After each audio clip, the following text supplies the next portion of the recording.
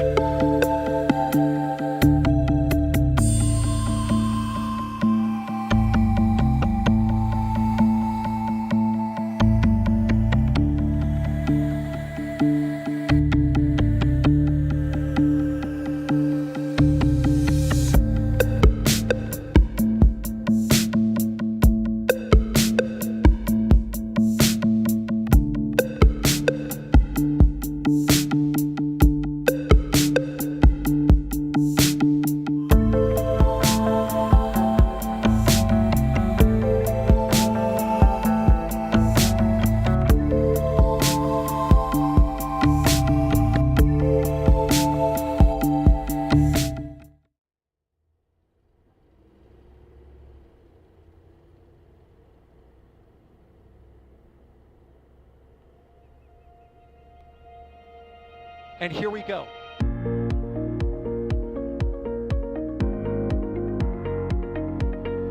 There's the deluge. Here's ignition. Roger, roll, Atlantic. Doubling up. Did it just do a Kerbal? Back to the moon and beyond. Put that in the big bag, Jingle. Back at home, we all have a lot of work to do, but from here, it sure looks like a perfect flow. Propulsion continues to be normal. We did have an observation. Equalize. 343 unfolds to go. It's orange. Water towers can fly!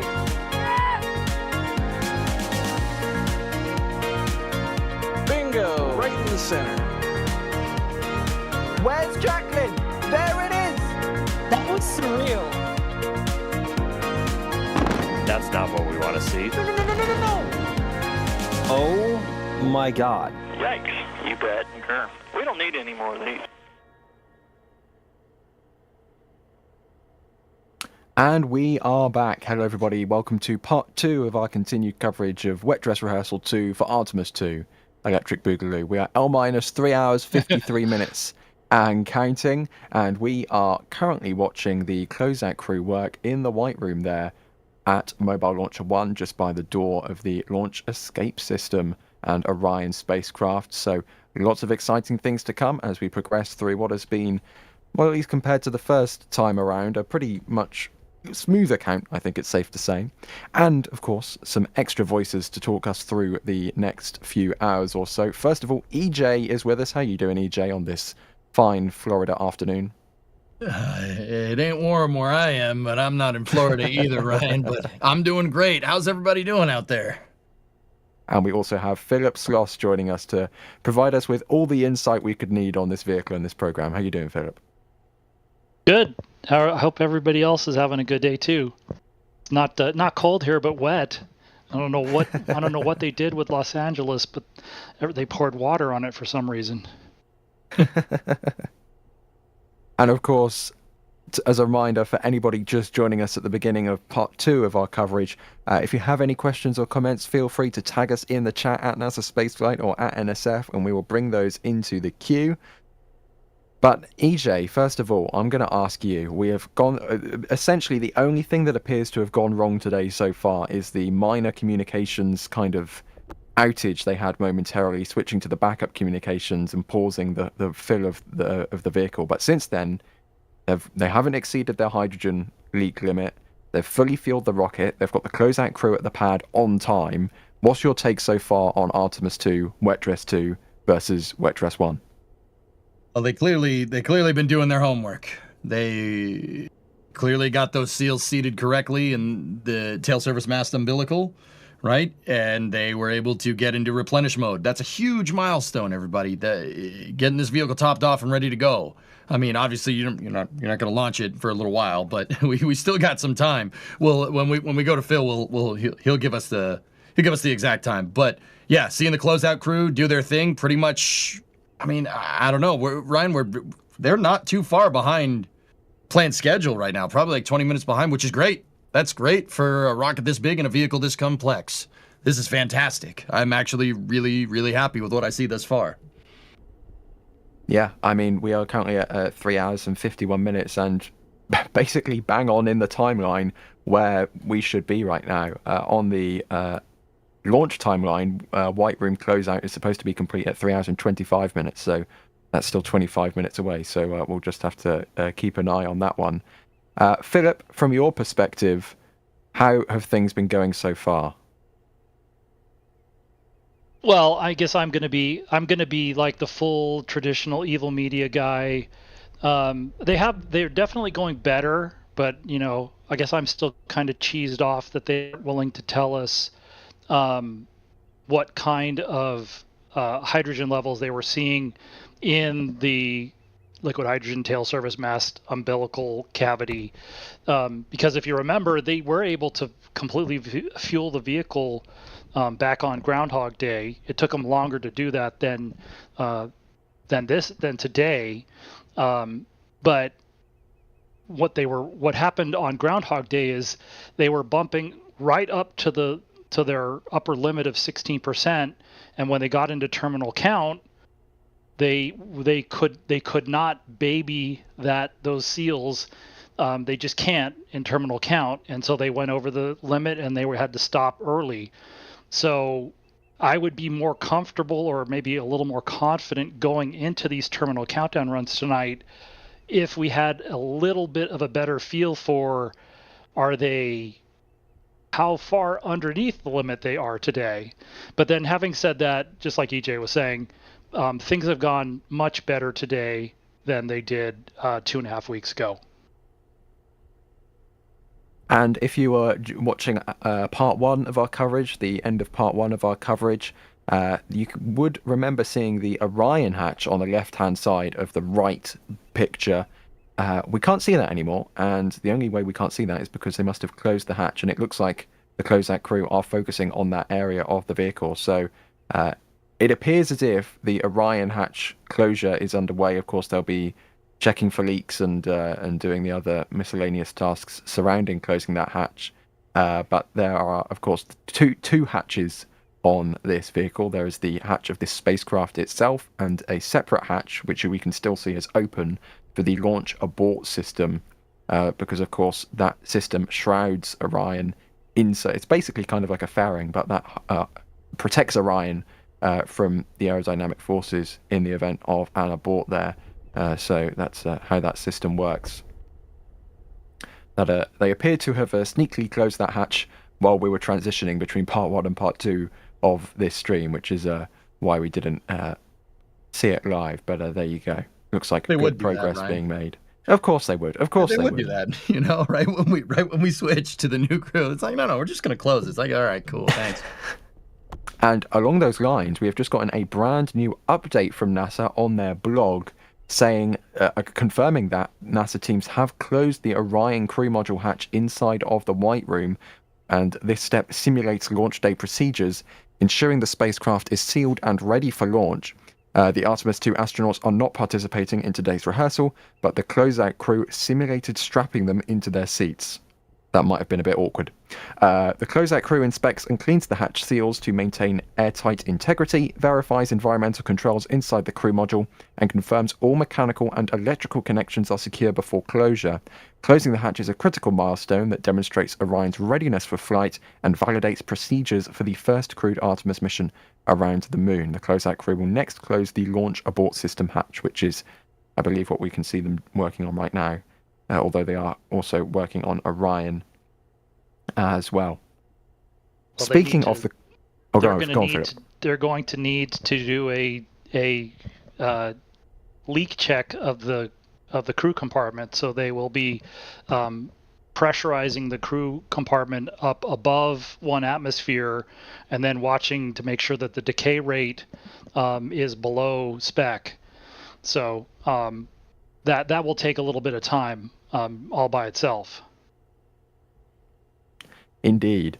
And we have a question here around, surrounding the closeout crew. SCJDG is asking, please quick recap. And I thought the closeout crew were not supposed to do this wet dress rehearsal. And Philip, that is what we were told by NASA originally, but it seems like they might have changed their mind. Could you explain kind of what's happened since the last wet dress rehearsal and this wet dress rehearsal, and why the closeout crew have kind of gone to the pad after all? Well, nobody told us why they sort of did 2 180s on this, but I guess I should probably I did want to throw in here that one of the other things that's absolutely better about the coverage of this wet dress rehearsal than today versus on Groundhog Day is NASA has provided several views of the up-close views of the vehicle, and then obviously I never asked because I wasn't expecting them to show us the white room for this one, but we got a lot more views today than we expected to see. They basically sort of left us with the impression we were going to see the same thing that we saw 2.5 weeks ago, but what they said, I'm trying to think. Well, I think that was the curiously timed Super Bowl Sunday in the middle of the second quarter news release, where they said they were going to delete the closeout crew going to the pad and doing the Orion closeout, and also delete the crew access arm retract as a part of the terminal countdown runs. But then I think on Monday during the holiday when they announced the date for this, they said that they were I don't know if they're reinstituting it, but they basically went back to the plan that they had for the first wet dress rehearsal going into it, which was to do a full dress rehearsal of the Orion closeout. They're going to break the white room down, the dock seal, and they're going to rotate the hatch panels out so they can fully retract and extend the arm just like they're going to do on launch day, although they don't want to have to re-extend it. They want to just retract it and send the vehicle on its way. But this would be a full test with the full sequence demonstrated, just like it would be on launch day, except that they're going to stop less than 30 seconds from ignition twice tonight, assuming that we get that far. Philip, I don't know about you. I'm actually happy that the closeout crew is doing their thing for this attempt. When we heard NASA say, I mean, like I personally, actually, I should speak for myself here. When I heard NASA say they're not going to have the closeout crew go through this next fueling test, I was like, wait, what?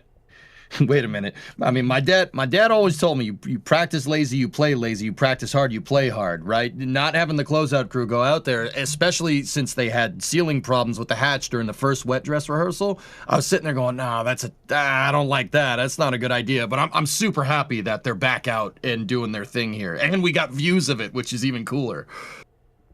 Yeah, no, I agree. I think you could certainly make the argument against doing it, that this was the issues that they had with the closeout. Of course, we didn't see any of it, but the issues that were reported were more of a, protocols, more about just being absolutely meticulous.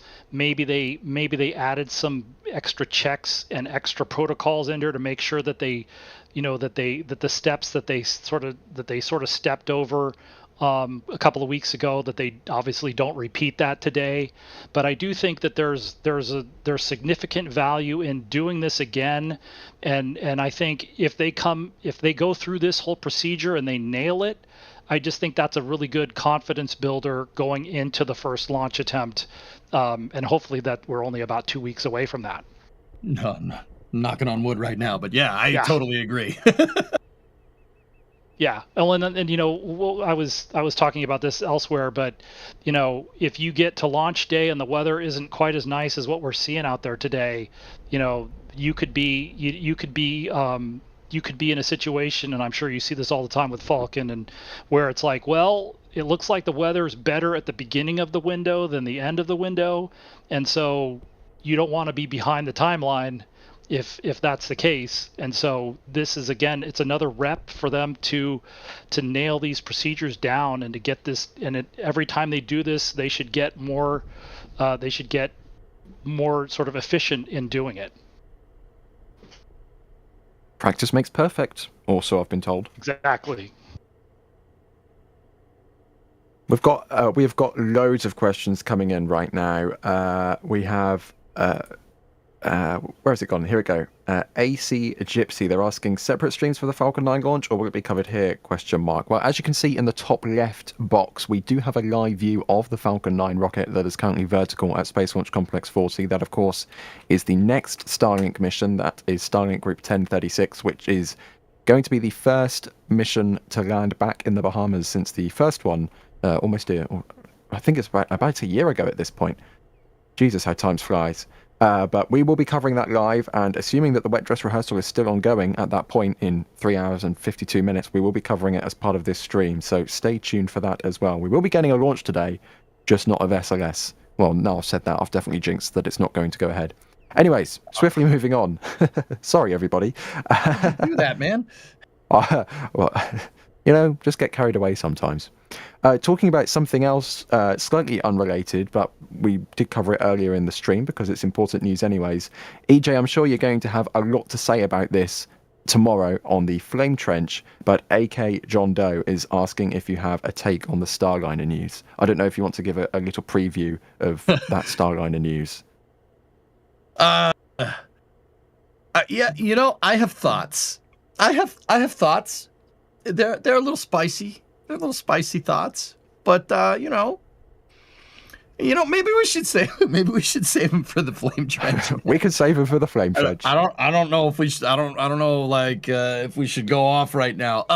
Guys, the short story is that Starliner, when Barry Wilmore and Sonny Williams were on that Starliner 1 mission, they went up to the space station, and during rendezvous proximity operations and docking, RPOD for short, they lost control of the capsule. Now, that ain't to say that it's Barry Wilmore who was piloting it. It's not his fault. The thrusters cooked themselves, and the system shut down thrusters, and that prevented the thrusters from melting completely, right? So that's called sixth-off lock, 6 degrees of freedom loss of control. I said it at the time, Ryan, that's unacceptable. That's unacceptable. You cannot have a spacecraft lose control inside of the ISS approach ellipsoid. That is, they got out of it okay, but that is absurdly bad. And the fact that Rook is taking accountability, Jared Isaacman is taking accountability and addressing this issue is great. That's a huge step for transparency for NASA. That's a huge step towards not having stuff like that happen, and that's a huge step towards making sure that whoever we send out into space is coming back on the capsule that they went up on. That's a good thing. Overall that's great. That I really appreciate the accountability. Yeah, really do. I have to agree with that point on transparency and accountability there. Anyways, we should probably talk about SLS, because SLS is doing some actually looking on time things, which is, a little bit surprising in my opinion, considering what we saw on Wet Dress Rehearsal 1, but it looks like they've been working through the issues and made good steps of progress on Wet Dress Rehearsal 2. We can see that venting that we've gotten used to at this point continuing, proving this vehicle is alive on the left-hand side. You can also, every now and then, whenever somebody walks up and down the crew access arm, you can actually see them from the top-down view here on the left-hand side. And I just have to say, that's such a cool view. I absolutely love this view, and I'm so glad NASA surprised us with these extra live views from actually on the mobile launcher. It is so very much appreciated, and it's awesome to be able to actually see these things live. On the right-hand side, Great. On the right-hand side, we are continuing to see the closeout crew work up at the hatch. The Orion hatch has been closed. Next up will be the launch abort system hatch being closed as well. I have no idea what the huge pipe is that Andre Douglas is currently using. Philip, do you know what they're doing right now? No, but it could be related to getting ready to do the pressurize the crew module to do the leak check. Mm-hmm. So then that would make sense. Yeah. And so that is Andre Douglas is number 2, the astronaut support person. And again, I don't know if you guys said, but over on the right, that's Taylor Hose, who's wearing the number 1. He's the OVCC, the Orion vehicle closeout crew. He's the one who's talking to the firing room, probably to the Orion test conductor, and basically going through all of these steps. And so he would be the one on comms. And they basically just reused the shuttle OVCC call sign, and they just replaced orbiter with Orion. There's a lot of things like that you will find over the various components and roles and different procedures within the Artemis program. A lot of acronyms have been moved over, but the actual words which make up those acronyms have been changed to make them fit the SLS and Orion and Artemis program, which is, that's quite cool. Also a little bit nostalgic to hear those things as well, that we used so often with the shuttle program. Ryan, did you ever watch a shuttle launch? What kind of question is that? Yes, of course I did. Did you see them live? I'm actually asking. I'm not trying to be mean. I know I watched at least one live on TV.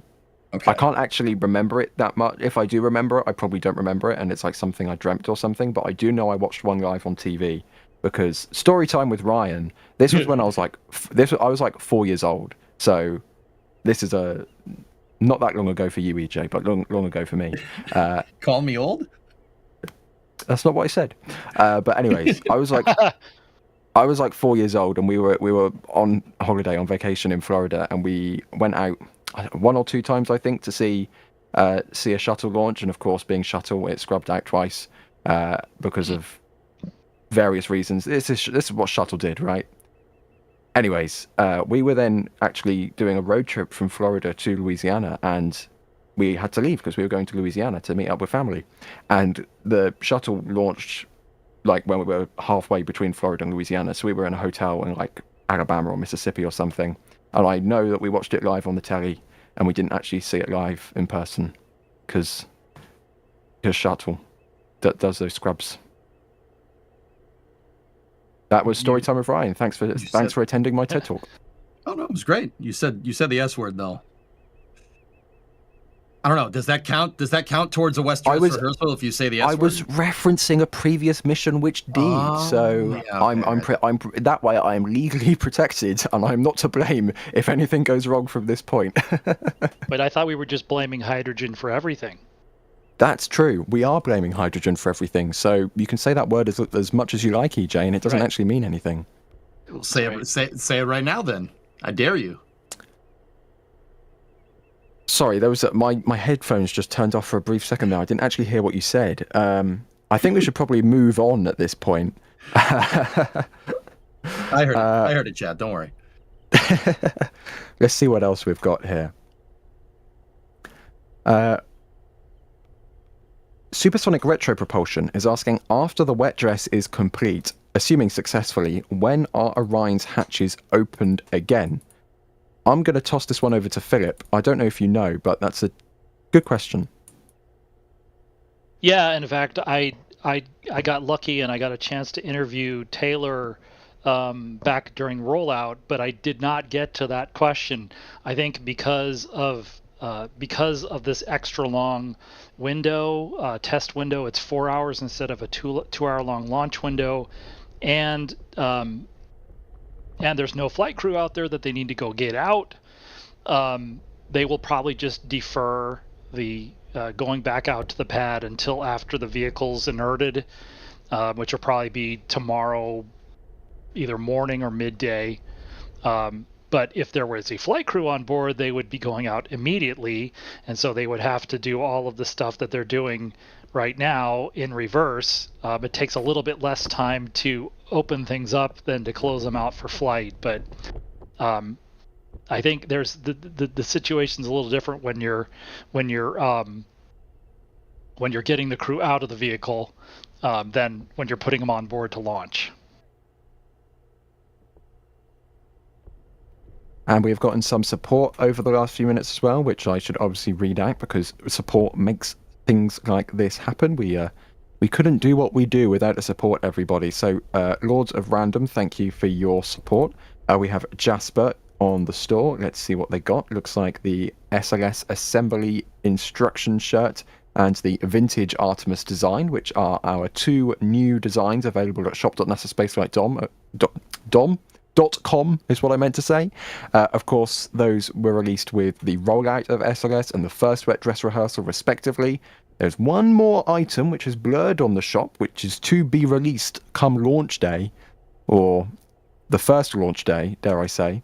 And, you know, it's kind of a suspiciously diamond-shaped object, so I will let you draw your own conclusions on that one, but it's something to keep an eye out for. I will say that. I'm not going to leak anything. And Joachim2464 with the 119 Norwegian kroner is saying that the outer hatch for the launch escape system looks more complicated than I expected. Well, there you go. It's nice to get an up-close view of it. I mean, EJ, it still has to act as a hatch, right? Just because it's on the launch escape system and not on the Orion spacecraft itself doesn't mean it's any less important. Yeah, that hatch that we're looking at, I do believe, is part of the launch abort shroud. And the thing is Phil, you correct me if I'm wrong. The area between the launch abort shroud and Orion is inerted, if I'm remembering correctly. So that thing still has to seal, if memory serves me left. I know they talked about. I mean, there are all sorts of purges going on around, and I think they talked about. For safety reasons, they're purging most of the volumes around these guys with gaseous nitrogen, which is really bad when it doesn't have any oxygen mixed in with it. And in fact, they have oxygen meters all over the place in the vehicle. And so, for those of you who remember shuttle days, they used to have a digital meter that would show the PPO2, and you always want it to be like 20%. But they have something called a purge barrier, and of course they're not showing it, so I don't know if that's because they're shy or we're just talking about just straight up ITAR. But there's like a gold, maybe we'll see it at some point, but they do talk about there being a purge barrier around the Orion hatch that they will have to remove before they close the LAS hatch. And in terms of the comment from the comment, you can see on here the circular. There's a cover for the hatch window, which is the circle, and then right below it, that is a bumper. And so the launch abort system has mechanisms in it to help open the hatch in an emergency. So what happens is the crew will swing that bar is a bumper. The crew would open the hatch and swing it out, and when the crew module hatch hits that bumper, it will trigger an automatic opening of the hatch, assuming it works. So, and it looks like they still have some covers over that, in addition to those other red remove before flight tags on it. But yeah, it's more complicated than just a door. And this may seem like a silly question, but of course we're not flying today, but do they still have to remove the remove before flight tags to close that out, even if they're not flying? Yes. Yeah. In order to, this is a full dress rehearsal, maybe even a little bit more meticulous than your typical wedding dress rehearsal, but yeah, they, assuming that they're going to, practice as they would do on launch day, they will completely close this out for launch. And if we haven't had enough action today already with the SLS Wet Dress Rehearsal, the Starlink, which is getting ready for launch, the Starliner News Conference, and Blue Origin doing some, it looks like some kind of testing with their booster simulator at Port Canaveral. SpaceX is also now sending out their drone ship A Shortfall of Gravitas for its next mission, which we can see live in the top middle picture from Port Canaveral. ASOG is currently going for a walk and heading out towards the Atlantic Ocean. So plenty of action going on today at the Space Coast. I can't recall a day this busy for a very long time. So wait for a bus and 10 come at once. This is almost like. Yeah. It's pretty awesome. I mean, Ryan, we were just talking about, the shuttle days a second ago. And Philip, too, like you'd have to wait a good while, like, and maybe you see the boosters getting towed in through the port. Like maybe you'll see that. Maybe you'll see the Pegasus barge come through with an external tank, and maybe you'll even see a launch every once in a while. We had to wait months. It's like, oh, okay, we got 2 Delta IV Heavy launches this year and 1 shuttle launch all year. Now that we get 3 launches in a week, I mean, look at all the action that's going on here. It's great. Yeah, it's crazy. It's crazy compared to, even 10 years ago, but right. Let alone last, I can remember the whole 20th century thing. And so, yeah, things are completely different now. It's great. Love it. Let's see here for some more questions. We have Satoshi Fomonachi, sorry if I pronounced that incorrectly, but they are asking, are the crew in quarantine?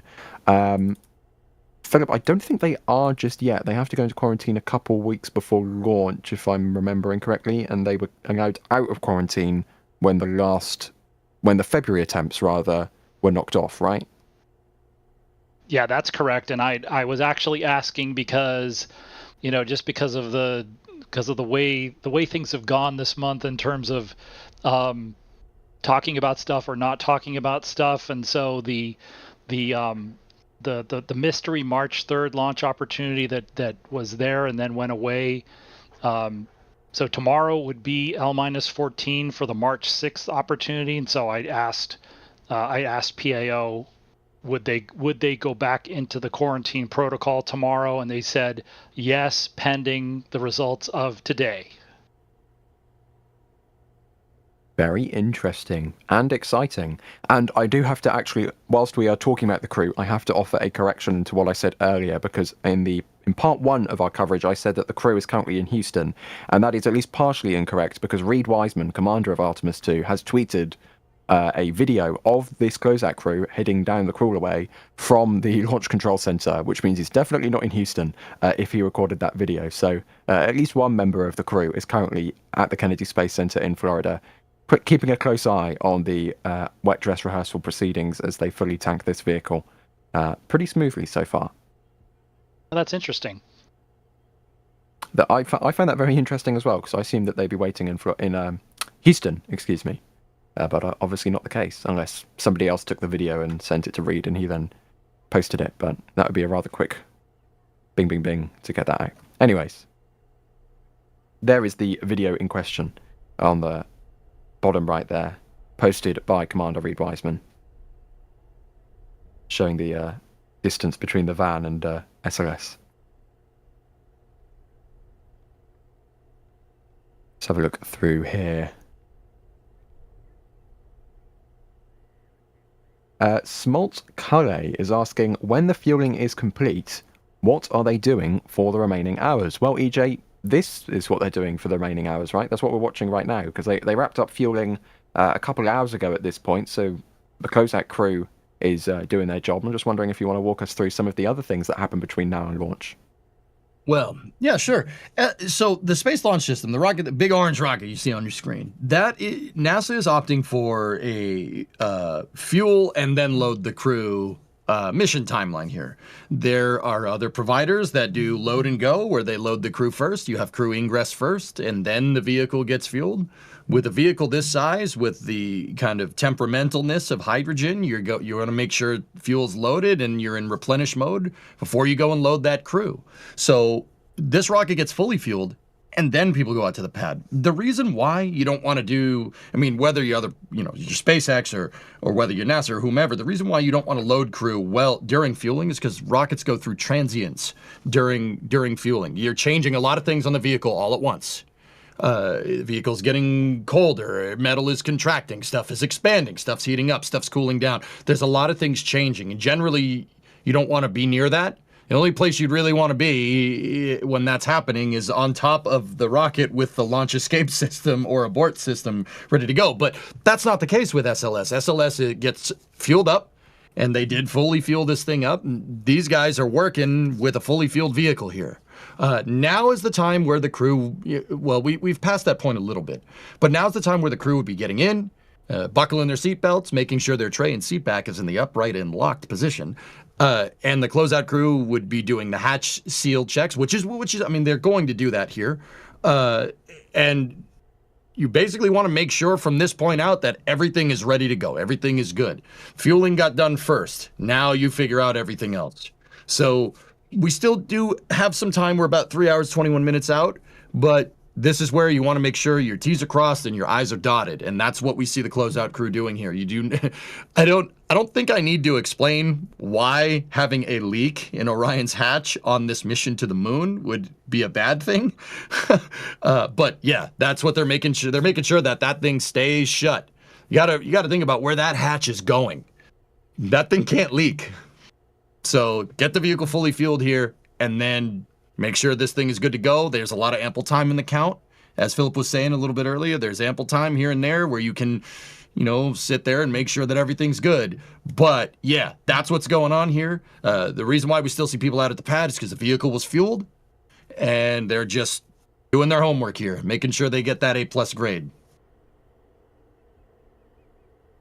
Looks like they're sorting everything out as we continue to watch the closeout crew work in the bottom right picture, and we can see the closeout crew lead working on his iPad as well. Looks like just sorting everything out. Looks like some more connections are being hooked up there.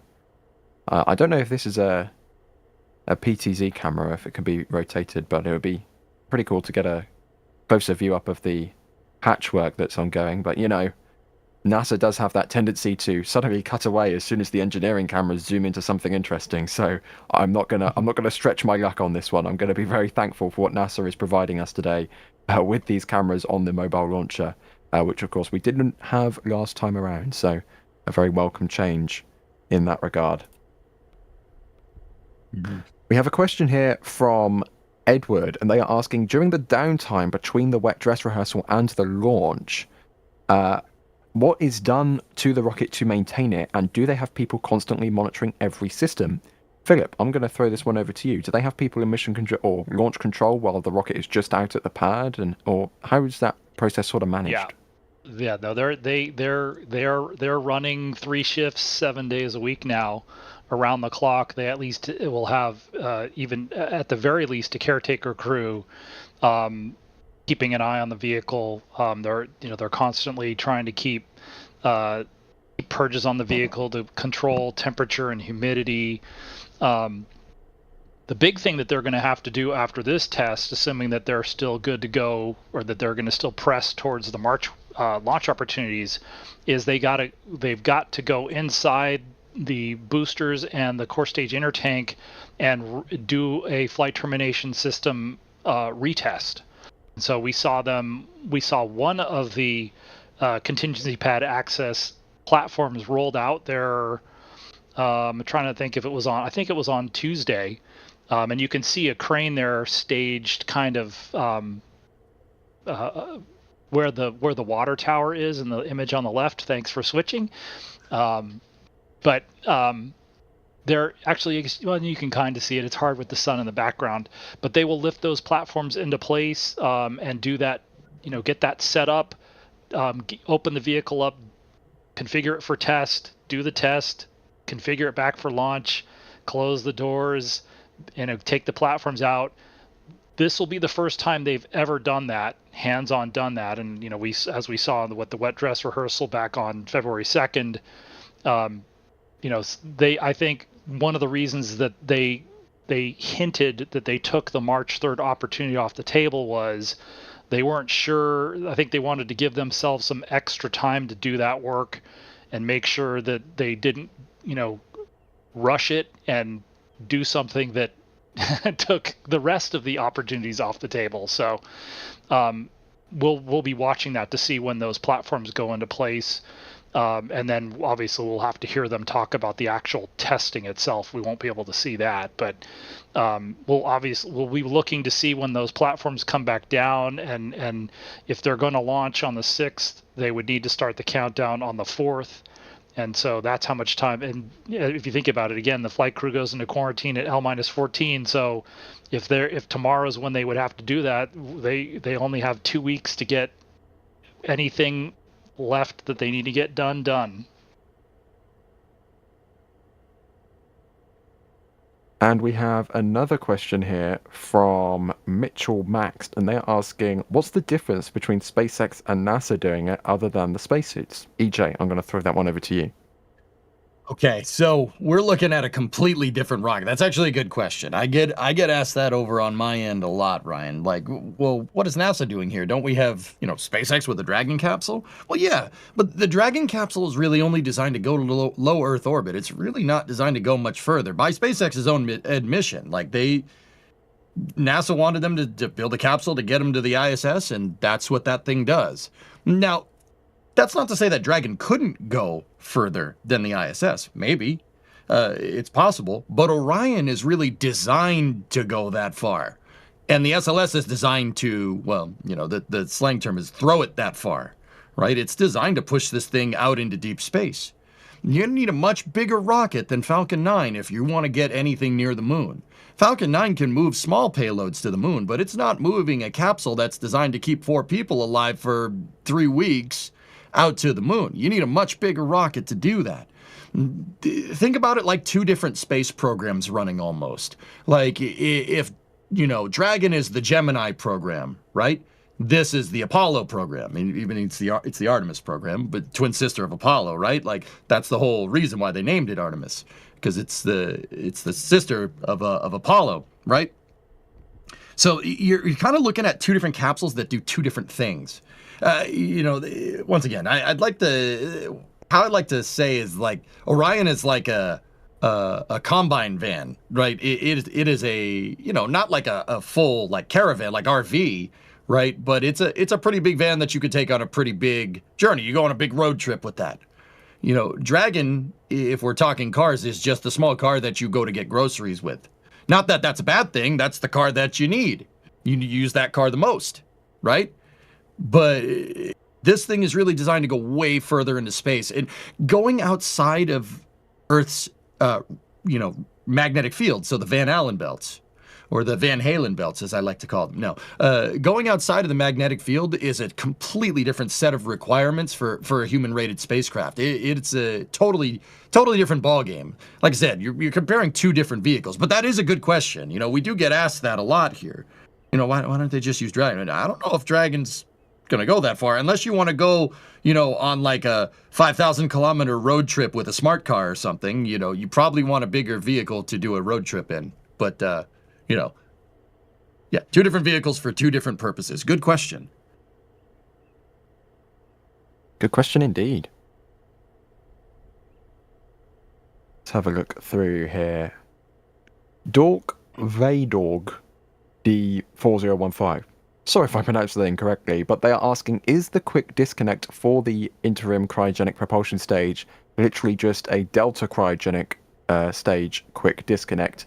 Philip, I'm going to throw this one over to you. Of course, the ICPS is, essentially a delta stage which has been adapted to fly on SLS. Do you know if the quick disconnects are the same or if they're different for across those stages? I think they're pretty close, especially the actual physical connections from the umbilical arm to the stage itself. It really is. They're physically, and in terms of the interfaces, the mechanical interfaces are I don't know if they're not identical, but they're really close.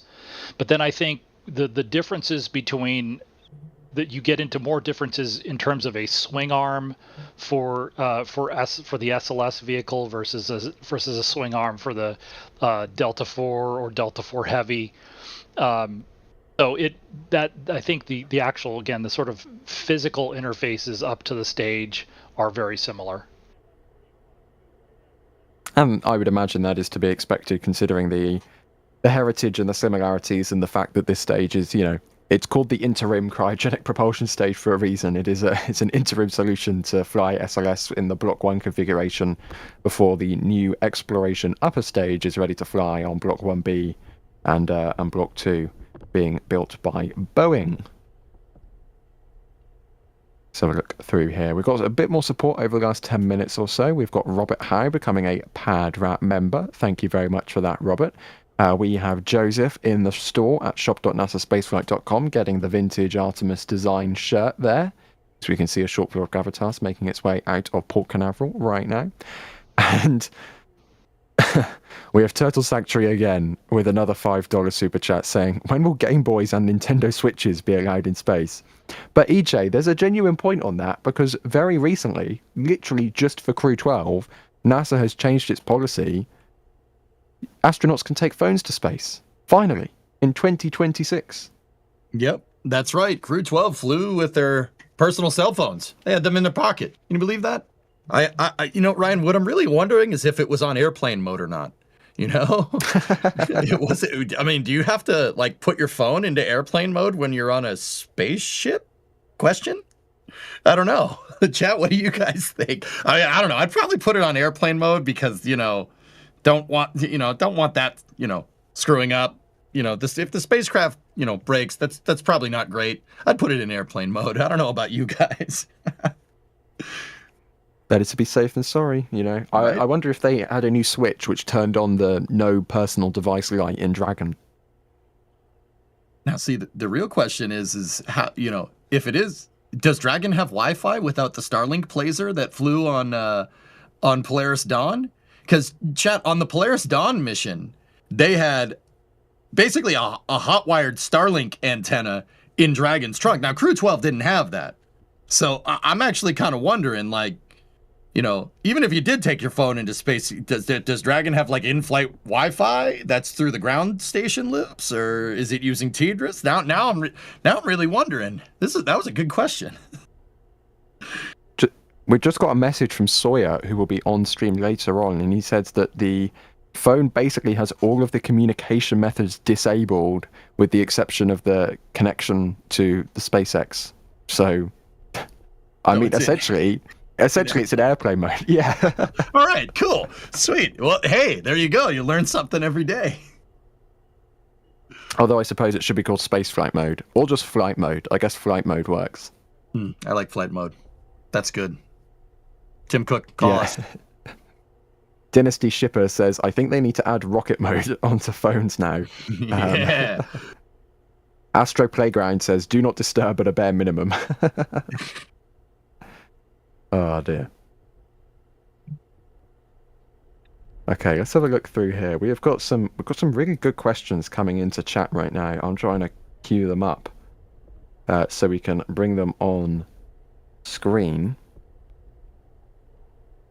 This one from Mike is interesting. Mike is asking, why not take a Dragon to low Earth orbit and dock with Starship after it has been refueled in low Earth orbit, land Starship on the moon, and launch and redock with Dragon in low Earth orbit for the return home? So this is talking about alternative architectures for Artemis. Of course, the one we're looking forward to right now is the Space Launch System architecture, which will be, or the plan is for the next mission, is to launch SLS and Orion with its crew to the vicinity of the moon, where it will dock with a Starship landing system vehicle and land on the moon, come back up to Orion, redock, and then fly the crew home. But EJ, I'll start with you. What do you think about a SpaceX entirety architecture with doing the crew rendezvous in low Earth orbit and then using Starship to make it to the moon and then land on the surface before coming home and redocking with Dragon? I suppose that wouldn't be necessarily a bad way to do things. Honestly, guys, like, it's not a bad idea. I'm really kind of wondering, like, would SpaceX have an extra Dragon for that? But we have the whole fleet. There's a lot of Dragons at this point, which is pretty crazy. I don't know, Chad, do you guys know all the names? I'm pretty sure I know all the names, but now I'm self-conscious about it, so I'm not going to say all the names, but I think I know all the names. But anyway, yeah, that could work. You would really... So what the type of architecture that you're talking about here is what's called EOR in the applications of lunar exploration. You have a couple of different types of things. You have EOR, which is Earth Orbit Rendezvous, and then you have LOR, which is Lunar Orbit Rendezvous. Now, Earth Orbit Rendezvous is, you put everything together in low Earth orbit, and then you send it out to the moon. No one's ever done that. They wanted to do that with the space shuttle, but, all we got is the ISS. Not that that's a bad thing. The ISS is great. They wanted to do that with shuttle, but that ultimately didn't materialize. The only architecture that anybody's ever used to get people out to the moon, the Apollo program, is an LOR. And so they sent everything all at once, and you had your command service module around the moon, and then you had your lunar module that goes down to the surface, comes back up, rendezvous in lunar orbit with the CSM again, command service module, everybody comes home, you ditch the ascent stage from the lunar excursion module, you go, and then you come home. That's the only thing that's ever been attempted and worked 6 times. It would have been 7, but, turns out dropping the life support system on the ground and then putting it in the spacecraft like nothing's wrong is probably frowned upon. Should have been 7, that's all I'm saying. Anyway, you could do this with Dragon, sure. But does HLS, like, at that point, you were talking about EOR. The thing is with spaceflight, and this kind of, speaks to how you go about planning missions and how what's called ConOps work. Okay, so say in our proverbial analogy here, we have Dragon. You have a fully fueled HLS. Starship does its thing. They did the in-flight refilling. SpaceX got it down pat. You have a fully fueled HLS ready to go. Okay, you send Dragon up, right? Dragon transfers the crew into Starship in this proverbial, this hypothetical, right? And then Dragon, what does Dragon do from there? It's an honest question. Well, like, what does Dragon do from there? Like, we're talking about the concept of operations, or what's called ConOps here. Do you leave Dragon in low Earth orbit? Can Dragon free fly by itself with nobody on board? I'm sure it can. We saw it do it during DM1. It shouldn't be that big of a deal. So when that happens, now you're bound by loiter time here for the Dragon. How long can Dragon free fly? I'm not sure we know the answer to that question, but I think I'd give SpaceX the benefit of the doubt that they could probably get Dragon to sit around in low Earth orbit. Or do you bring it back down? Now, think about it like this. If you bring that sucker back down, do you have any place to go? What if something goes wrong with HLS? You have no way to get home immediately, because that HLS has to come back to low Earth orbit from the moon, Earth orbit rendezvous, re-rendezvous with a capsule, right, and come home. Now, if you look at, like, the LOR architecture if you look at the lunar orbit rendezvous architecture from the Apollo program, there are periods of time where you really don't have a way to get home, particularly like when you're on the surface. You have to get on the ascent module and then re-rendezvous with the command service module and then come home, right? There's an extra step towards the, oh no, we need to get home right now button, right? With this type of architecture, you still run into that, but it's a little bit of a greater risk here because you're moving so far away from basically your lifeboat home, right? That's a long time for the HLS just to be sitting up there by itself, like go all the way out to the moon, land on the moon, come all the way back. If anything goes wrong during those transits back and forth, like, heavens forbid, like an Apollo 13 or something, you don't have a way to get exactly home unless HLS is toting this Dragon capsule around with it, But then again, it speaks to what I was saying before. Is Dragon okay to go outside of the Earth's magnetic field? Is it okay to do that? Can it operate in deep space? I mean, I'm sure SpaceX could modify it to make it work, or it might just work right now. Who knows? But there's, that architecture could work, but you are introducing a fair amount of risk. Now, whether that risk is more risky or less risky than Apollo, I'll leave that up to the internet. You guys, talk about it. I was gonna say have a nice, polite conversation about it, but it is the internet, so it'll probably end in name calling. Don't do that. Don't do that. We have civil discussions here, ish, right? But yeah, no, I mean, it could work. It's possible. I personally, I don't like the amount of time like you leave Dragon just sitting around by itself. Maybe have HLS tote that Dragon all the way out to lunar orbit, in which case you just got LOR again. Like it's EOR, it's Earth orbit rendezvous, lunar orbit rendezvous. You're doing exactly what the Apollo program, it's the zero sum. Like you're doing exactly the same thing as the Apollo program, but you're adding extra steps by launching on 2 vehicles instead of 1, right? It's a really interesting conversation, right? It could happen. Like, maybe SpaceX will do it, but there is risk involved with doing something like that. You don't have a way to get back down on the surface for the duration of the mission. Just something to think about when, I don't know about you guys. I like theory crafting out different architectures. Like, oh, we could do this. What if they did this with this? Kit bash architectures. Let's do that. Let's have an Orion rendezvous with Starship, and then Starship move it to Mars and stuff. Like, I like doing that, but you got to think. Every architecture always, like going to the ISS or going to the moon, always has a way to get back down onto the ground. Except, obviously the LOR from Apollo, right? Think about that stuff. That's important to think about if you want to design spaceflight missions someday. Fascinating as always. I have a question that we were talking about on part 1 of the coverage earlier on today. Philip, I'll start with you. Basically, somebody was asking, do you think a lunar landing with Artemis III in 2028 is realistic or not? So I'm interested in your thoughts. Do you think 2028 will happen, or do you think it's going to be a little while after that year? I guess if I had to put money on it, or it's not an over-under, but I would probably put, if you did say over-under, January 20th, 2029, I'd probably go over. That I think there's a better chance of the over than the under. I guess I'd have more confidence if the two providers had more confidence in their schedule to share it with anybody. And so I do not take the secrecy as a good sign of confidence. What do you think, EJ? Do you think it's 2028, or do you think we're going to be looking 2029 or beyond? Ryan, 2028 is a bold goal. It's a bold goal. I'm kind of with Philip on this one. That is a huge undertaking to get that done in time. Now, look, a lot of people are going to sit there and say, like, nah, they're not doing it. It's going to be 2030. They're not doing it. They're going to, look, the Apollo program was bold. President Kennedy proposed the Apollo program when we had just gotten somebody into orbit. John Glenn got into orbit. He said, okay, we got one guy to orbit. Let's go to the moon. And I know that the Apollo program had a blank check. I get it. I understand that. That's a very, it's a very good argument to make. But also at the same time, sorry, that shot of orange rocket is really nice. I don't blame you. It's very easily to be distracted by the wonderful engineering cameras NASA has been surprising us with today. Right? Exactly. But, Apollo was a bold goal, but it was a bold goal that challenged us to get stuff done.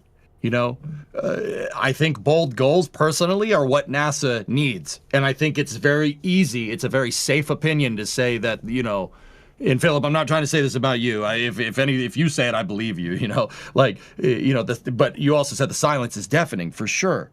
These bold goals are what NASA needs. You need to be challenged without a deadline, without something to do. We get that press conference that we had today with Jared and Amit, and that wasn't a that's. Did you guys enjoy that? I mean, I didn't really particularly enjoy that we almost actually stranded astronauts in space. I didn't enjoy hearing that. You know, it was the right thing to do to take ownership of it, but you have to be bold, but you have to be deliberate. Like Blue Origin says, gradatim ferociter, right? Like you have to go step by step ferociously. And a bold goal kind of facilitates that. I think it's doable. I think they can land in 2028. It's doable.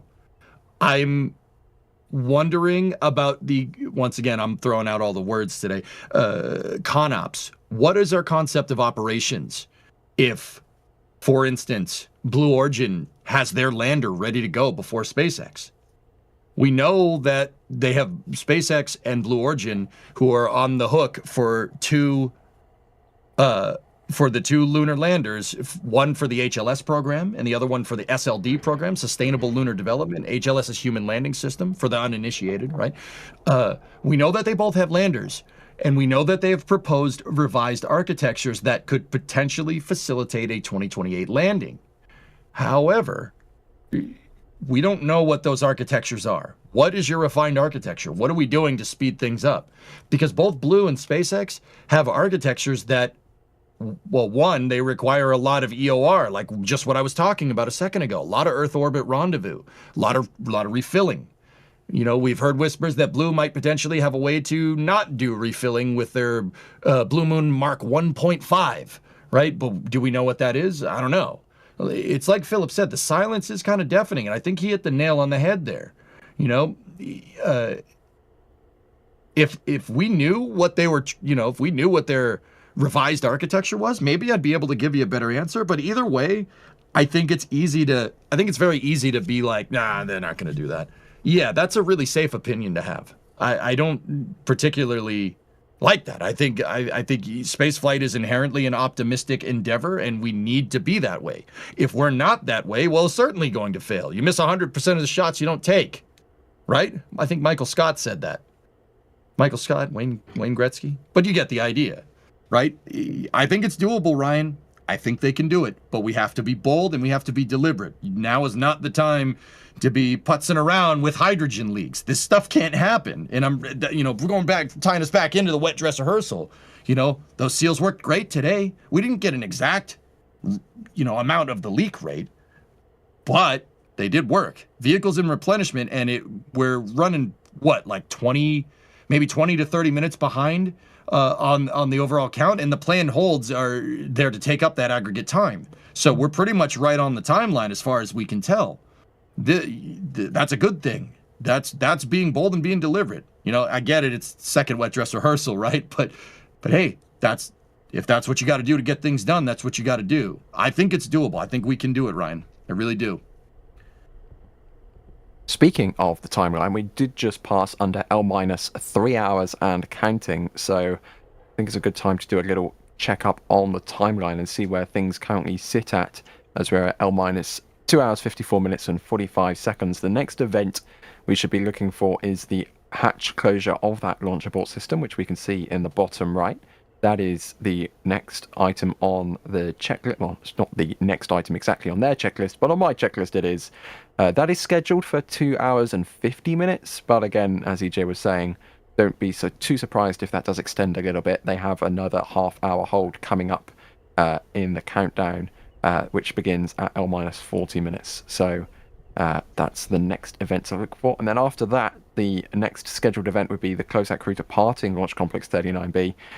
That's actually an hour later after the launch abort system hatch closure is scheduled for. So that's the close-out crew departure is scheduled for 1 hour and 45 minutes to go in the countdown. So again, plenty of margin for the crew to get their jobs complete here up in the White Room, preparing Orion and the launch abort system for not flying, but pretending it's going to fly.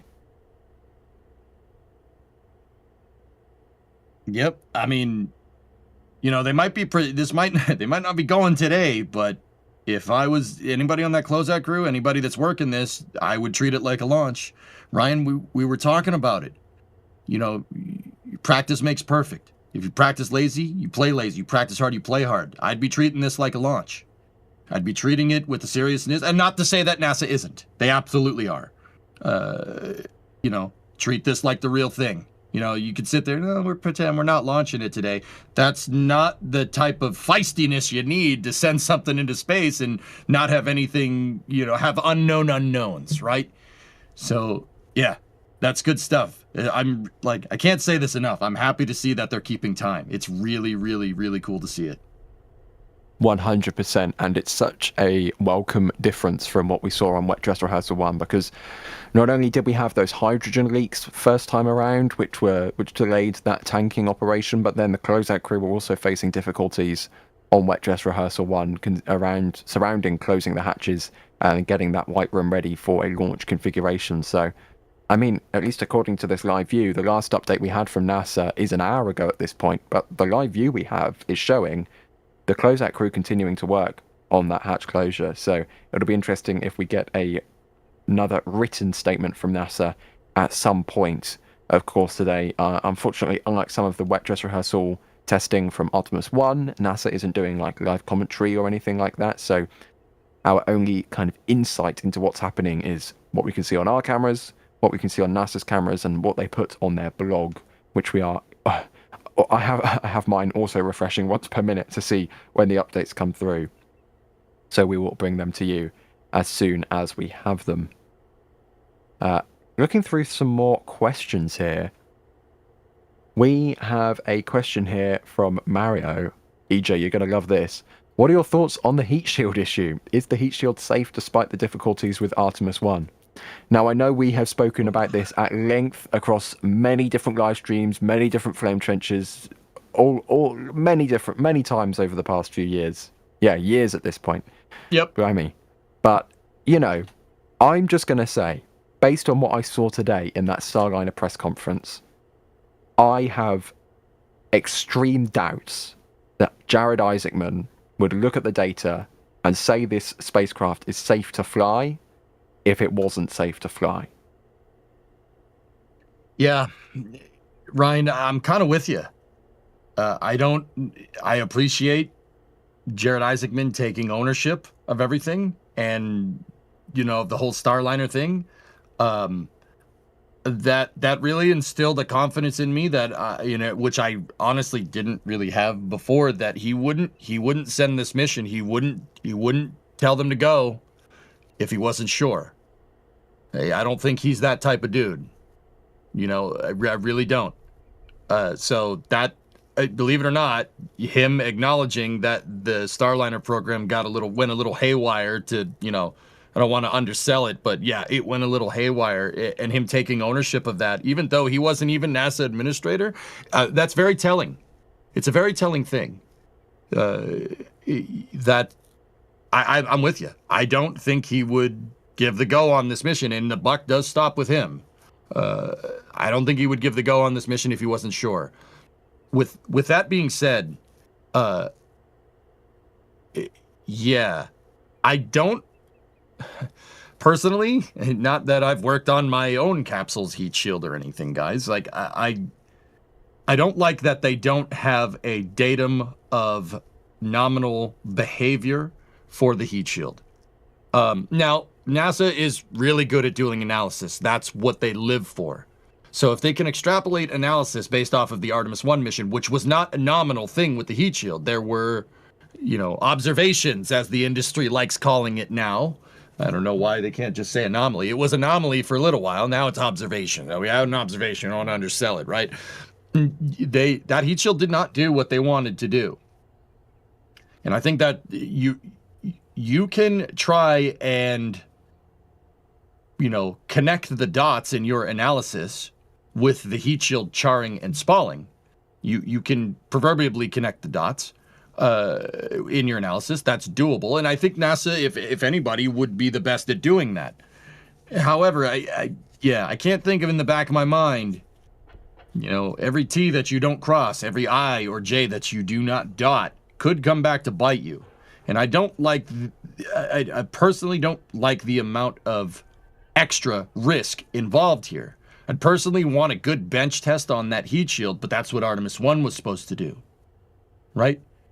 I think the whole heat shield thing comes from just not flying enough, right? And that was a problem that's not something you're going to fix overnight. But, you kind of, with what Jared Isaacman is doing, you kind of take it as it comes, right? Like, that's the thing about them cowpokes. You take it as it comes, So I don't think he'd send this mission unless if he wasn't confident in it. I really don't. But, see, I can't help but think, and I've said this on Flame Trench many times, but I can't help but think in the back of my mind, this is the easiest Artemis mission.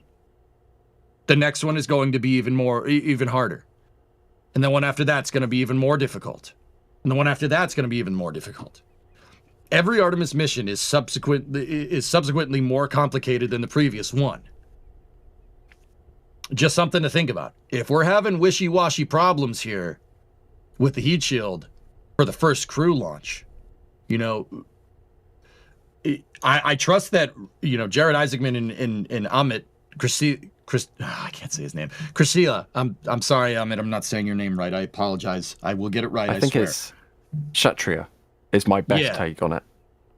What he said. I trust that they will fix these problems in their tenure. I really do. Like I said, that Starliner conference was very telling. It was very telling. But I would really want to make sure, like, I'd want a good bench test of that heat shield. But that we don't have that. But also, guys, I think, and this, I just want to end on this before I give it back to you, Ryan. Like, I think it's very important to not put off bad vibes before a launch like this. I don't want to sit here and I don't want to say, oh, the heat shield sucks. Oh, it's terrible. I think it's terrible. I play Kerbal. I know what I'm talking about. No. You don't do that. Don't do that. Especially because we're in the press. I don't think that's a good idea to do. I don't believe in bad vibes before launch. We really want, it's in everybody's best interest that this thing works, and it works great. So, Ryan, I kind of said what you said only in a 5-minute spiel, right? But if Jared Isaacman, if Jared and Amit think it's good to go, I trust them. I really do. I trust them. He knows what, I think Jared Isaacman of all people knows what's at stake here if something, you get unknown unknowns with this mission. I really do. Philip, I'll also throw this one to you. We were just talking about the well-discussed heat shield. It has been well discussed by certain people over the past few months and years at this point. But essentially, I was saying that with the press conference today about Starliner, I don't think Jared Isaacman would put a crew on Artemis II if it wasn't safe to fly. I don't think he would call them to fly the mission if it wasn't safe to fly. But I'm interested in your thoughts on the Artemis II heat shield situation surrounding this kind of extra, willing to make the difficult decisions leadership that we've seen today. Well, the only unfortunate thing is that I haven't read the report, or as much as it's redacted, and I haven't had a chance to listen to their comments and their responses to questions. But I guess because so much of this, and I'd whined about this way back in, what was it, May of 24. That we were only getting some of this information purely through the Inspector General's office or the Government Accounting Office, and that's I'll leave it at disappointing. I could use other adjectives, but the flip side of it is nobody's putting their cards on the table in terms of positioned around their opinion about what to do about this. So I'm trying. Everybody else can root for their teams. To me, I just want to apply the same standard of testing or verifying to whatever claims are made by, put your cards on the table. So if you're arguing your side, if NASA's arguing their side, put your cards on the table. Show me your math. I do think, unfortunately, that all of the teams, and there aren't just two, have other motives involved in the fan boards talking about this. Unfortunately, I think we've reached the point in society where the only way people are just going to tell the truth, the whole truth, and nothing but the truth is under oath. And so, in that sense, I'm not real encouraged about where we are, because I just don't feel like some of these arguments, I think, are coming too much from emotion versus just show me the numbers, show me the math. Hi, buddy. Interesting indeed. L minus 2 hours and 42 minutes and 30 seconds and counting now. As a reminder, the next event we were looking for was that launch abort system hatch closure, scheduled at L minus 2 hours and 50 minutes. So we're about 8 minutes beyond to that point now. But again, they have hold time. They're running a little bit behind. They have margin. The point of this rehearsal is to test things like this. So nothing too concerning at this point. Especially considering how good of a run SLS has had, so to speak, over the past few hours. Fully fueled without going over their leak margin like they did on Wet Dress Rehearsal 1. So good progress so far.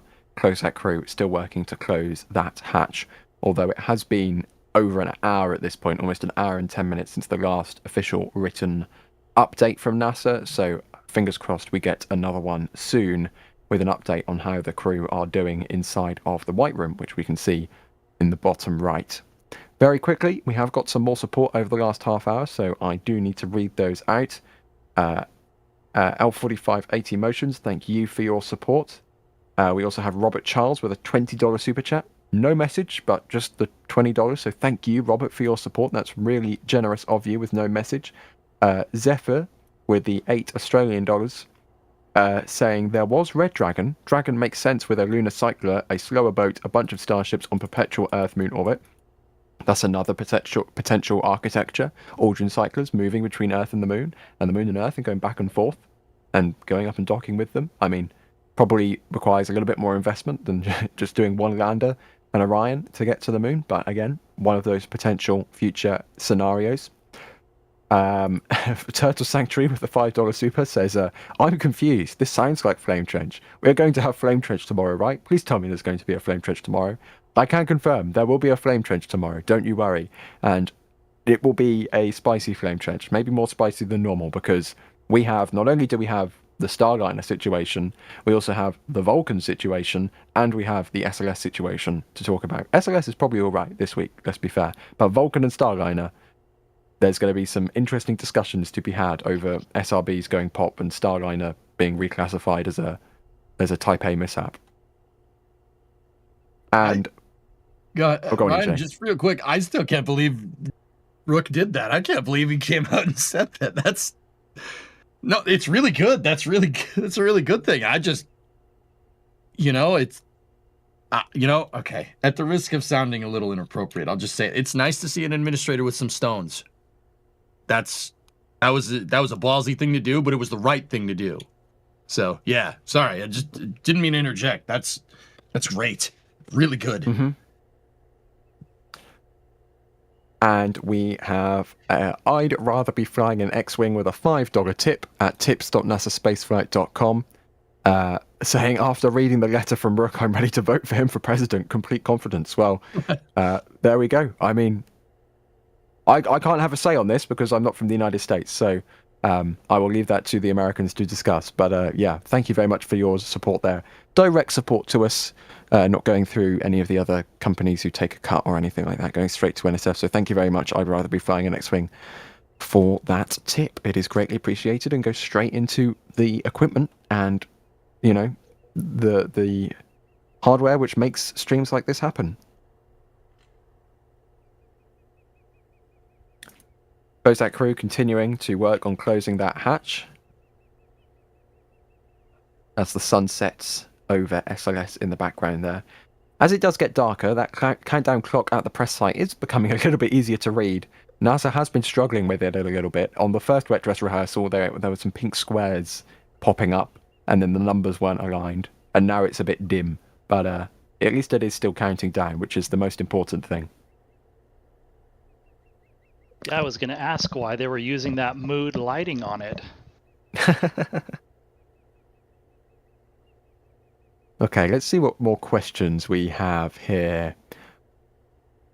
That one WestJet Aviator 13 is asking, what is that orange pipe in the white room close to the hatch? Philip, do you know? Very usefully, and I'm standing in front of it. But there is an orange pipe in the background running from, it looks to be running from the hatch to, like, up high. Is that like a ventilation, I'd assume? Yeah, I believe that's what that is. It's just a drag-on purge. It's essentially portable air conditioning into the, probably now just into the white room, but the crew might desire a little bit of that before they get hooked into the Orion air conditioning system when they're getting on board. And so, yeah, I think it's basically just it's an air conditioning hose to keep the area relatively comfortable. Yeah, that hose is used when they have the capsule open. When the capsule's environmental control systems aren't on, there's no air conditioning in there. When the capsule isn't powered on and ready to go. You don't want to turn your environmental control systems on. You don't want to turn on life support when you're still down on the ground, right? So what that is it's maintaining positive pressure. They only use it when the hatch door is open. Now you guys do see a hatch door on the screen, but that is the outer hatch. Orion has a two-piece hatch. There's the hatch that's actually on the capsule, and the hatch that you see there is the one for the launch abort system, or LAS for short. That's the shroud. So that orange tube, because Orion's inner hatch is closed, is not being used right now. But it feels right. It's an air conditioner for when the capsule isn't powered on. Think about like if you're running your car in accessory mode, right? You don't want no air conditioning, right? So they have to provide the air conditioning. And in fact, that whole white room, I see people asking about it in the chat. The room that they're in is at the end of the crew access arm. It is all climate controlled in there. Low humidity and I think it's about 70 Fahrenheit, about 20 C. It's very, very comfortable in there and very dry. You don't want humidity around it, and it is humid in Florida, that's for sure. Got a wonderful pun here, courtesy of Alex. Does this mean there are two hoses in the room? The orange hose and tiger hose? Ah, not you two. Oh my gosh. Yeah, I mean, if you don't like puns, then, well, I can only apologise for what's going to be coming in 5 minutes' time. Anyways, let's have a look through here for a couple more questions. Alan Plax is asking, is the Orion capsule flying on Artemis II the same capsule that flew on Artemis I? Philip, I don't think so, but I think there might be some avionics that might be shared over. Am I correct? That's correct. These first two, or well, like if you count the one for the very first test flight, the exploration flight test 1 back in 2014. So these first three crew module units are not planned to be reused in sort of any major way, but they did pull some electronics off of the Artemis I unit to reuse on this one, which ended up costing them a little bit of schedule. And so, but they do now have enough money and planned ahead so that they don't have that same dependency between the Artemis II and Artemis III builds, and then going forward. So technically, in a roundabout way, SLS is a partially reusable launch system. The parts that are being reused are shuttle hardware. So they're getting reused one more time.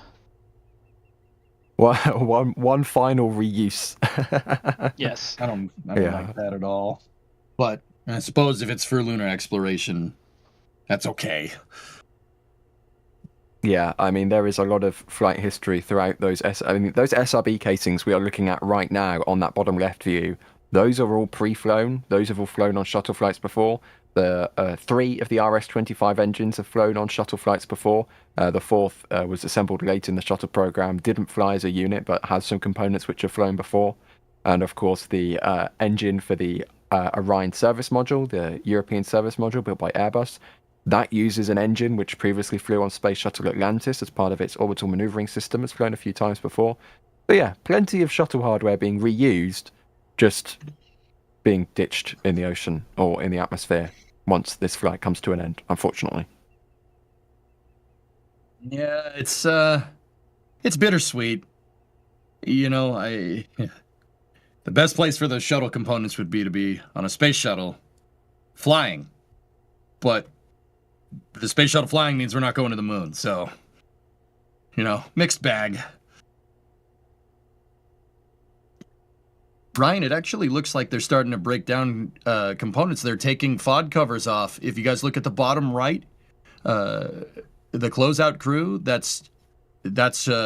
they're almost done with taking all the stuff out of there, and they're packing stuff down. Could be seeing that outer hatch close soon.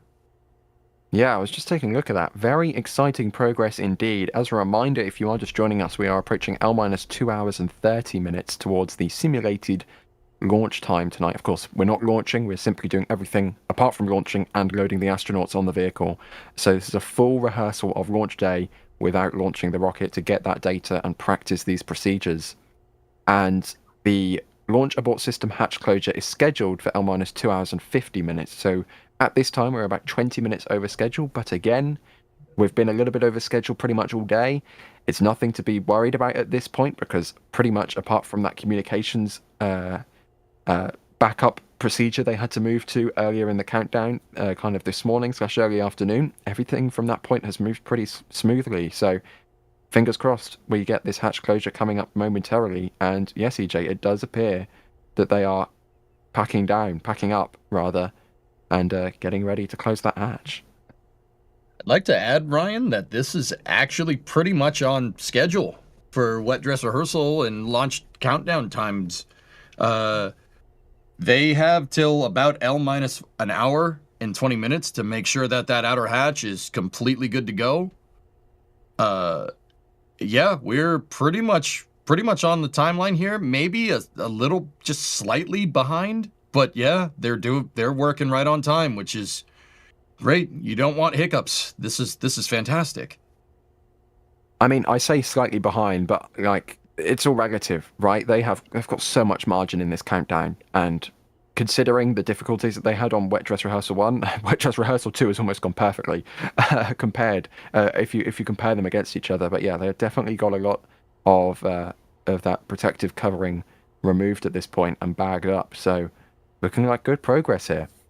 Anyways, as we approach L-2 hours and 30 minutes, I've been on for about, well, I got a couple of hours off thanks to that surprise Starliner conference and the Raptorside Capeside special chat with Chris B and the Starbase Live crew earlier on. But apart from that, I've been on for about 6 hours today, and I would like to rest my voice. Forgive me. But in my place, we have got the pun master himself. Sawyer Rosenstein is coming on stream, everybody. So hello, Sawyer.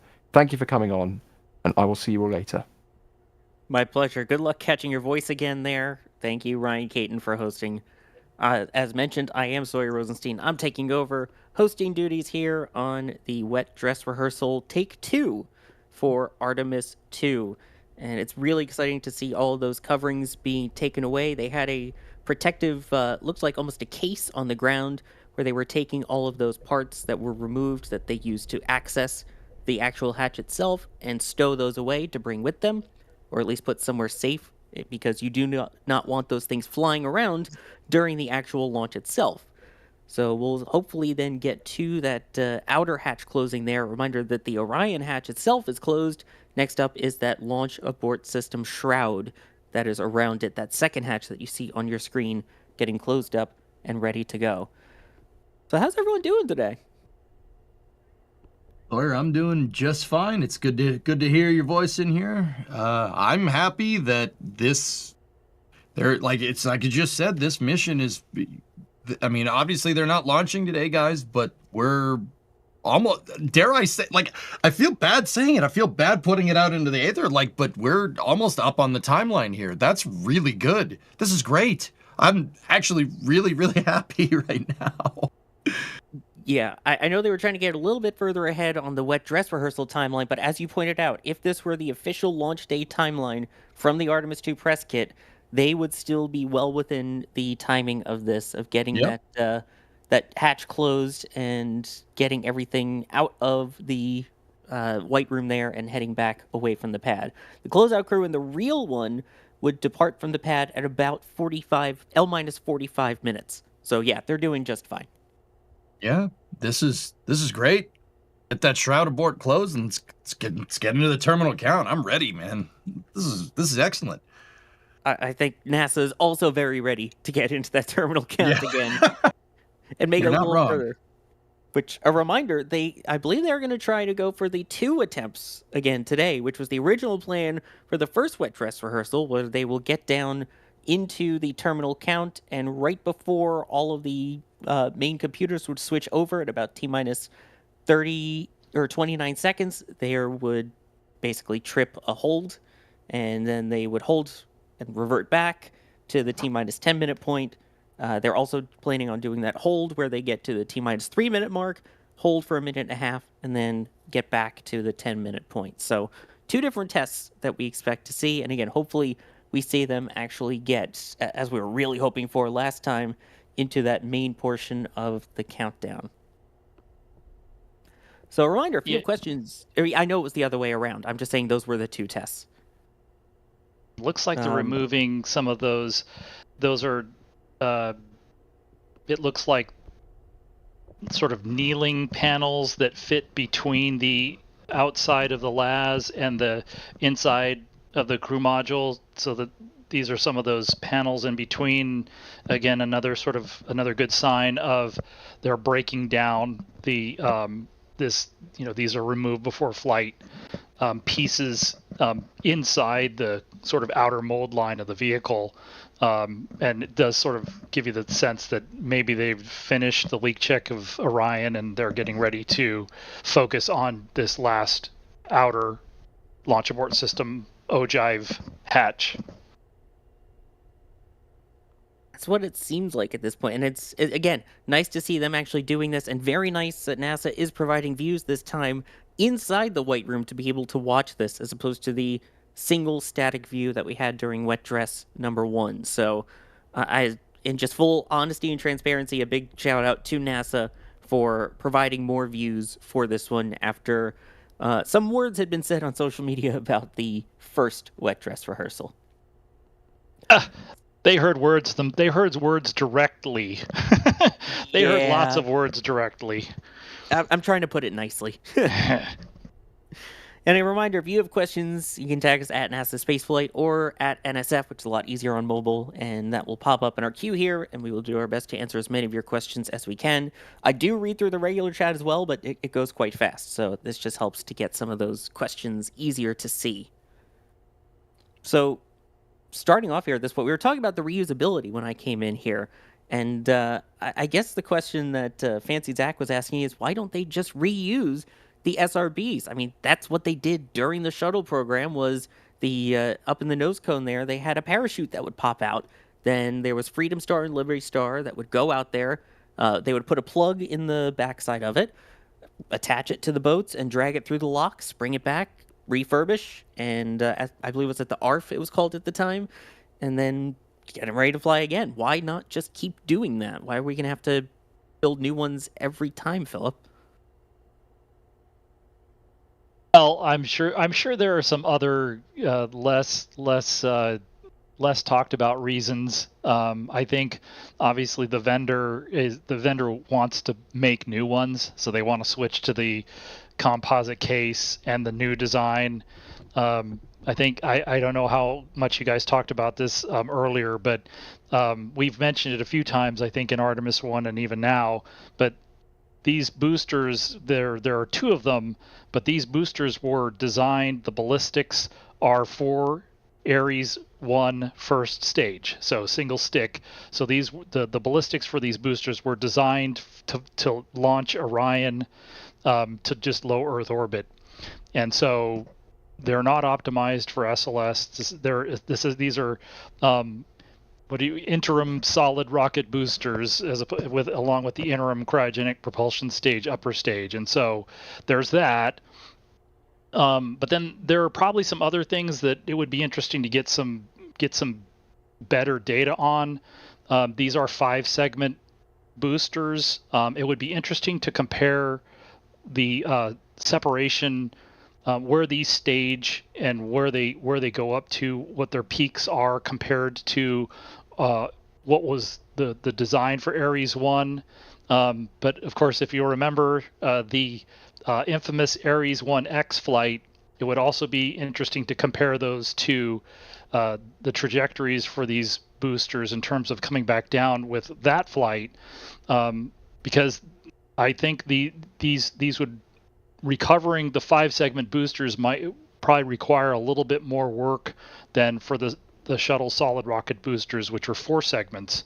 And they had it, it wasn't an unsolvable problem, but they did have issues with the parachutes for that one test. And so recovering these is not a complete analog to recovering the solid rocket boosters on shuttle. So it's the same idea, but do you need, bigger parachutes, which means they're going to take more space, more mass. So there's that. And then again, I think probably I think it's feasible to recover these, but there is also, again, the vendor wants to move to, and probably the SLS program itself also wants to move to a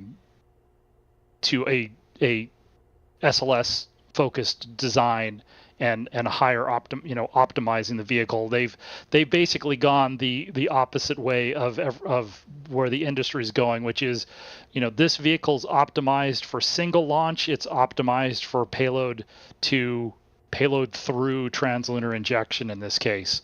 So whereas a lot of the industry is optimizing for cadence and launching more, and they're willing to allocate some performance propellant on the vehicles in order to recover them so they can be rapidly reused. And the interesting thing, again, EJ and I were just talking in the back channel, didn't realize that was Ares 1 hardware, basically. Not just shuttle repurposed, but Ares 1 repurposed hardware too, which is kind of mind-blowing to me. Yeah, well, and it's what it is specifically it's the thrust trace. So which is the ballistics for the booster are not optimized for SLS, and so that's one of the things they want to do with this. I don't even know how to describe the Bolet design, just because of the whole idea of NASA had planned on starting to fly the new booster design on the 9th SLS flight, and at this point, I think I don't know what the over-under is on number of SLS flights at this point. Yeah, also a fair thing to consider, which, by the way, for those who don't know, Bolet is the Booster Obsolescence and Life Extension, which is the next type of booster that Northrop Grumman is working on using carbon fiber composite casings, things like that. So it's supposed to be the upgrade. But you may remember the last test that we were out there covering live of the Bolet booster had something very similar to what we saw with Vulcan, with a booster nozzle kind of deciding to liberate itself during the test. And Sheldon Kurth is asking, are we worried about Bolet with the recent SRB failures on Vulcan alongside the test itself? EJ, I want your thoughts on this one. Okay. Are we worried about the new boosters with recent SRB failures with Vulcan alongside of the test? I think Northrop Grumman has some homework to do. To say it nicely, I think they got some homework to do. I think that it would be prudent for them to solve these problems sooner rather than later. I do not want nozzles coming off on vehicles that are human rated. And I don't think anybody at NASA does, or ULA for that matter. Not that ULA has a human-rated Vulcan, but yeah, I think it would behoove them to fix this sooner rather than later. In terms of worrying about it, Well, if anybody here can tell me when Artemis III is taking off, well, I'd like to look at your crystal ball, please, because we don't know when that's going to happen. So what I'm trying to tell you is that they got time. They got time to figure this out. It would probably be better to get it, figured out more expediently, but they got the time to fix it. It's not super urgent, Sawyer, Yeah. And as Phil pointed out there too, potentially not needed until Artemis 9 if Artemis 9 happens and if Artemis 9 happens on SLS. So all of that still to keep in mind. And by the way, we're seeing them do some more work there on the hatch there. It looks like there was a cover on that window there that they removed and placed inside one of those clear plastic bags. Because one of the big things, EJ, when it comes to everything that they do in these clean rooms and everything leading up to the white room and before launch is FOD. Foreign object debris is a huge thing that they have to worry about. Yep. That I was just about to say, Sawyer, that the cover that they removed from the window is called the FOD cover. If you look, they're actually inspecting the hatch. They're inspecting the outer seal for FOD right now. That's what they're doing. I know what people are going to say. What is a little bit of dust or a little bit of dirt going to change something? Yes, it will. It absolutely will. You don't want you want to try to minimize foreign object debris inside of the capsule, inside of any moving part. Where this thing goes, the flight regime that it goes through is a very violent flight regime, and then you're up into space and dust floating around inside of the capsule, inside of the shrouds, whatever during flight it could find something and something bad could happen. It's just playing the FOD game, we'll say, of making sure that you're not contaminating anything is tantamount to like mission success. If you can prevent it as much as possible, you're good. You're going to have less unknown unknowns during your mission. Yeah, it's critical. That is a critical thing. Foreign object debris can really doom missions. That's not that I would want it to doom this one. I think they're doing a great job there. Like I said, that's what I mean about Sawyer. That's what I mean about bad vibes. I don't like putting bad vibes out. I think they're doing the inspection and they're doing it right. Yep, and that's why you see everyone out there wearing the suits, wearing the gloves, wearing the face masks, wearing hats. Some of them that have their glasses that have it around their neck. All of that is FOD prevention to avoid, even excessive skin cells, hairs getting into it. There was a Dragon mission that they almost had to delay, but were able to get it off in time because they couldn't get the hatch to fully seal. And the reason was human hair. There was a hair in the seal that was preventing a perfect seal. So that is why it is so absolutely critical that they stay, FOD ready. And sure, there may not be crew on it for this one, but you want to, like you said, you want to go through and practice how you'll do it on launch day, do it as you would on launch day. Plus, you don't want any FOD getting on there now that maybe you forget about or sits in the hatch until the next attempt and, causes problems. Yep. It's the tolerances on this stuff, Sawyer, is not to be trifled with. You said it the best. A human hair can be the difference between it sealing and not. They're very, very, very precision machine parts. So, in the mechanical world, that's called, very low tolerances here, or very high tolerances, excuse me. I got it backwards. You got to be very careful. You want to minimize it as much as possible.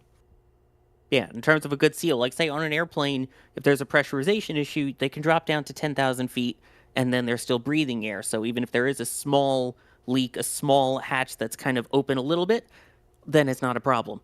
Space, you don't have that. So that's why it's super important. And it looks like now there we go.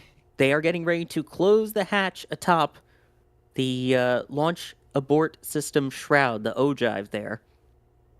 And this is a major milestone. So the inside hatch to Orion itself had already been closed.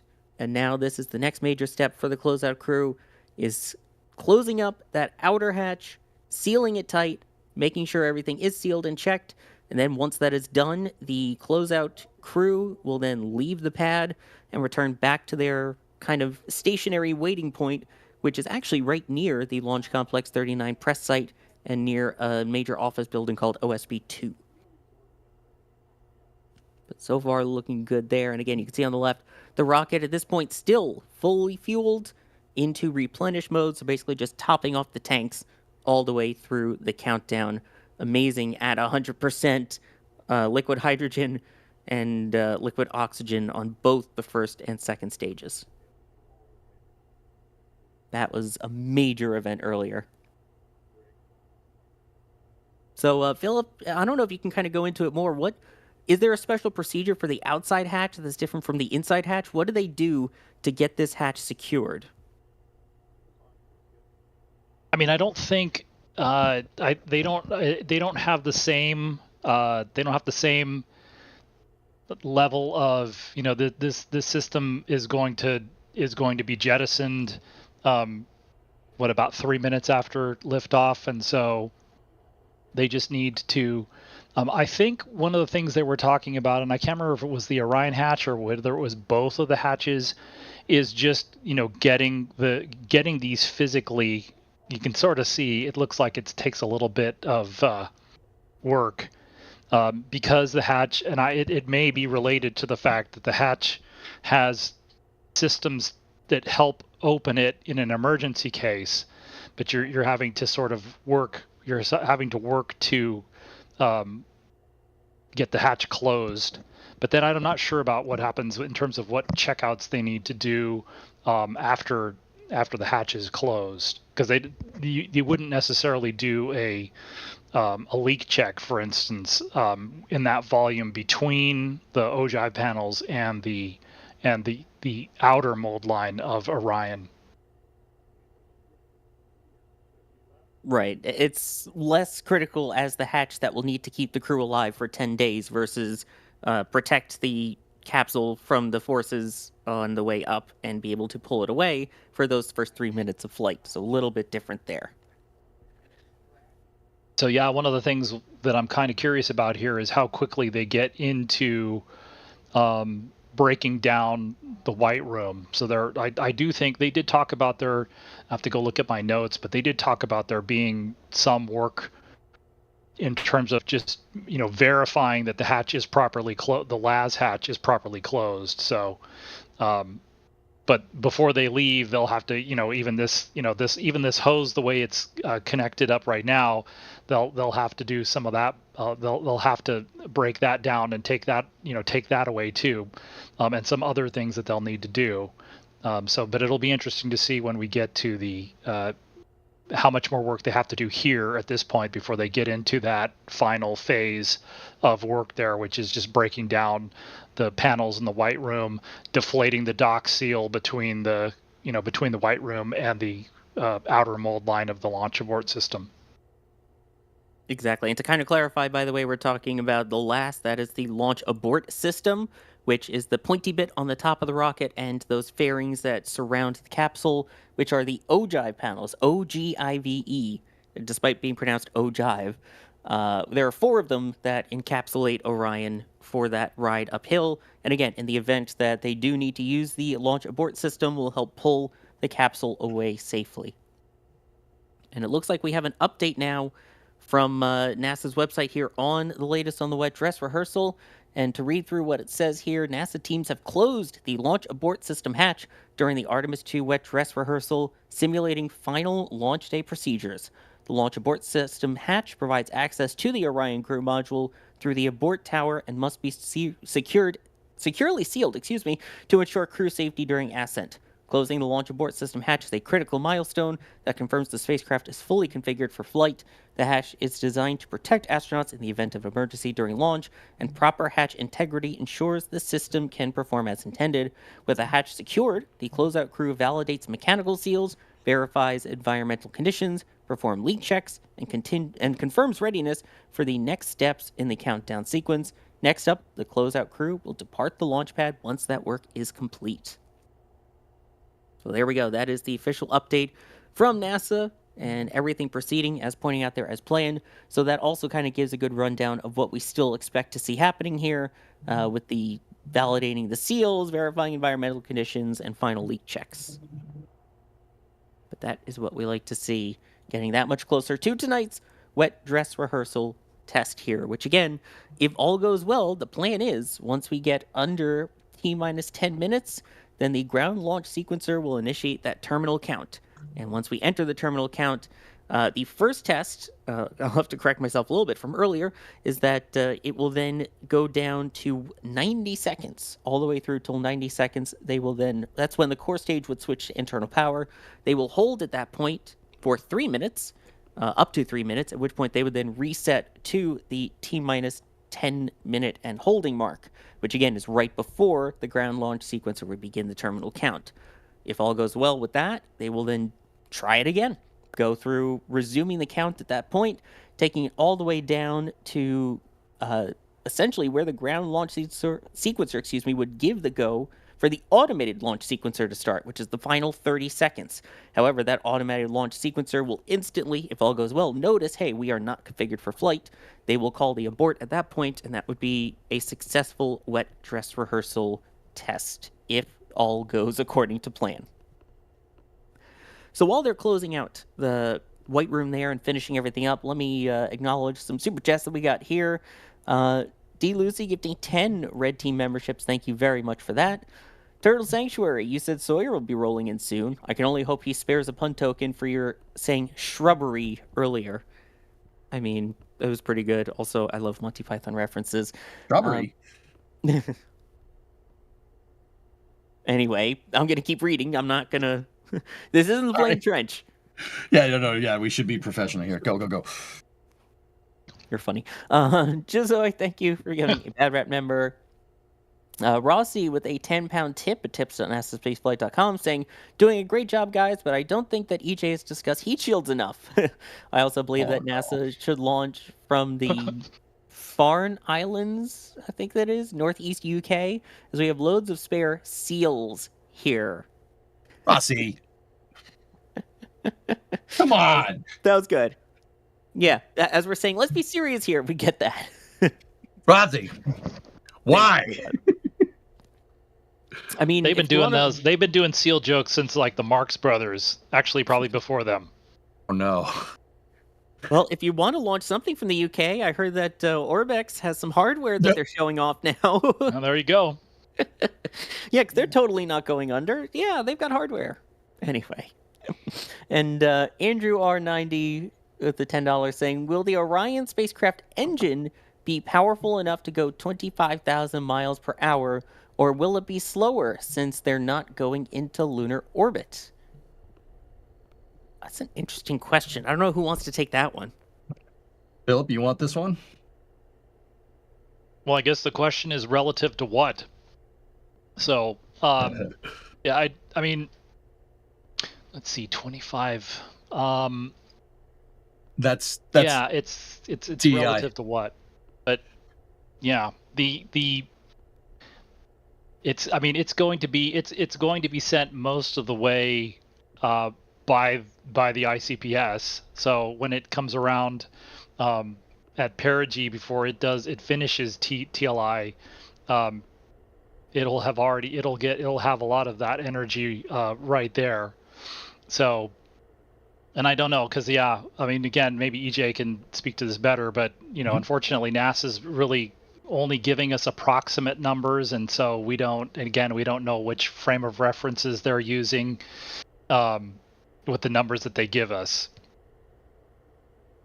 Yeah, I mean, I'm gonna go ahead and assume that Andre's saying 25,000 miles an hour, so that would be trans-Earth injection speeds. So coming back from the moon. You'll get somewhere in that ballpark if you were indeed talking about coming from a what's called TEI. That's trans-Earth injection, meaning that's a really cool way of saying you're coming back from somewhere that's not Earth. So as Philip said, the upper stage is going to put the capsule into a medium Earth orbit, and then from there they're going to do rendezvous proximity operations with the upper stage to basically separate Orion, turn it around, go towards the capsule, or go towards the stage, back off, turn 90 degrees, go towards it again, back off, just to make sure that Orion's thrusters work. And then once they're ready to go from there, the Orion Surface Propulsion System will push it to full translunar injection. Now, the ICPS is going to do a lot of the quote-unquote bulk lifting to get Orion out of Earth's grav well, like into the medium Earth orbit. So because of this, the SPS, the Surface Propulsion System, should be able to push you far enough. And by should, I mean yes, it does. Now, keep in mind, they are not circularizing around the moon. This is what's called a free return mission. A free return mission is a type of Earth lunar mission architecture where once you go for what's called translunar injection, meaning you're burning fast enough to speed up to get near the moon's grav well, when Orion gets there, it's going to put itself into a position where its ejection angle is basically right back towards Earth. It's kind of like what's called a retrograde gravity assist. If we really want to get into like super complicated orbital mechanics, I'm not sure how much you guys want to get into the weeds here.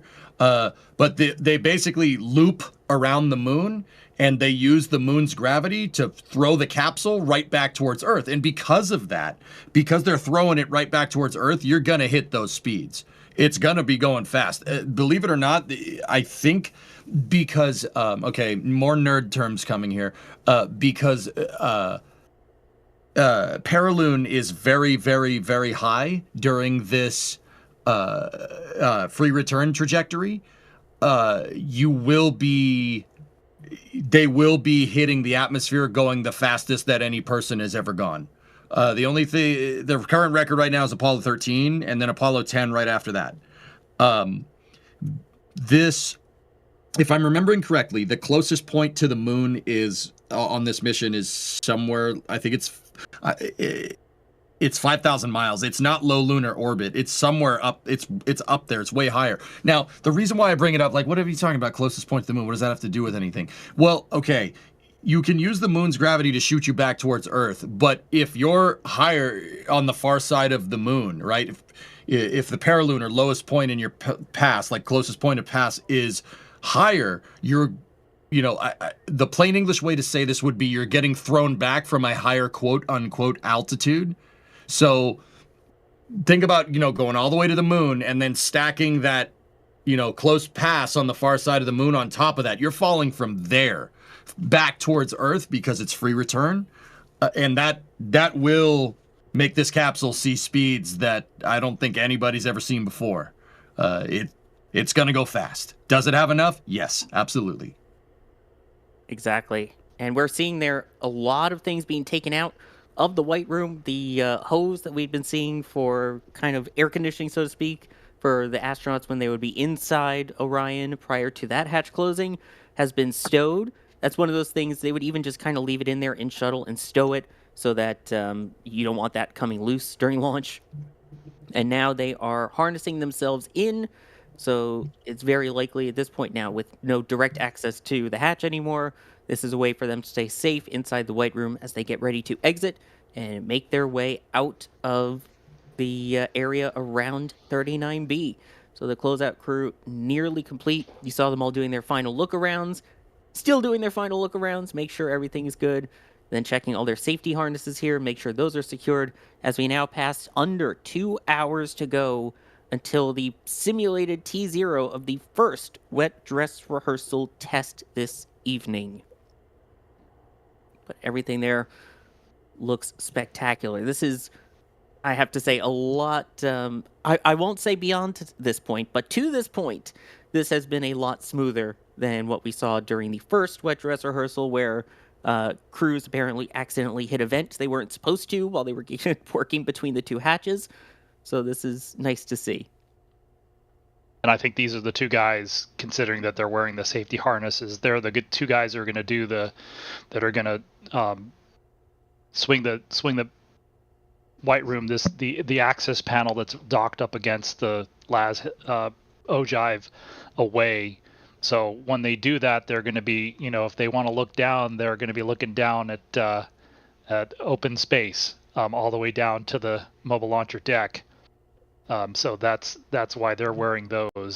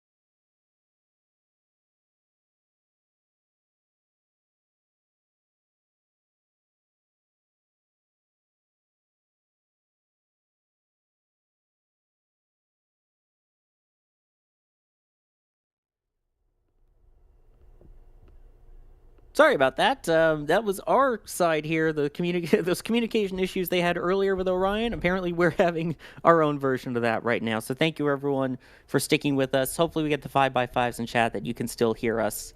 There we go. I'm seeing a lot of 5x5s, AOS, acquisition of signal.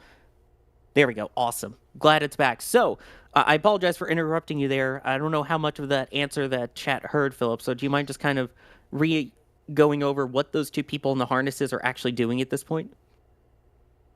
Right. So they're already, you can see that they've already sort of started to Velcro or set up the Velcro ties to hold that inflatable dock seal that keeps, that sort of keeps the air conditioning working in the White Room when they're doing all the work inside of Orion and inside the LAS hatch. So now they've deflated that.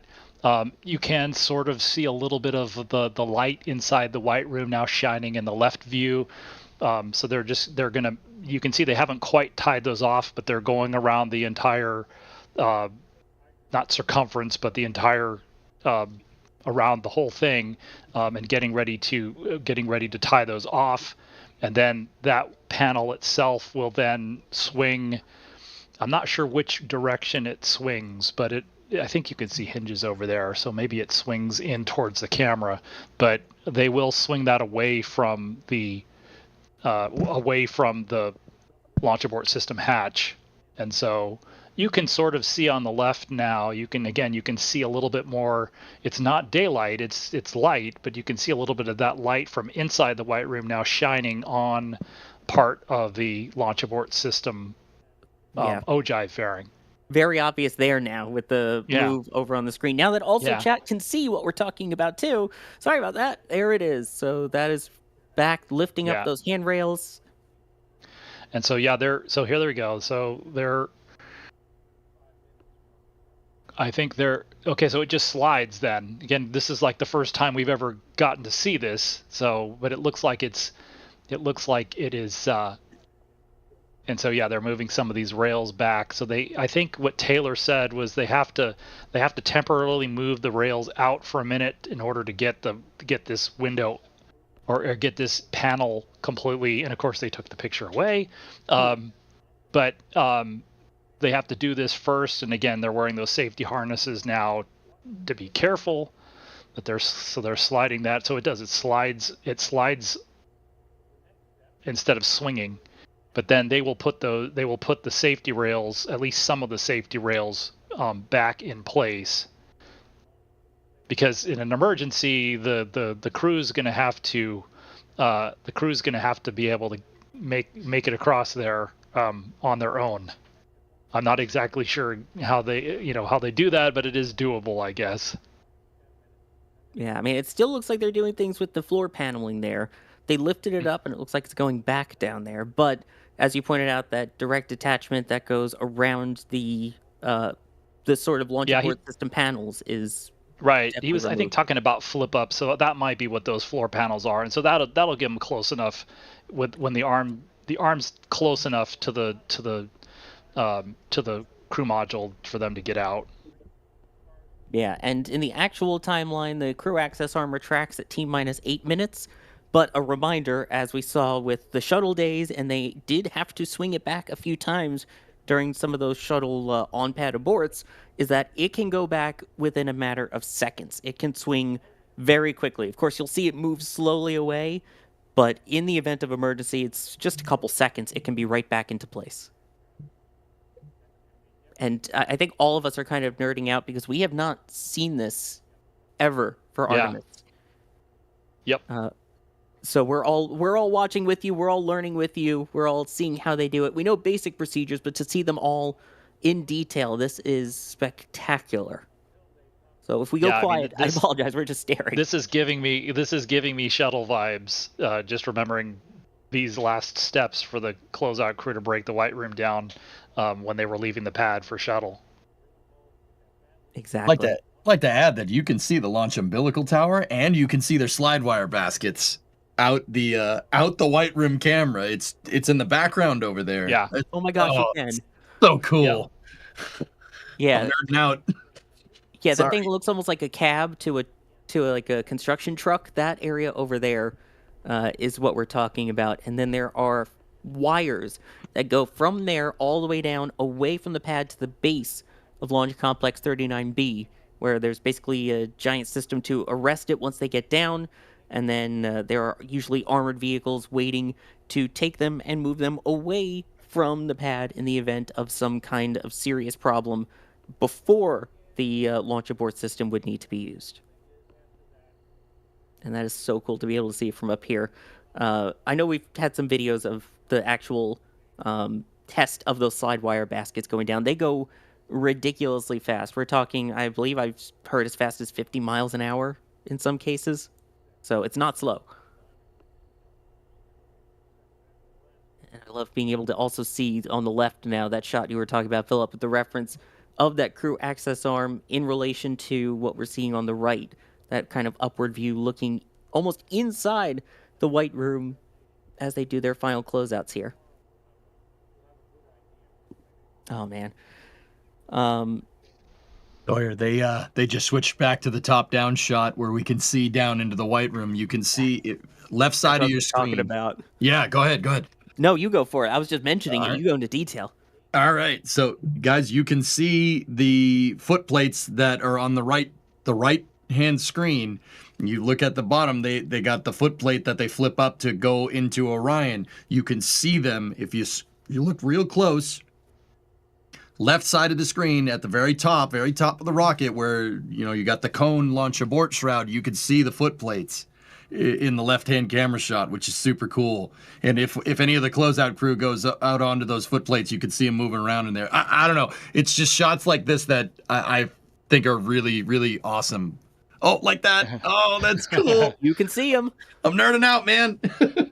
So I think maybe they're getting close. Yep. I think they're almost done. Yeah, looking down, it looks like at that point. Again, final checks.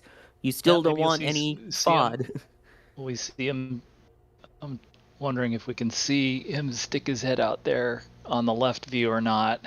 Man, that's a long way down. I saw a hand. Yeah, you can see him a little bit there. Yeah, you see the shadow of him. Yeah. And there he goes. That is, oh my goodness. Wild. Oh, yeah, that must be some view. Right?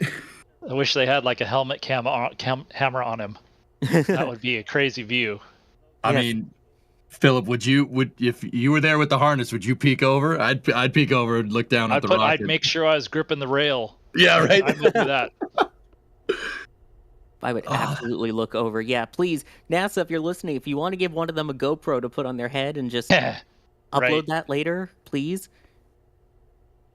That would be so cool. I'm just very grateful we have this view again. I know I mentioned that before. Shout out to NASA for upping their game on this second wet dress rehearsal with views. Have to give credit where credit is due. Yeah, well, like and I think they were talking about doing this for launch day for sure, and so, but I think the added benefit for NSF and others is that if they give you these feeds individually, then you guys will be able to take different feeds at different times, and so that'll be really cool. Oh yeah. Oh man, I'm sorry. I'm just enjoying this, and this is quite the change. I know you were talking about this earlier, but EJ, I know you were very adamant, and you and I had conversations about it's kind of ridiculous that they weren't going to have the closeout crew go out and do testing again, especially after on that first wet dress rehearsal they accidentally bumped a valve that delayed them by about an hour. It is so nice to see them actually doing this as well. I feel like it's, I don't know, just more reassuring to see that they're sticking with the full timeline. Yeah. I've said it probably 3 or 4 times now on the stream, but if you practice lazy, you play lazy. You practice hard, you play hard. I mean, that's a saying that I picked up from my dad playing American Hand Egg, right? But the same rules apply here. This is a team sport. Every astronaut says that. It is relevant. You do this the way that if it's a full wet dress rehearsal. Well, if we're running a play here, right? Like if it was a dress rehearsal to play, you just perform the entire play, but no audience, right? Mm-hmm. The audience being the astronauts in this analogy, right? You do everything like you do it during the launch. I like that. I was not happy when they said, no, we don't need to do that. No. Get out there and have that team close that hatch. Let's go, Yeah, exactly. And a reminder, I see people asking this as part of the wet dress rehearsal. They do not have the crew on board. The crew has previously gone through something called a dry dress rehearsal as part of their countdown demonstration test that they do, which is basically kind of similar, where they run through all the procedures. They go up the elevator, across the walkway into their capsule. They get to go inside, see what it's actually like, feel what it's like, flip the actual switches, and run through everything. But again, no propellant is loaded, and obviously they're not launching as a result of that. But it's a way for them to get acclimated with their actual capsule, which the crew was talking about afterwards, the fact that they were noticing things when they went in the real capsule, like, oh, that's a little different from what we had in the simulator. So it's that benefit of getting that pre-test to be inside your actual spacecraft and flip the real switches. I'm kind of hoping that we get to see this camera when they start the crew access arm retract now too. That'll Or give maybe us another shuttle one. vibes. Yeah. They very much did that during shuttle. The best was it would move away, and then it would almost like pause for a couple of seconds right in front of the window where the crew was and the name of the orbiter. Yep. Oh, that was brilliant. Yeah. Dude, those views are burned into my memory. Like I'm never gonna unsee that. It's so cool. Same. In case you can't tell, you have 3 really big shuttle fans on right now, so there's gonna be a lot of comparisons. Yeah. Oh man, I almost like earlier when they were talking about how you could still see the tracks from the RSS, the rotating service structure. I wanted to get on so bad and just go all shuttle nerd about it, because the tracks are still there from where the rotating service structure rotated, the kind of train tracks at the base of the pad there. Obviously, the fixed service structure is gone, but the tracks where the RSS would go is still there. Which I guess that's a interesting question for this is, why don't they have a protective cover then for any other part of the rocket? Because for those who remember, the rotating service structure was this big giant interface that kind of encapsulated the orbiter, and it usually stayed all the way around the vehicle until a day or so before launch, if they weren't doing any static fires or anything like that, as sort of a protective cover, and also a way for crews to access the payload bay to work on inserting or adding anything payload-wise inside the giant payload capacity that the shuttle had. Why don't they do something like that for Orion to kind of protect it in the elements? Phil, do you want this one, or do you want me to take this one?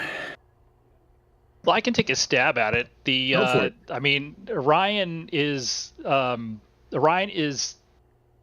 mostly, almost completely encapsulated, like other payloads, from the elements. The only things that the only part of the outer mold line that's actually sticking out right now on the pad are the outboard walls of the crew module adapter.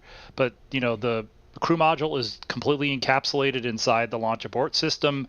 The European service module is completely encapsulated inside those, what do they call them, spacecraft adapter jettisoned panels, SAJ panels. And so the vehicle, and again, if you remember shuttle, the boosters and the external tank didn't have anything to cover them up. The orbiter thermal protection system, though, needed to be encapsulated as long as it could be before launch. But then when it had to be, it was fully exposed for launch. As you know, if you think about it, there's one of the things that happened during the shuttle program is because it was fully exposed.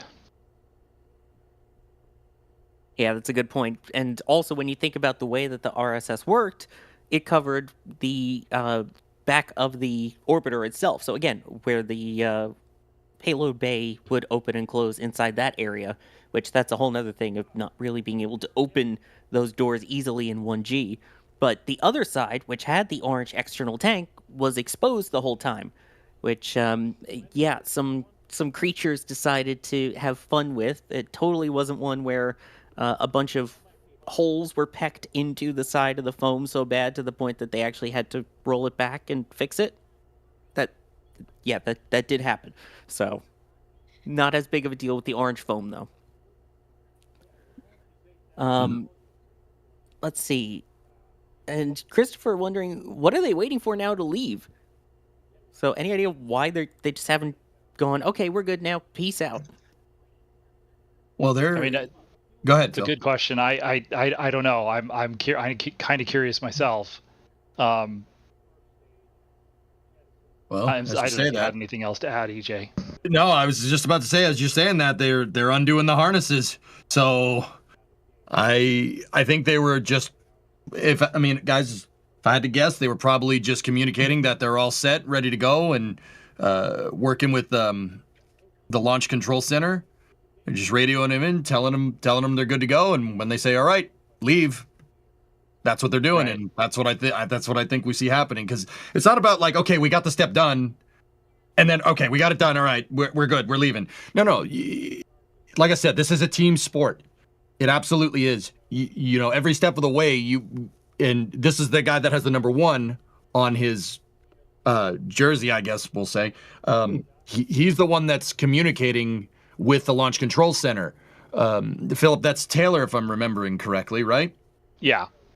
He's talking with the Launch Control Center. He's talking with the teams over there, making sure that every step is communicated to make sure so the Launch Control Center knows that they're up on the timeline. He's basically the radio man. So he's going to communicate it, and if there's nothing else that the Launch Control Center needs from the closeout crew, the Launch Control Center team will tell them to leave, and then they'll leave, which is kind of what we're seeing right now.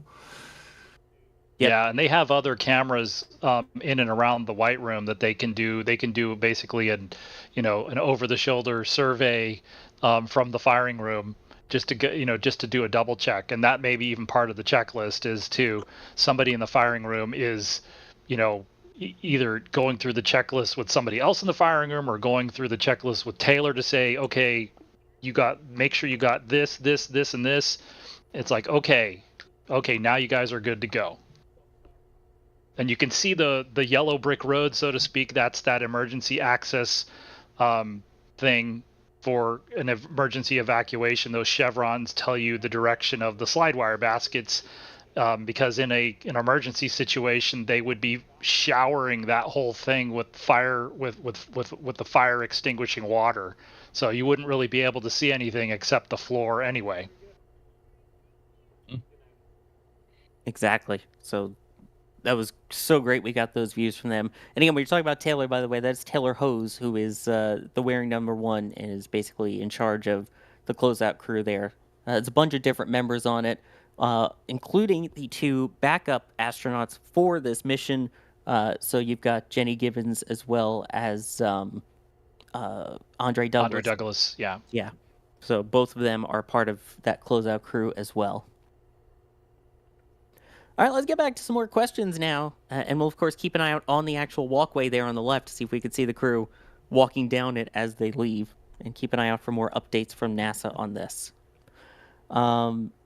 Let's see. Lynn Brown asking, EJ, I'll throw this one to you. While we're talking about shuttle old hardware, they're asking, does the crawler stay during launch or does it leave? The crawler that rolled this all the way out here at the beginning of February, I believe, or at the beginning of... Or was that January? When was that? When it rolled out. Yeah, then.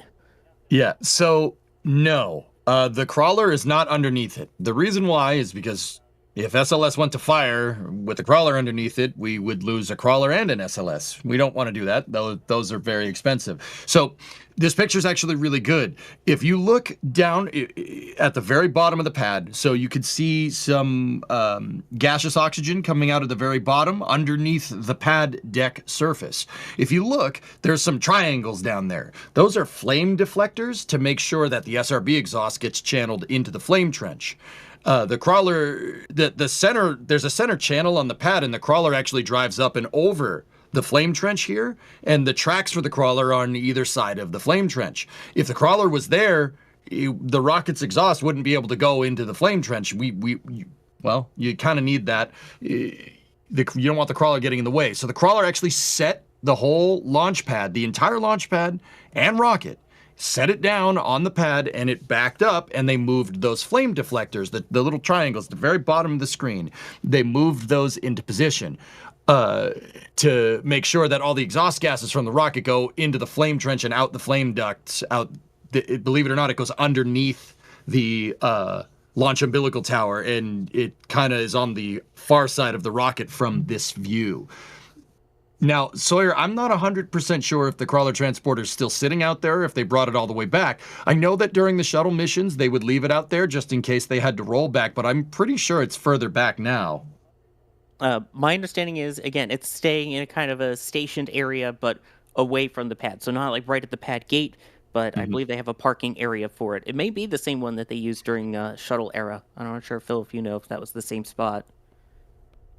I don't know. If I had to guess, I mean, they could bring it all the way back to the crawler yard, but I would guess that they would have just left it out at the Apollo mobile service structure park site out there, but where the LC-39 observation gantry is at the crawlerway split. There's a little park place for the crawler and some of the old shuttle mobile launcher platforms. So, but I mean, I guess in theory they could. Usually they would leave it closer, especially like in the summertime and hurricane season. They leave it a little closer. But they usually they'll drop it off at the pad. They'll stop at the gate for a couple of days just to make sure everything's cool, and then they usually will roll back farther away from the pad surface. Yeah, I believe this one is over at the gantry area, so very similar to what we're used to seeing there. Again, as we saw during the Apollo days. Oh, Sawyer, look at the and Phil, look at the shot that we just got. There's the business end of this thing. So that thing in the center is the MPS, the main propulsion system, and the two solid rocket boosters on either side. Oh. And you can see the engine, the tips of the engine there looking frosty already too. That's frost on there, right? I think so. Yeah, I think so. Yeah. Again, everything very cold there. I guess they also have to thermally condition those engines just like we see for Falcon, just like we see for, well, basically every rocket at this point. You remember the Engine 3 thing? Oh gosh. No. That's what that was. Yep. Uh-huh. Yeah. I think there's still a command for that in chat too. But at this point, again, we have a fully fueled SLS out at the pad. A reminder, tonight is not a launch, it is a wet dress rehearsal. I see a bunch of people confused about the clocks. So let me take a moment and let's go over the clocks and what they all mean here. So basically, they are targeting a simulated T0. So they're pretending that in 1 hour, 34 minutes, and 40 seconds, this rocket should be lifting off. But it will not lift off. It is designed to not launch. So instead, the plan is once they get to about a minute and a half to go until what would be a launch time, they will initiate a hold. They can hold there for about 3 minutes, at which point they will recycle the count. As if, maybe something happened during the beginning of the count when they were trying it for real, and they needed to reset back to the holding point, which is T-minus 10 minutes and holding. They're going to try it again. Again, let's say in the real world, okay, we tested it, we had to hold, but we think we know what the issue is, so let's keep going. At that point, that is when they will do the same countdown again, except instead of stopping at the T-minus 1 minute 30 second mark, they're going to proceed all the way until the automated launch sequencer would take over, which is about T-minus 30 seconds. At that point, the automated launch sequencer will, if all goes well, realize we are nowhere close to a launch configuration. I am calling off the launch at this point and aborting it. Then that will be a successful wet dress rehearsal. If both of those tests go all the way to that point, then it is a perfect rehearsal. So just keeping that in mind as we go through, that is what we're talking about here with the clocks. And then they're not showing the T-minus clock. They were yet, or was it on Tuesday when they picked up the clock? But then now they've moved back to the L- clock. But at least if I have my math right, the countdown clock will reach T-minus 10 minutes and holding at 7:50 p.m. Eastern. Yep, and from what I saw from inside the press room that they have, the clock in there does have the holds built in. It has an S clock, and then when it's in a hold, it says SH. So apparently in the press site, they're still doing those official clocks, but the one on the outside that we're watching is the L- clock. So again, a T- clock has built-in holds. The L- clock counts straight through, ignoring those holds. So, of course, the holds will still happen. It's just this clock doesn't care about them. But we do care about the time of the people that are with us here today. So, Philip Sloss has been amazing to have you back, as always, the go-to for all things Artemis. Philip, thank you so much for being on today. Thanks for having me on. It was fun to be here. I think this is the first time that I've been on a stream with EJ, so it was really cool to do that for the first time. Really? Hey, pleasure's all on this side of the screen, Philip. Yeah, let's do it again sometime. Absolutely. Yes, please. And so with Philip heading out, we, of course, need another voice to join us. And someone saying earlier, man, this feels a lot like the Flame Trench. How about we have the whole crew of the Flame Trench here? Joining us as well now is Max Evans from the field. How's it going, Max? Hello, everybody. It is going rather well. SLS is proceeding in the countdown far better than maybe perhaps a lot of us may have expected for this evening, but that has been nothing short of a pleasant surprise. So hoping that trend continues as the countdown continues. Exactly. Let's hope that continues. As you pointed out there, everything looking good. Counting down to the simulated T0 here for SLS, but there's another clock as well, Max, and counting down, because just to the pad nearby, over on the Space Force side of things, there is a Falcon 9 that I already saw venting from as they get ready to load propellants into that, hopefully in the next hour or so. Bideford was wondering, is SpaceX allowed to launch tonight at 8:41 Eastern, since the wet dress rehearsal isn't scheduled to end until after that time? Well, as far as I'm aware, and as far as things look to be proceeding now, they are allowed to operate simultaneously. I mean, of course, SLS is not launching tonight; otherwise, it would have a clear range priority. But also, from what we've seen, Falcon 9 is progressing toward its current T0 1 p.m. I think Max's So they comms have are much getting a little room- jumpy here. Other than He's turning into a robot. Oh no. NASA heard him and is sending out rays to scramble his comms. No, it happens. He's out in the field. Am I any better now? How do you now hear we me? gotcha. Copy all. Go for it, buddy. What were you saying?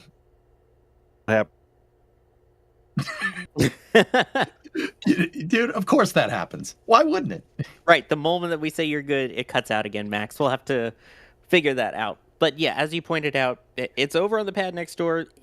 Artemis will have priority of the range, I think it's safe to say, given that they have a very strict window of when they can launch, and the fact that it is a human launch, that usually takes priority in the range over, say, a Starlink. So if on launch day, that would not happen. For today's test, that is very possible to happen because it's really not taking up any range over there with SLS. And it'll be cool to have a Frosty Falcon and a, well, technically Frosty SLS, albeit covered in spray-on foam insulation, at the same time. Sawyer, how do you have me? Do I sound any better? You sound better, but the second we said that last time, you went back to talking, it got out. Yeah, I know. That's just how things work sometimes, I guess. But I did actually reach out to SLD45 to try and get a comment on whether the operations for Falcon 9 and SLS can operate at the same time. And I unfortunately never did hear back from them for an official answer. But it apparently seems that they have been able to proceed at the same time. But it also looks like the closeout crew van is about to depart LC-39B. Oh, you can see it there driving away in the middle of the screen right near the flare stack. See those flashing lights going by. So they are now clearing out from the pad, and they will go back to their stationing point, which, as we were pointing out, is actually kind of near the Launch Complex 39 press site. So basically across the road from the VAB, there's another NASA building right next door called OSB2. And so that is typically where they will station themselves in the event that they need to go back out to the pad on launch day. Of course, today there wouldn't be a need for them to go back out to the pad given that they're not actually launching, but practice as you would actually do on launch day. So hopefully we'll see them passing by the VAB again in a little bit, as we're now under an hour and a half until the simulated T0 for a SLS launch, which will actually just be the end of the first portion of the wet dress rehearsal. Let me thank some people here. Daniel Reed saying, is anyone else bothered by the lightning towers on the Falcon pad where one strobe is not facing toward the camera like the other three? I mean, it makes it difficult to talk about the 4 towers and people like, I only see 3, but I don't know if that doesn't necessarily bother me. It irks, I think, is maybe more of a word, not annoys. There are also only 3 towers over at LC-39B, so I understand it's not quite this. Isn't the same thing, obviously, with it being a different launch pad. But the 4 towers are there, even though the lights may not be oriented, I guess, for the best of us who are, or I shouldn't say the best of us, but those who are OCD oriented. And do I dare bring it up? You know what? Might as well, because there's a lot of people in here who don't join us for launches regularly. We talk about 4 towers over at SpaceX's pad, and the 3 towers here at 39B. Those are part of the lightning protection system, but it may not work exactly how you think. EJ, you want to kind of talk about how the lightning protection system works here at 39B and very similarly over at SpaceX's pad?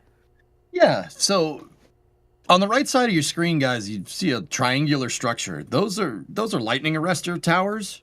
In Florida, there's a lot of lightning. I mean, Sawyer, Max, you guys can attest to this. There is? Yeah, there's a lot of lightning, right? So I'll be very candid about this. That orange thing on the screen is very expensive. Is it heavy? So it's expensive. Yeah, right? And I think that's a good modus operandi here, right? You don't want that thing getting hit by lightning. NASA tried that once in the 60s. It didn't work too well. So what those towers actually do is at the top, there's basically lightning rods on the towers, and the lightning rods are all connected with wires. And if lightning hits one, it'll arrest to the other rods, and then it'll ground it out on the pad perimeter. So electricity has no opportunity of arcing towards the rocket and frying some electrical component. Now, I said NASA tried this once. What I'm talking about is the Apollo 12 mission. Apollo 12, the mission after Apollo 11, the next mission to go to the moon, and it was late 1969. They took off, but they put the rocket into a position where it became a lightning rod.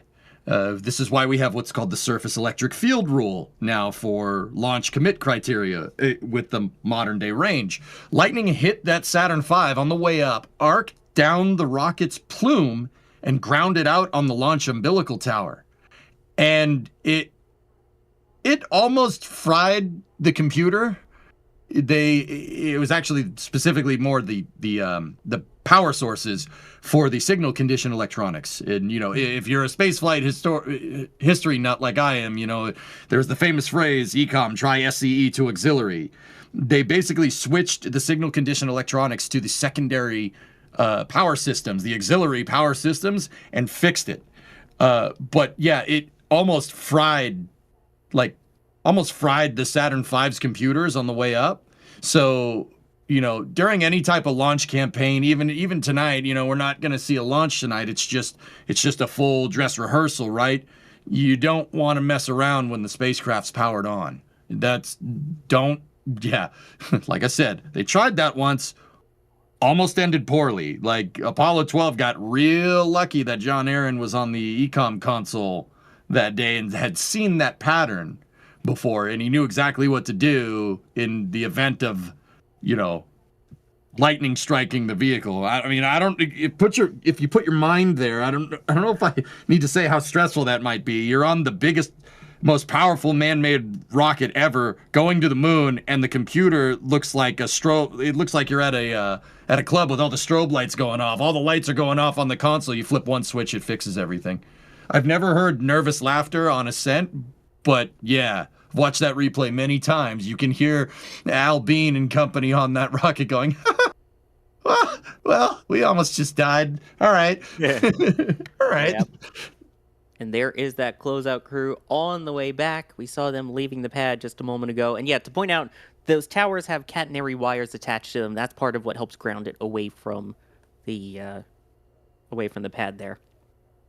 But yes, as the crew moves away from the pad on the way back, love seeing their little van go by. And it actually does say closeout crew on the side of it. It's a little harder to see at night, but you see the Artemis logo there, and it does say closeout crew. The team tracking it there right now. They are flooring it. Yeah, I think that's above the 25-mile-an-hour speed limit in that part, just saying. Well, they got flashing lights, Sawyer, so, it's okay. Fair enough. And speaking of that, we actually have an update regarding that from NASA on their official blog, saying that NASA's Artemis II closeout crew has completed its critical tasks and departed NASA Kennedy's Launch Complex 39B during the Artemis II Wet Dress Rehearsal. The departure of the closeout crew marks the transition to the final countdown phase of the test, ensuring the launch pad is clear and safe for simulated liftoff procedures. Their work validates launch day protocols and confirms Orion and the SLS rockets are configured for flight readiness. With the pad secured, teams will continue monitoring fueling operations and prepare for wet dress rehearsal terminal count, the final 10 minutes of the countdown. There is the official update on that. And again, we're talking about the timeline. On the test for today, they were kind of expecting it to be done by about L-1 hour 45 minutes, which they were pretty darn close to that. And going by the Artemis II press kit for the official launch day procedures of when they would hope to get things done, the plan was to have the crew out of the area by no later than 40 minutes before launch, L-40. And they are already back and in their kind of waiting position now at 1 hour and 20 minutes before the simulated T0. So, I mean, we were talking about concerns of they were a little bit behind maybe earlier. They have absolutely made up for that time and then some. Love seeing that. Especially in stark contrast to how the first wet dress attempt went about 2.5 weeks ago. Maybe this is going smoother than a lot of us thought would be possible, given what obviously we have become used to with the TSMU and just the nature of hydrogen itself. But to see everything progressing so smooth as it has so far tonight has been a very pleasant surprise. It really has. I don't want to jinx it for what's about to come, though. So up to this point, yes, it has been going well. Here's an interesting question from Awesome Guy. And Max, I'll throw this one to you since we're over at the Cape a lot. Is there any chance SpaceX will build a Starship pad at 39B so SLS and Starship can launch next to each other? I don't think NASA would be quite a big fan of that. As it stands, they would need either the lease or special permission from NASA to build anything within the grounds of Launch Complex 39B. The reason why they were able to build so extensively over at LC-39A is because they don't own the pad, but they have a 20-year lease. I think that went into effect in around 2000. Oh, goodness. What was it? 2015. Thank you, EJ. So a little over 10 years. So they're a little over halfway through that lease. But I'm sure that they will be more than happy to re-sign it once their time is up. But they are also going to be building, or are building, future Starship facilities over at Launch Complex, or Space Launch Complex 37 on the Cape Canaveral Space Force Station, which is maybe 7 miles south of LC-39A. So they will build future Starship towers, but I don't think LC-39B is going to be in the future for the Starship program. Unless SLS goes defunct, they can't fly anymore, they can't find any lessee to occupy the space there. Although we would not be complaining if SpaceX wanted to build special Starship stuff there over at the pad for us to see. So, but as things are, I don't believe so.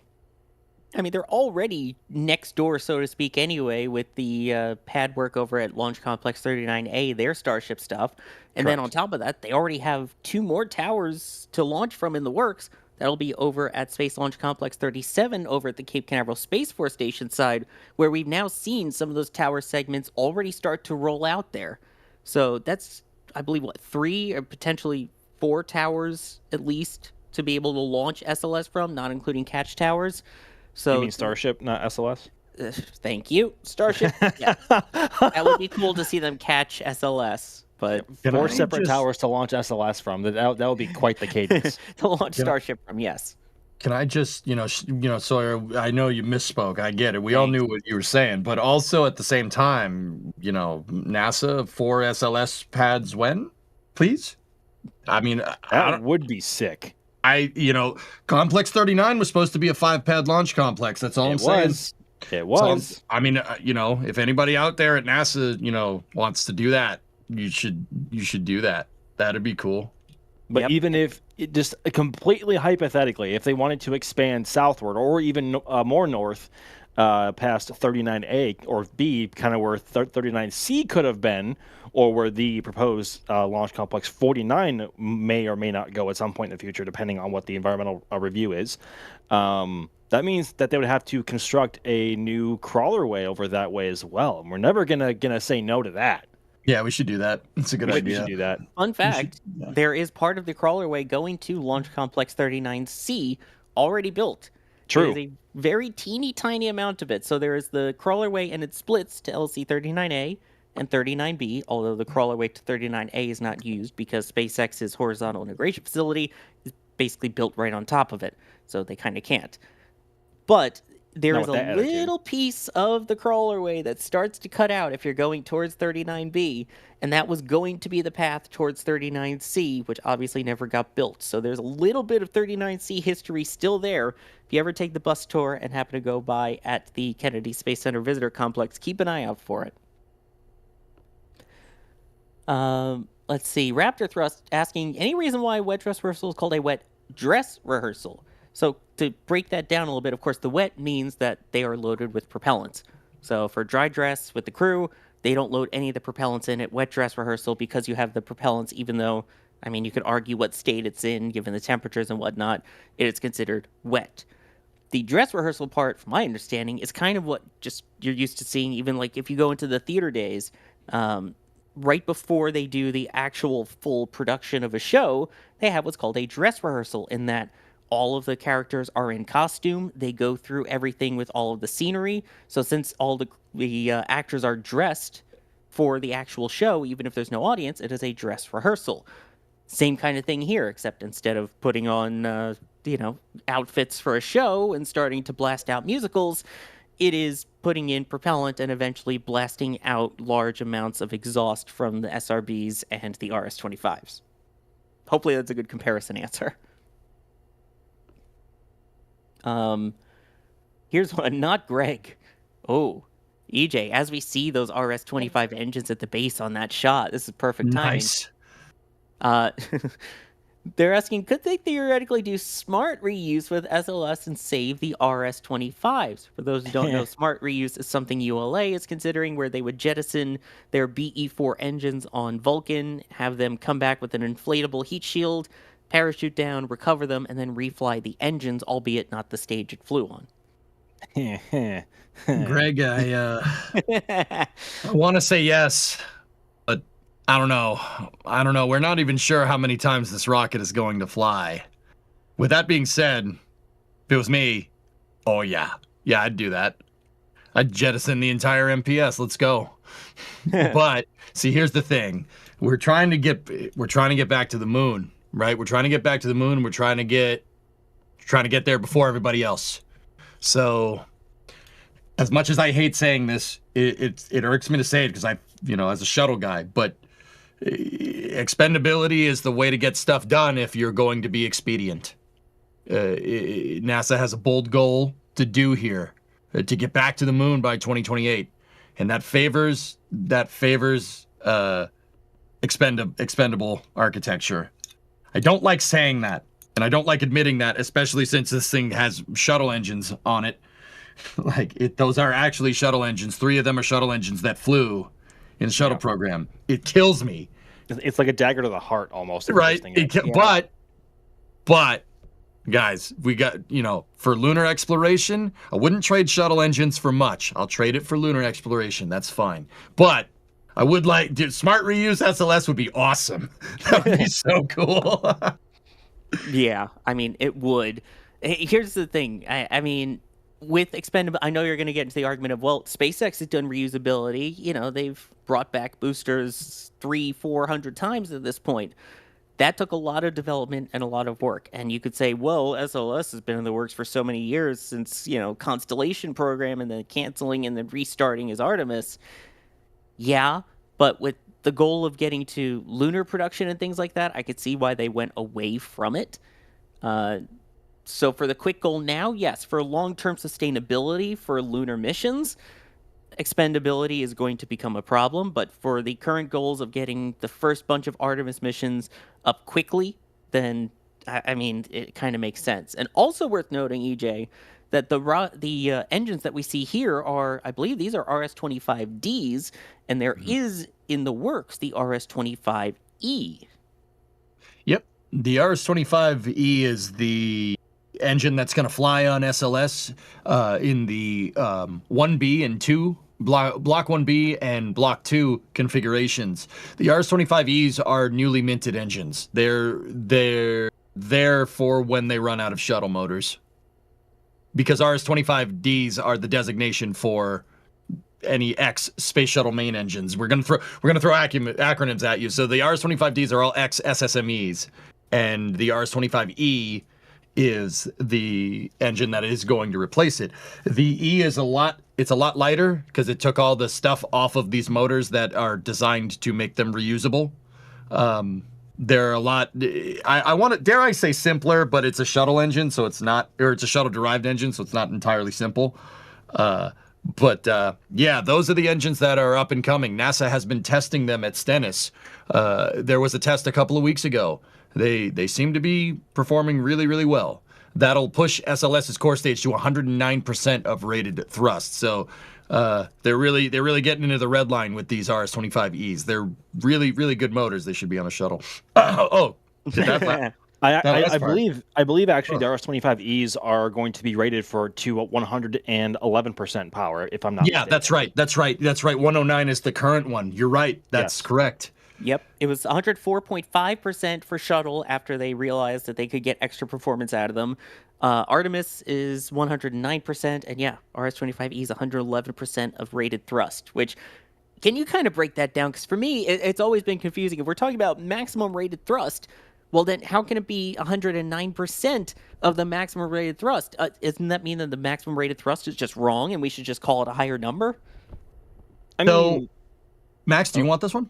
I mean, I can tackle a little bit. I'm not the most familiar, but what I believe is the case is that is the performance figure relative to when the RS-25 first went into service back on STS-1. So it's 111% thrust compared to what it was making back in 1981 for STS-1. Somebody correct me on that if I'm wrong. No, that's right. It's your baseline. It's your baseline thrust. Yeah. Yep. Gotcha. It's just, it's always irked me at that point of, I mean, it's always cool to hear, engine throttling up to 104% of their maximum rated thrust. But that was always like, wait a minute, then that's they're rated for more than that. It was just the rating of the original RS-25s. It also just sounds cool, to be honest. It does. Let's see, everyone crank it up to 11, or in this case, 111. I mean, for Artemis 5 and beyond, yeah, crank it up to 111. Oh, Spinal Tap 3 is going to have to make some changes. Let me thank some people here really quick. Bridget Clark, thank you for becoming a Capcom member. Capcom Above gets access to the NSF Discord. So hopefully we'll see you in there for all the different conversations about spaceflight. We've got ones for each individual launch provider in there. We've got ones for food, for gaming, and of course we get some member photos in there too. So go ahead and check that out. Rosebud with a $20 tip at tips.nasaspaceflight.com saying, took way too long to navigate you this as a tip, but we appreciate you doing that, I'll just say. Probably a major senior operation malfunction. I just want to formally express appreciation for how Jared's response reached both space scientists / engineers and us space enthusiasts. Yes, that was, I have so much to say about that. I'm going to save it for tomorrow. For those who don't know, the Flame Trench is our weekly news show where we go over discussions with you guys. So we have some topics and we get to interact with you in chat. Of course, we'll also have a full official breakdown on everything you need to know about it coming up on This Week in Spaceflight, also coming out shortly after. So keep an eye out for both of those. Tomorrow's show is going to be a spicy one. I think that's fair to say, given the topics. I don't want to spoil too much, but tomorrow is certainly going to be an episode. I mean, I think you can all kind of guess what the topics are going to be at this point. I mean, we only had 2 real topics until that sudden press release came out today, and we suddenly have a pretty good third one. So, yeah, I may or may not have come up with the title for the stream, which you can already hit notify me on to remind you when it goes live. It says Volcant launch. I mean, it did launch though. Well, now it can't though after that anomaly. So it's essentially, hang on, I had notes on this. Bear with me one second. No. I think so. I listed the topics for tomorrow in TFT as Starliner Nozzlement, or I guess that could be Volcant, and then also Leakant, at least so far, based on what we've seen with the Wet Dress Rehearsal. I know EJ was I was hoping to impress EJ with those topics, but it's good. Yep, and you're listening to the 3 people, by the way. Spoiler alert, that will be on tomorrow's show, and there may or may not be one more person coming on. You'll have to see who it is. I'm very happy with who it is. Telstar86 saying there are 4 quote-unquote strobe lights. J-Volt saying, EJ, did you know that Apollo was staged? I'll see myself out. Oh, 3 stages. Yep. Got him. Got him. Yeah. I sent already a meme to everyone that I knew about that recently. Did you know the moon landing was staged? And it shows the pictures of the Saturn V's different staging. Well, yeah, check your staging. A single stage to orbit application for lunar exploration is not the right architecture. That would be crazy. I mean, I'm kind of here for it, but if somebody wants to do that, but that would be Brendan von Braun is rolling in his grave at that that would make him. He would cry. He'd be like, "Nein, Achtung, Liebe, nein."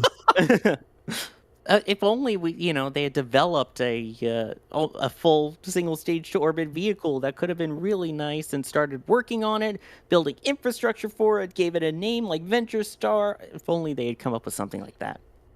Ouch. Yeah, and that probably would have been a good idea. You could even do like a subscale demonstrator, to prove the tech out. Yeah.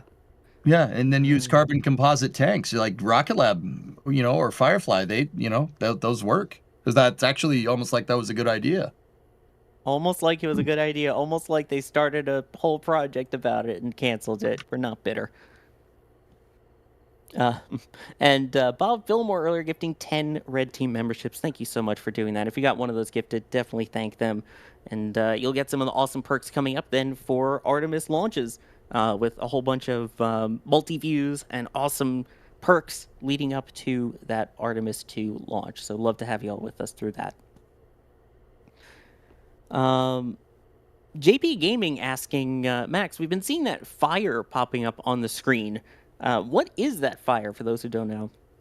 So that is the hydrogen flare stack that you are seeing on the right-hand side of your screen. I get that seeing a fire off of the launch pad can look kind of alarming to those who don't understand what it is, but that is completely normal. Since SLS is currently in being topped off, that is where the excess hydrogen is going to be burned off. That's why we see a fire flames coming out of that one flare stack, because of course with how cold hydrogen is, it is in a constant state of boil off. So you are constantly topping off your tanks, and all that hydrogen has to go somewhere if it doesn't go in the tank. And it's not easily recyclable, especially when your tank is already full. So that is where it gets burned off and vented out into the atmosphere already fizzled away. So it isn't exactly the exhaust byproduct there isn't exactly harmful. So that is what that is. We see it at other launch pads all the time. There's multiple at Slick 41 for both methane and hydrogen. There is one over at Launch Complex 36 for LNG and hydrogen. for New Glenn. We also see them over at McGregor as well. So it's not uncommon to see those. It is just part of the practice, but it all depends on what fuels the LSPs or the launch service providers are using for their launch vehicle. Exactly. It all depends on that. And we've seen it with a bunch of other launch providers. And in fact, it's better to see this flame away from the rocket than it is under the rocket or around it at this point. Because if you have excess gases around the vehicle when you ignite it, that could be a bad day in spaceflight. So we don't like that. Now, I always say, Sawyer, you know, hydrogen gas is, in the industry, it's called haz gas or hazardous gas. If you don't give it a place to burn off, it'll find a place to burn off. That's why they were worried about the leak rates with the TSMU.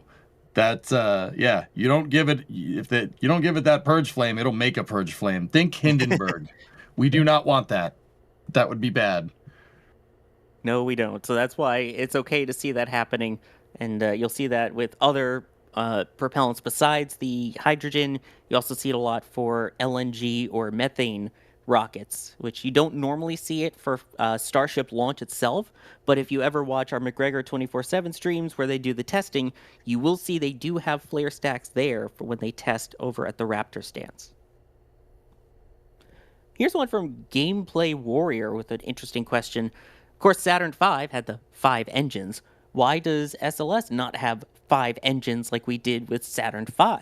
And I guess, EJ, maybe I'll throw that one to you. There's a dude. I mean, how much time do you got? Let me put it to you like that. How much? We got about an hour. No.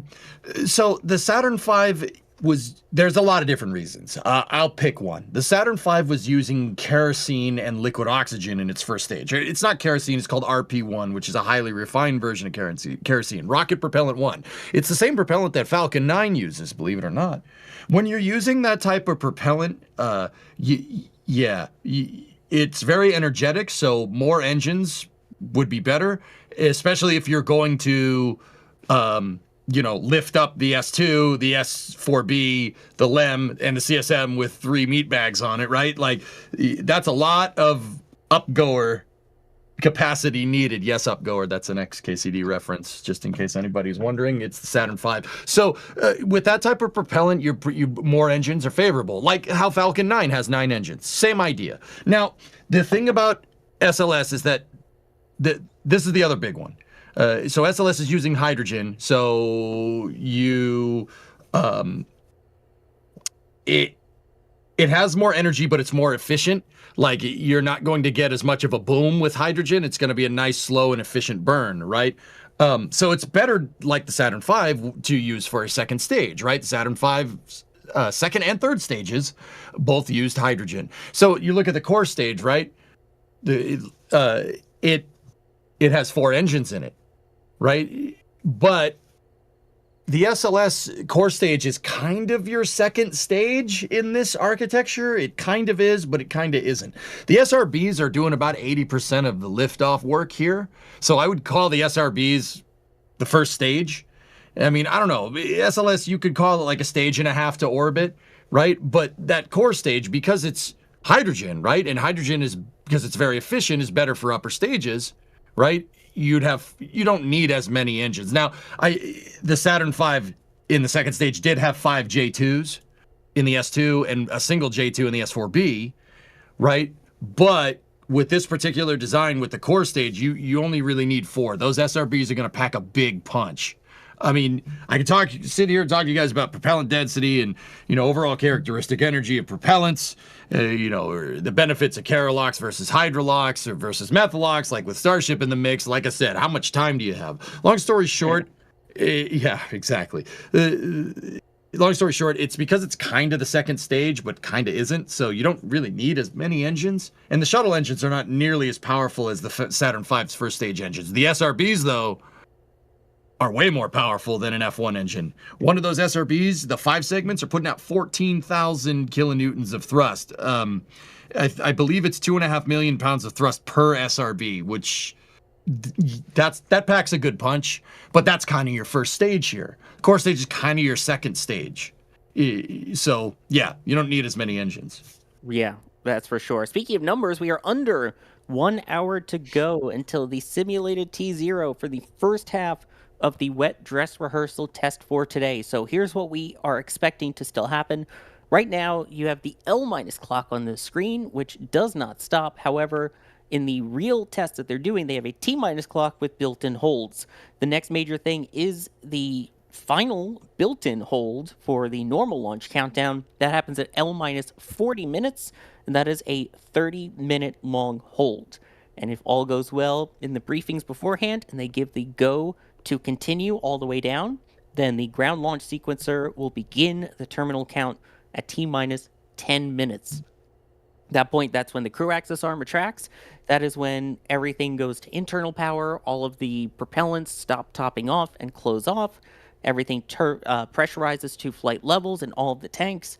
And then for the wet dress rehearsal portion of things, just as the core stage would be about to switch to internal power, they will call a hold. They will hold for 3 minutes to verify that the core stage is all good to hold for that long. Then they will reset the clock again to that T- 10-minute hold, get everything back to a normal kind of scenario. This is simulating, hey, we experienced something in the last part of the countdown. We couldn't fix it in that 3-minute hold. Let's just go back to T- 10 and see if we can fix things. They have nothing to fix. That's just part of the test. Then they will do it all again, at which point, hopefully, they will take it down to when the automated launch sequencer would take over, which is right at about T- 30-ish seconds. So by T- 29 seconds, then the automated part of the countdown of that automated launch sequencer will realize we are not in a situation to launch. It will call a hold, and that will end the testing for this evening, if all goes according to plan. Again, so many things have to happen there. You can see them all there on the part of your screen. But yeah, the next big thing to keep an eye out for is the T- 10-minute hold, which again is at L- 40 minutes. The other thing to keep an eye out for is the fact that 2 of our 3 merch items over at shop.nasaspaceflight.com are unlocked as part of our SLS merch selection over there. So we have the 2 shirts. We have the one which is the SLS assembly shirt, basically how to build a rocket and send it out to the moon. Then we have our retro design, which was released relatively recently. I love how it's got like the crew at the base of the rocket there. It's got the swoosh that goes to the moon that looks like an A that also looks like a 2. And then one more that will be revealed closer to launch. I do love this current retro design there. It is really cool. And you can see all different things, sweatshirts. You see there are notebooks, lots of things that you could check out with that design on. It's still one of my favorite designs, just saying. All the different designs for tees, men's, women's. And then we also have the assembly as well. And there's also some metal prints in there too. The team, we've all been out there taking some shots of the rocket as it goes along. So if you go to the bottom of that page there, you can see some of those SLS prints, all from our team. You can get them as posters or metal prints. And a reminder that a portion of all of those print sales go to the photographer that took them as well. So go ahead and check all of that out, shop.nasaspaceflight.com. We appreciate you doing it. That allows us to have all of these cameras that you see on your screen out there to pull in all of the fiber feeds and feeds that NASA is providing to us, to have all of these people bringing you the commentary, all of the expertise that we've gained just from covering it over the years. That's how we're able to do it. So thank you all for the support. All right, let's get back to some of the questions here now. I do want to hit this one from Smish, who was saying, my 9-year-old is asking, how tall is the SLS? So the whole space launch system itself, everything fully stacked, including the little pointy bit at the top, all of that is 322 feet tall. That's about 100 meters tall. We're talking close to Statue of Liberty size with the base of it at that point. So it is a very tall rocket. Just the orange portion itself, the main core stage, so not the little, kind of triangle-y adapter part. That orange core stage itself is 212 feet tall. That's 65 meters tall. That is a big rocket. Of course, we talk about things like Starship and all of that, which are pretty wide and whatnot, but compared to what we're used to seeing with Falcon 9 and normal quote-unquote rockets that we see launching, this thing is a beast, Max. Yeah, it still is. It is about as tall as New Glenn, if not actually the exact same height. But if you put the two next to each other, they look so much different compared to each other. It's kind of insane. So you would never really guess that one is or that they are the same size, because SLS is a lot wider, especially with those two SRBs on either side of the orange core stage. But New Glenn looks a little bit taller because it is a lot skinnier and there's nothing attached to its sides apart from its strakes and also its flaps that it uses to help orient itself upon atmospheric reentry, which is cool in itself. But also they use much different engine configurations and engine types. Of course, obviously, SLS uses the 4 RS-25s, which burn a mixture of oxygen and hydrogen, and then, of course, in tandem with the two solid rocket boosters, and then New Glenn using the 7 BE4 engines in its current configuration, otherwise known as the 7x2. So. Also, they are much different in terms of how old the rockets are in their technology. SLS has parts on the vehicle that have been around since, what was it, STS 9, STS 11, something like that, at least in terms of the steel sleeves on the SRBs. So, and New Glenn didn't fly for the first time until just over a year ago now. So again, like the rockets could not be more different, but they are exactly the same height. Exactly. I mean, you point out there are pieces on this vehicle that first flew in the early 1980s. We're not talking like late 80s. We're talking some of these pieces flew in the early 1980s at the beginning of the shuttle program. Of course, there's also pieces that have. We're talking like 45 years ago now at this point, almost. Oh no, the 80s were 20 years ago, guys. You're crazy. Oh God, I'm sorry, Jay. You're right. How could you screw that up? Yeah. Dude, my birthday was yesterday. Still Thanks for making me feel even older. Oh, happy birthday. Thank you. Anyway, that was not the point of saying that. It's just to feel old. I refuse to acknowledge you are not old. The 80s were 20 years ago, and I reject your reality and substitute my own. Thank you, Adam Savage. I appreciate it. Mm-hmm. Yep. We need to get him on at some point. Anyway, let's see here. This is a kind of not so much a serious question, but one that I do think of. Viber is saying, why doesn't NASA give rockets cool names anymore? From Saturn V and even Space Shuttle to Space Launch System. Well, the Space Launch System is based. It's a shuttle-derived name. The Space Shuttle program was called the Space Transportation System, or STS for short. Now, whether, I mean, we didn't name external tanks and boosters, right? We just named the orbiters that were flying on the shuttle stacks, right? And in this case, Orion has a name. It's Integrity. So it's kind of following a very similar naming convention, right? But yeah, the shuttle stack was colloquially referred to as STS, or Space Transportation System. So it's kind of following the same naming convention, and the only part of it that comes back has a name. So with that being said, I personally think that SLS is a Delta rocket. I personally think it's Delta 5. Oh, no. If you really want my honest opinion, it's got a Delta upper stage in it. If the upper stage was enough to keep the Delta nameplate going from Delta 3 to Delta 4, well, guess what? That has a Delta 4 upper stage on it, or a Delta 4 derived upper stage. SLS is Delta 5, and you're not changing my mind. Oh, God, that's a rabbit hole that we don't really need to go down. But honestly, I don't disagree with you, EJ, but it's just so cursed. It's such a cursed topic that it barely, bears conversation. No, we're calling it Delta 5, chat. Let's make it a thing. If we wish it enough, it'll into existence. It'll happen. Yeah, but then you talk about one of the upper stage engines is a former shuttle OMS engine, orbital maneuvering system. So, which was ironically used on the Delta II. Yeah. Yeah. See, there it is. Fair enough. There it is. Forgot about that. Well, anyway, I'm with you though. I think it would be, from a public standpoint, it would be better to have a cool name. Because again, STS may have been the official name, but we all just called it the Space Shuttle.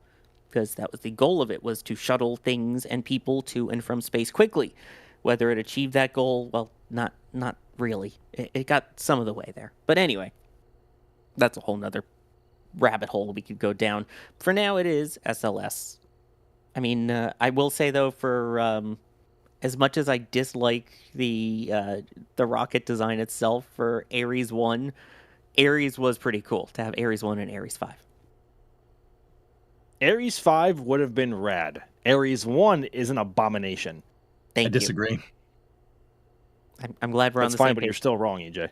No. Exactly.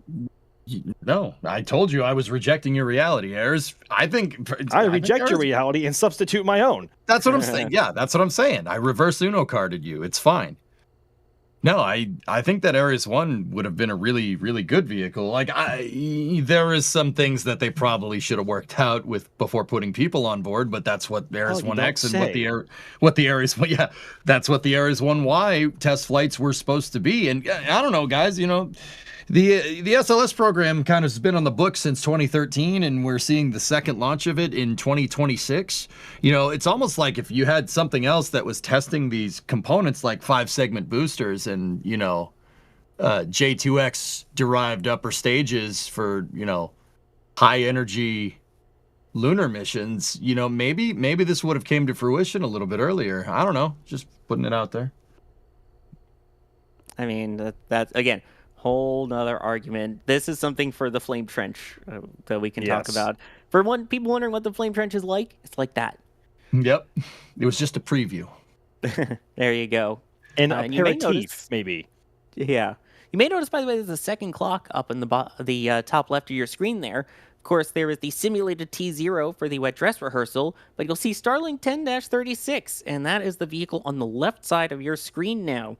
That is a Falcon 9 rocket over at Space Launch Complex 40 at the Cape Canaveral Space Force Station in Florida, getting ready to launch a batch of Starlink V2 mini satellites and what will be, hopefully, the second successful landing of a Falcon 9 booster on a drone ship in the Bahamas.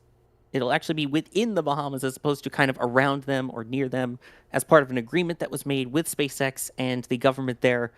It was the only one before, so it'll be nice to have this be the second. The booster that you see on your screen is B1077. That is on its 26th flight. So that is still to come tonight. And for those wondering, I mean, it seems like they're going to proceed while they do the wet dress rehearsal. Because again, a reminder, the rocket on the right side of your screen, Artemis, is not launching tonight. This is just a dress rehearsal. The one on the left side of your screen, which is not yet fueled, is set to launch tonight. And in fact, the Brevard Emergency Operations Center has already activated their launch operations team, which they do usually 1 hour before to support the Falcon 9 launch. So they're going for it. There is going to be one weird feeling maybe for those inside the LCC on console tonight, having the windows shake and hearing the rumble of a rocket, but it's not their own vehicle. Like, especially this close to terminal count and their on purpose holds and resets. So it's going to be an interesting night to say the least. That is for sure. So we're going to be keeping an eye, of course, on all of that tonight as things go along. Let me thank some people here while we have a moment. Doug J. with a $20 tip at tips.nasaspaceflight.com asking, what's the history of this launch pad compared to other pads, i.e. Shuttle, Saturn V, etc.? I mean, EJ, I think people don't realize how far back 39B goes, even though it really didn't get a lot of shuttle action until, its first shuttle launch was, unfortunately, STS-51L. Yep. So Complex 39B was built as a backup to 39A. 39A saw the majority of the Apollo missions. The only Apollo mission that went out to the moon that launched from 39B was Apollo 10. And that's just because they were trying to up the launch cadence on the Saturn V. Now, that isn't to say that 39B did not see any more Apollo missions. They just weren't going to the moon. The missions that it saw were Skylab, the Skylab missions, and then the final Saturn-derived or Apollo-esque or Apollo-ish launch from 39B was the Apollo-Soyuz test project in July of 1975. Now, after that, from 1975 to 1986, the pad was being retooled from the Saturn program for the space shuttle. Now, the reason why the Skylab mission and then Skylab 1, 2, and 3, or Skylab 1, 2, and 3 and the Apollo-Soyuz test project all took off from 39B, it's that because 39A was being retooled for the space shuttle. And then after that, they started retooling it kind of staggered, right? So it kept, 39B came online, yeah, like Sawyer said, for 51L. That was the first mission out of 39B, which, yeah, not the best, but it did see a good amount of shuttle launches. I would love to be able to say that I know every single shuttle launch that went off that pad, but I don't, fellas. I'm sorry. I'm good, but I'm not that good. I think that actually the very first mission to fly from Pad B was Apollo 10. Somebody correct me on that if I'm wrong, but that Yep. I think is also the only Apollo mission, true Apollo mission, to fly from this very launch pad. So it's seen the launch of Apollo 10. It supported Skylab. It supported Apollo-Soyuz. It saw the one and only launch of the abominable Ares 1X. And of course has seen the launch of Artemis 1 and hopefully soon the launch of Artemis 2. But during shuttle, not only was it serving as a sort of a quote-unquote backup launch pad, after Columbia and for every single space shuttle mission that was not going to the space station, i.e. Hubble repair missions, they had a secondary space shuttle vertical on the pad ready to go in the event that the orbiter in flight was having an issue and the crew needed rescuing. So there was a secondary shuttle poised on it, ready to go at a moment's notice almost if the need was there. So a rather interesting history that this pad has. It's nowhere near as deep in lore as 39A, but it still has it's still pretty incredible. It really is. And again, when we keep talking about 51L, unfortunately, for those who don't know, that is the Space Shuttle Challenger mission that you're probably thinking of. But it flew for quite a while, at least, with Shuttle until they retrofitted it for everything to go with the Ares program, which, of course, never really happened there. But, yeah. So, I believe I'm trying to recall when the last actual launch from that pad was over at B. If it was, I think 116 was the last one, STS-116 in 06. So, yeah. Yep. And then, yeah, Ares 1X was the launch in 2009, and then they were retooling it for the Constellation program, and then they weren't. And then they retooled it for SLS after that. And, yeah, that's the last... Oh, geez. The last three launches.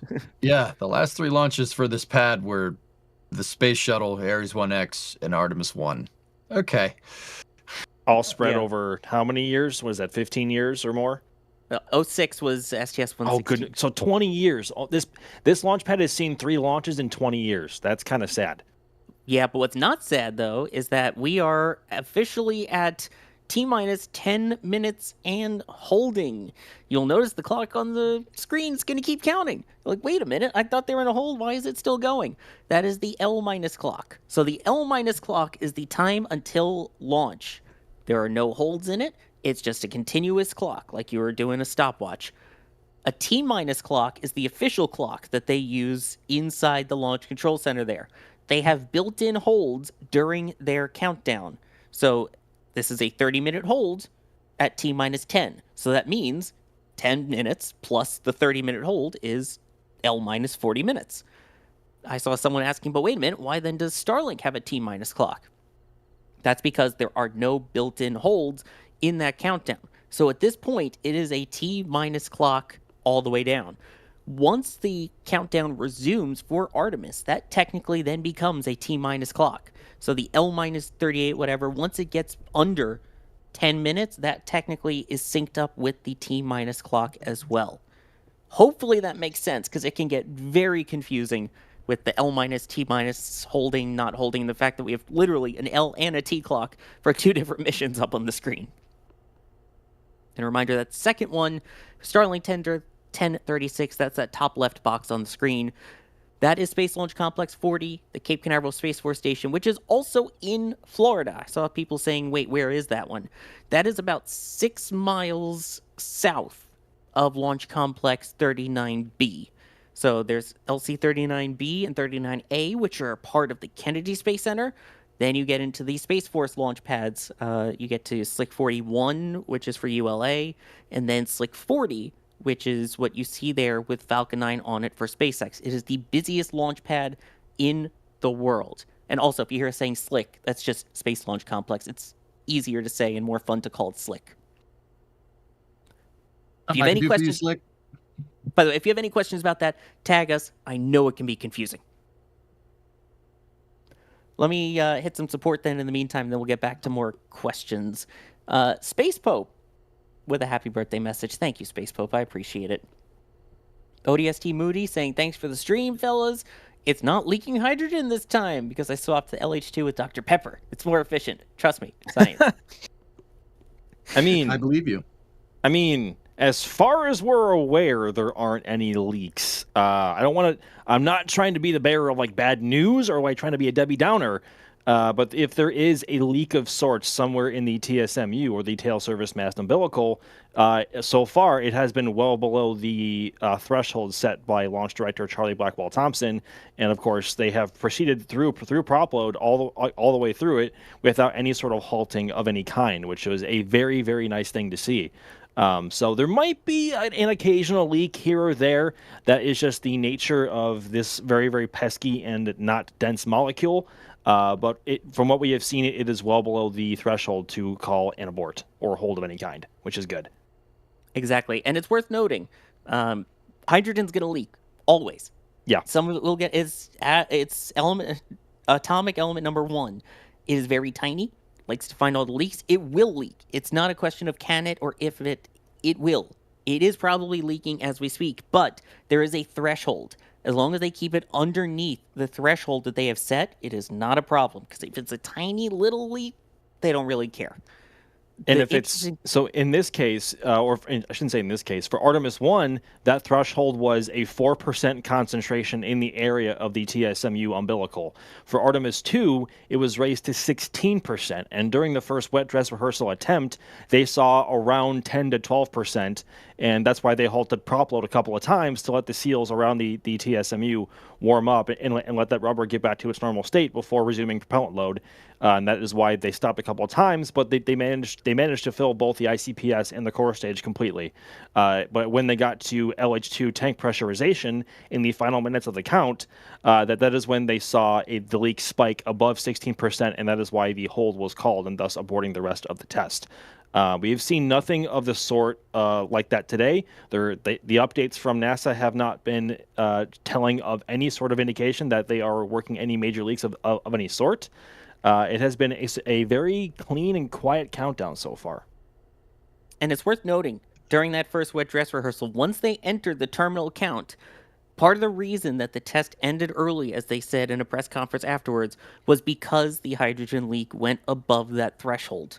So that is going to be interesting to see here as well, is once we get into that terminal count, right before they were to pressurize or work on the core stage, I believe it was about the 6-minute mark or so, we'll see if they proceed beyond that or if the leak pops up again at that point. So these are all things that we're going to have to keep an eye out for, and that's why we're here, and that's why we're covering it, and that's why we're watching it so closely. Lords of Random saying somehow Delta returned. Isn't that the truth? Yes! Delta forever! I'm waiting for the Artemis 100! Oh no, that's Scotland forever. Jasbert, happy birthday, Sawyer. Have a beer on me. Thank you. I appreciate it. Scott, thank you for becoming a Red Team member. Jeff, thank you for gifting 10 Red Team memberships. Very much appreciate that. And then Mark Mikowski becoming a Pad Rat member. Appreciate all of the support, everyone. And then I'd rather be flying an X-Wing with the $10 tip at tips.nasaspaceflight.com. I'm going to modify this slightly. They say, Discovery, Meatball, Aries 5 good, West Coast, Best Coast. Glad we can all disagree, I'm going to say. Moving on. I mean, there's a lot there that we can agree on. Discovery, yes. Meatball, no. Aries yes. 5 good, it's aight. West Coast, Best Coast, leave. Yeah. I'm gonna go Endeavor, Meatball, Ares bad, East Coast, Best Coast. Well, Ares 5 would probably be cool. I'll say that. Ares 1, anyway. We got some really good questions coming in here. This is one from ResistoJet. They have two good questions here. I'll start with this one first, though. EJ, they're asking, are there any cameras inside the tanks for monitoring what's happening, or is that impossible due to the harsh environment? Oh, no. Well, obviously not inside of the solid fuel, the boosters, no. But inside of the core stage and the ICPS, yes, absolutely. Uh-huh. There's cameras in there. There's engineering cameras, and they have them, but they're not going to show us. I mean, even SpaceX doesn't like showing that. Sometimes they do by accident, but yeah. I also I've been looking at chat, Sawyer, and I also just want to mention that a viewer in chat saying that their 5-year-old son Cal has entered his name to be launched on Orion and is listening in. Could you please make his day and mention that astronaut Cal is ready to launch on Orion? I will. It's good to hear that astronaut Cal is go. Us here at NSF are go as well, and we're looking for a launch here. Hopefully, not tonight. Well, sometime yes, tonight, in the future. but not Artemis. Yes, that's right. That's a good point. Maybe we'll get some action out on the range tonight. Let's go. Yes, Artemis will hopefully stay on the ground. Falcon 9 will hopefully not stay on the ground, except the first stage, which will then land on a drone ship in the Bahamas. Anyway, complex stuff. But yeah, if you've ever seen it, you can actually probably find it on YouTube. During the early streams, they would show some of the cameras inside the propellant tanks. And then there were people that, as they were launching and sending video back, they send it unencrypted at that point. So people were able to basically take the video feed that was coming down, interpolate it themselves, and get actual video from inside the propellant tanks. That's when SpaceX realized we should probably protect this stuff better, and they haven't shown it since. But it is a thing, and I think maybe we saw it at one point during Starship as well. I'm trying to remember if that was during one of the tests that we saw inside a tank, but they do happen, just not all the time. And then here's one also from them, and Max, I'll throw this one to you. They're saying, given that they're replenishing the hydrogen and oxygen, I'm assuming they can't hold indefinitely because they are bound by how much propellant they've stored on site, correct? That is one of the factors at play, but it is worth noting that they do have the ability to hold for hours at a time. The core stage has been fully loaded for about 5 and a bit hours now. So they do have the ability to fill and top off for quite a long time. In comparison to rockets like Falcon 9 and Starship, where they load propellant as late as possible because both rockets do not have the insulation required to hold propellants at at their desired temperatures for a launch window. So we should be coming up actually on the go for prop load here in the next about 3.5 minutes for Starlink and Falcon 9. So speaking of prop load, there we go. Hopefully we'll see or hear more. But yes, they do have the ability to hold for a long time, but of course their supply of propellant on site is limited.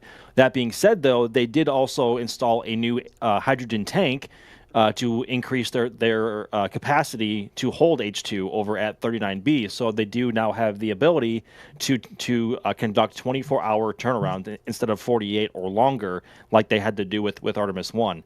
The teams have actually made a lot of improvements, both with the vehicle and the surrounding infrastructure compared to Artemis 1, like the ability to service the FTS batteries at the pad instead of having to roll back to High Bay 3 in the vehicle assembly building and have the work platforms extended to do the work.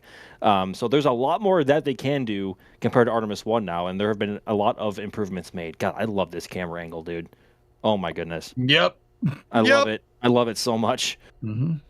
Yeah, and this is just one of the engineering cameras. There are so many more that they have out at the pad, and hopefully during the actual launch stream we'll get to see some of those as well. See that number there in the top right, 813. That's how you know this is an engineering camera.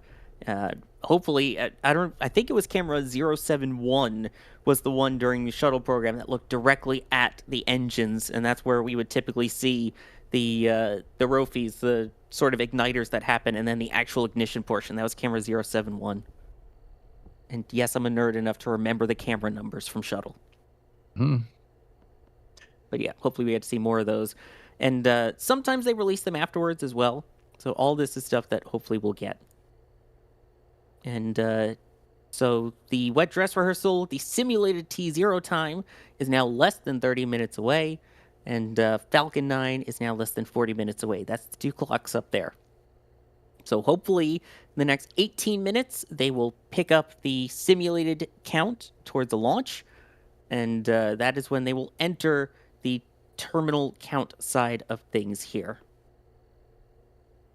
So all of that still to come. And we'll see how things go. Should mention then, at least for Falcon 9, that we should be coming up right now on their poll in their control room doing the go, no go for prop load. If so, propellant load begins on Falcon 9 at T-minus 35 minutes.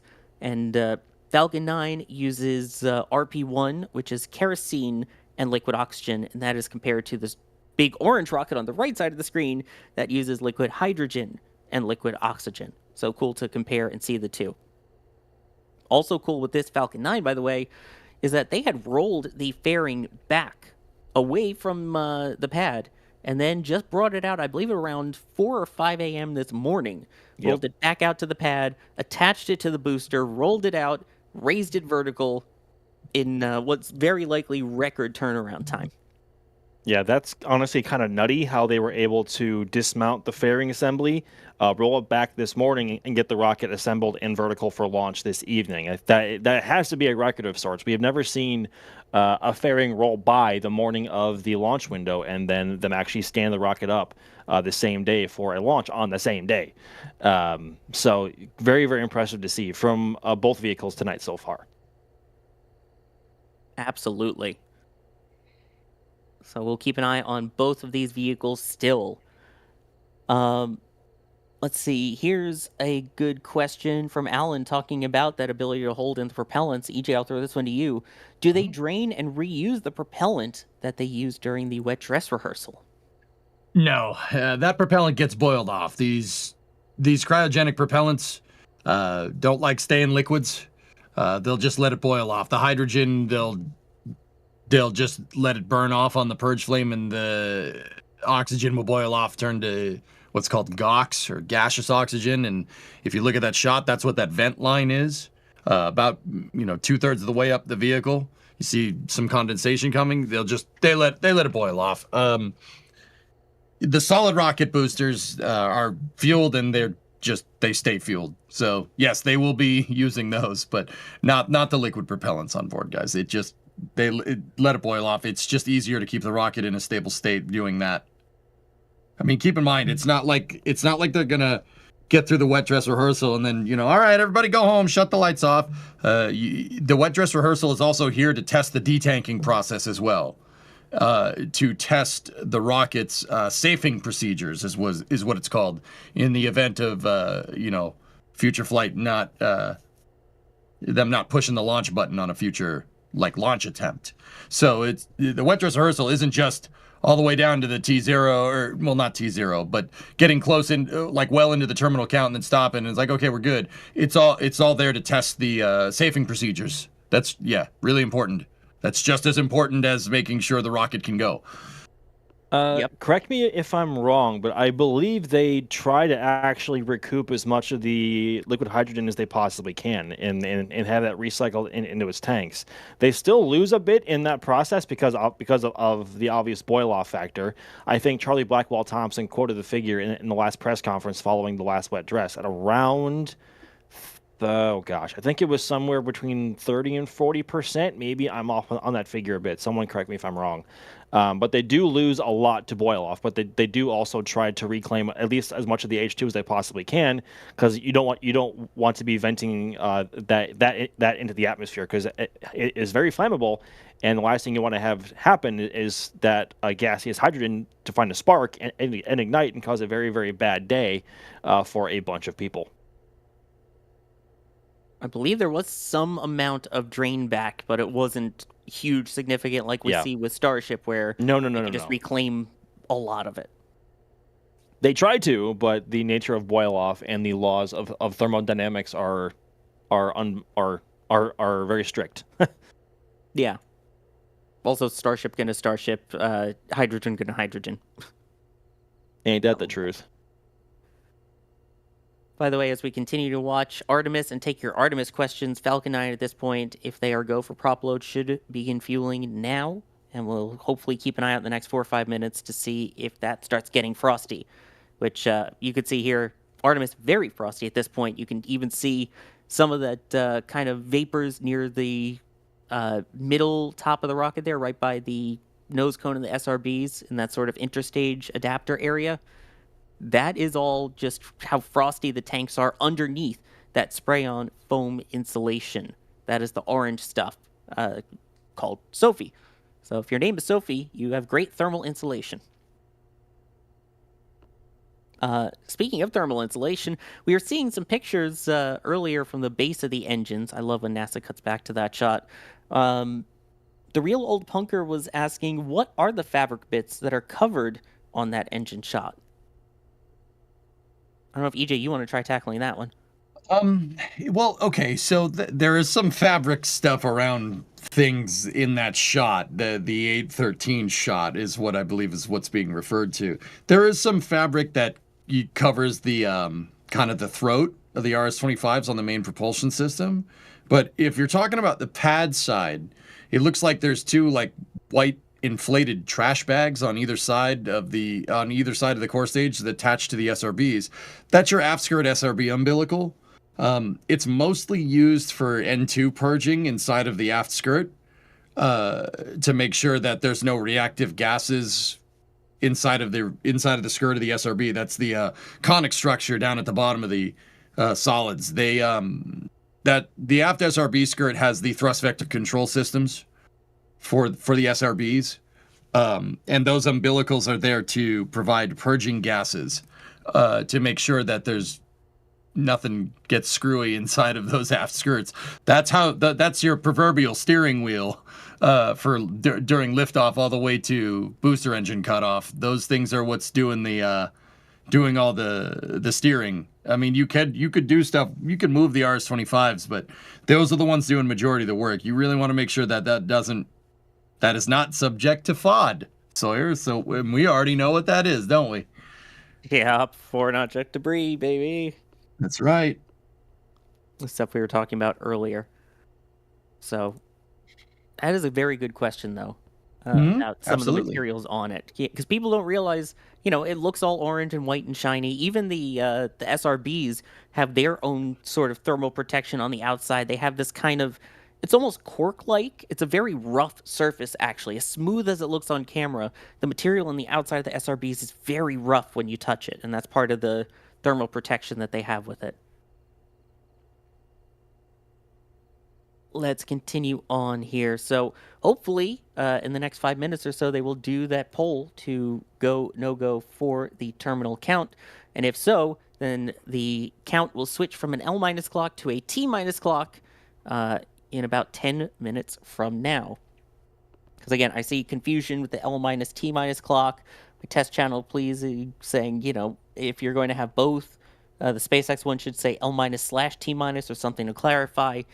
We're going by the official timing here. So L- is also the clock that NASA is providing on their big countdown clock outside, on all of their official feeds that they're providing us, has all of the L- clock.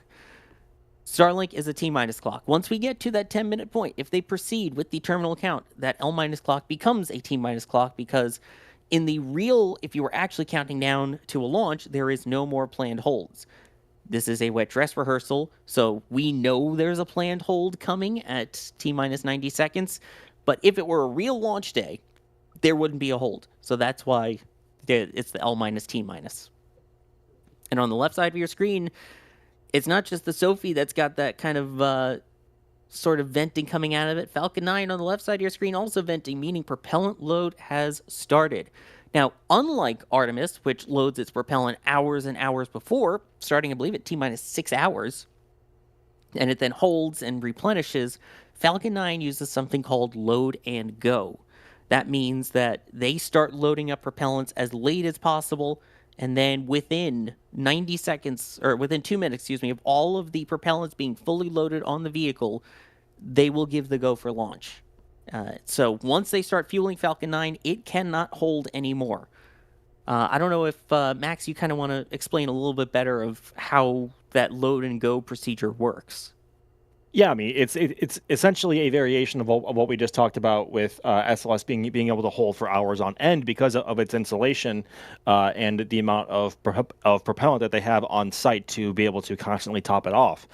Falcon 9 does not have any sort of insulation of any kind on either of its tank surfaces for Stage 1 or Stage 2. And of course, with it using very, very super chilled cryogenic fluids like liquid oxygen to cool down to almost its triple point, and super chilled RP1 to increase to increase densities of both propellants to fit more into the same size tanks, it is critical that the propellants stay as cold as possible in that time to get the most amount of performance out of those tank sizes and the engines as possible. So those two factors in combination with each other and the lack of insulation is why they load the rocket as late as possible.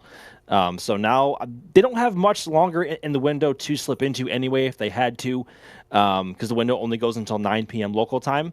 But now propellant load is underway for Falcon 9, which is very, very promising to see, and it will be very interesting to see liftoff with SLS also being very frosty and in a very, very critical point of its terminal countdown and wet dress rehearsal tonight. Exactly. It's very interesting to see the dual dynamics on screen at the same time too. So that is the difference, and that's why Artemis will be able to hold for, I believe, 2 hours, whereas Falcon 9 is not able to hold at all once they begin the fueling. So rather than holding with full tanks, they hold with empty tanks and wait until they're absolutely sure that they can go, and that's when they start their propellant load. Let me thank a couple people here as we get right into the nitty-gritty business count of things here, hopefully coming up very shortly. Rocket Scientist saying, hello, Rex. Thank you for your MGL dedication with a $50 super chat. That is McGregor Live, our 24/7 cameras of SpaceX's engine testing site. They test boosters, they test second stage engines of Falcons, and of course, the Raptor engines for Starship. So thank you so much for the generosity. Almost like there was a moo. Almost like you overhear those over at MGL, huh? Yep. Anytime an engine goes off, we play the cow mooing. If you know, you know. Oh yeah. By the way, there are cows in frame, and yes, they are chill with the engines at this point. They've been doing it long enough. D. Hersfeld, thank you for becoming a PadRat member and then immediately upgrading to Launch Director, one of the highest levels of support here at NSF. Thank you for that. In addition to all of the regular perks, you also get access to the Discord, and you get your name at the end of the Flame Trench and all of our NSF lives. So thank you for that. Gameplay Warrior becoming a PadRat member. Jimmy James saying, great coverage. What effects does the weather have on the rocket after sitting on the pad for months? It's a good question. I mean, the main thing really is that the orange foam gets darker from the UV lights from the sun. But in terms of the actual rocket sitting out there, it's not as big of a deal, EJ, is it? No. Yeah, the spray-on foam insulation, yeah, like you said, it gets cracked a little bit, or it changes color from the sun, and it can crack a little bit. But, yeah, you can keep that out there for a good amount of time. But here's the thing. They're not just going to leave it there and be like, it's fine. Just been out there for a little while. You check. You check. Just go out and look at it. You're doing work on it. Check some things from time to time, like they're checking the batteries on the flight termination system, right? Philip Sloss was on here a little while ago. He's telling us about that. It's like the way I look at it is like if you have an airplane, right, that you're not flying, it's on the ground. You're still gonna go out and check it. Before you go to fly it, you're gonna do pre-flight checks, right? You're gonna make sure everything's good. So yeah, I mean they can leave it out there for a pretty good while. It's not that big of a deal. A lot of the like the upper stage and capsule is using RTV, room temperature vulcanization, to kind of seal it all up to make sure that like a bug doesn't crawl in there or something. It's all sealed up. So that, yeah, it could stay out there for a good while. And we've seen them stay out there for quite a while, even for Artemis I. The main reason for the rollback was because of a hurricane, and while they were rolling back, they used that as an excuse to work on the flight termination system batteries that they had to change. So, yeah. Doug with the $10 tip saying, how big are the black and white squares on the rocket? Just curious from a point of size reference, i.e. how many bananas? Oh. I don't actually know that one. That's a good question. I don't know. Surely there's some paperwork out there or some documentation that shows it, but if you have to eyeball it, I would say probably in the neighborhood of about 5 feet on either side, maybe. I guess with the whole square, with both black boxes there and the white ones as well, maybe 5 feet squared. I'm not sure, but there has to be some sort of paperwork out there that shows it. But I'm just eyeballing it. That's a complete guess. It's very interesting. And by the way, EJ, for those who don't know, what's the point of all those squares that you see? Like in the top right view, you can see the 2 black squares over there. What are the point of those? Those checkerboards are there for camera imaging. They're there to be able to see when the rocket is moving around. And you can, because you have multiple kind of points, multiple checkerboards on different spots of the vehicle, you can also use that to see where the vehicle is straining or how it's moving. So for instance, say SLS goes to launch, you have that checkerboard at the top right of your screen that's on the upper stage, and then you have a checkerboard on top of the core stage, right? Right at liftoff, there's going to be a certain amount of distance between those points, right? As you get further and further to the flight, the engineering cameras are going to watch it. They're going to see the vehicle roll, and then they'll actually use it. I mean, that's the thing about engineering cameras. You're actually going to use them for engineering. They'll actually look at those points on the replay and see if the vehicle's actually moving around. So that's why they're all over it. It's just for configuring your video and for actually, that's like one of the things that engineering cameras are used for. It's actually used for seeing if the vehicle's moving around in ways that you potentially didn't see. It's not going to be a lot of movement, right? But it's still, it's going to have them to be able to see how different components on the vehicle are interacting with other components. Yeah, that's the reason why the whole Saturn V was painted like a checkerboard. Now, the shuttle... Let me interrupt you here really quick. Sorry, EJ. Okay, go ahead.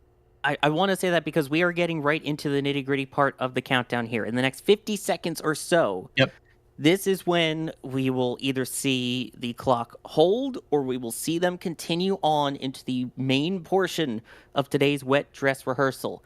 If all goes well, starting at L-10 minutes, that will also be T-10 minutes, that is when the countdown will officially begin. That is when we get into the good stuff here, starting with, at T-10 minutes, the ground launch sequencer taking control and initiating the terminal count. So let's keep an eye out in the next 10 seconds here and see what happens. And then as it does, we'll talk through what we can expect in these next minutes here. And a reminder, they're not actually launching in 10 minutes. There is set to be a hold at 90 seconds. Let's see. And 10 minutes and holding. Oh gosh. It's like it's like your gut wrenches until you see T-10 or L-10 at that point still. And you're like, is it going to go? Is it not going to go? And then obviously they're holding at T-10. So they might be seeing something that's a little off nominal. They might be seeing something that's built in. I don't know. But it's not the end of the world as far as we are aware yet. Right, and we should say that it is a planned 30-minute hold. They can, of course, extend that hold if needed, if there's still some things they are working on or want to check. Correct. So, as of right now, they are at T-10 minutes and holding. When they will resume the clock, we're not sure, so we're going to be keeping a very close eye on the clock, both on screen there, as well as we have a team inside the NASA press building over at the Launch Complex 39 press site, where they have a clock that is an actual T-minus clock, and that still says SH 10-. So in other words, that is the time left, and the H means they are still holding.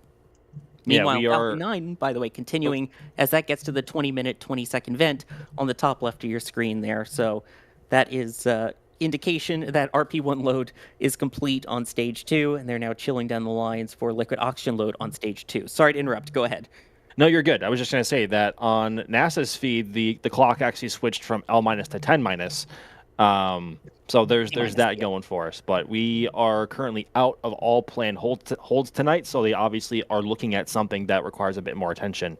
But again, I wish we had more information on this, but they have time to work the problem. They have, I think, until, oh gosh, hopefully we don't manifest this, but I think they have until 12:30 a.m. tonight for their test window. Max, what? Don't do that. I'm just saying. I'm just saying. I mean, we have to say it because it's, factual and to inform the people, but it is. Yeah, I'm not saying they're going to use it. I don't believe they're going to use it based off of what the things we have seen tonight, and things have gone rather smoothly to this point. Oh god, Chris is yelling at me in all caps. Oh no, what have I done? Oh no. Put that evil on us, man. I'm sorry. But again, I wish we had more info, and the last blog update from NASA was at 7:02 p.m., so about an hour and 20 minutes ago. But again, they could just be looking at something that requires a few minutes of attention, but hopefully we will know more soon. Exactly. And it's worth pointing out, by the way, that the clock will likely just resume. They have not given us audio feeds into their countdown net. So we are just going to be watching the official clock, which has switched to the T- clock. So keep that in mind. And we just had the poll finish up, by the way, of which is the best clock, L- or T-. T- winning with a landslide, 71 to 29%.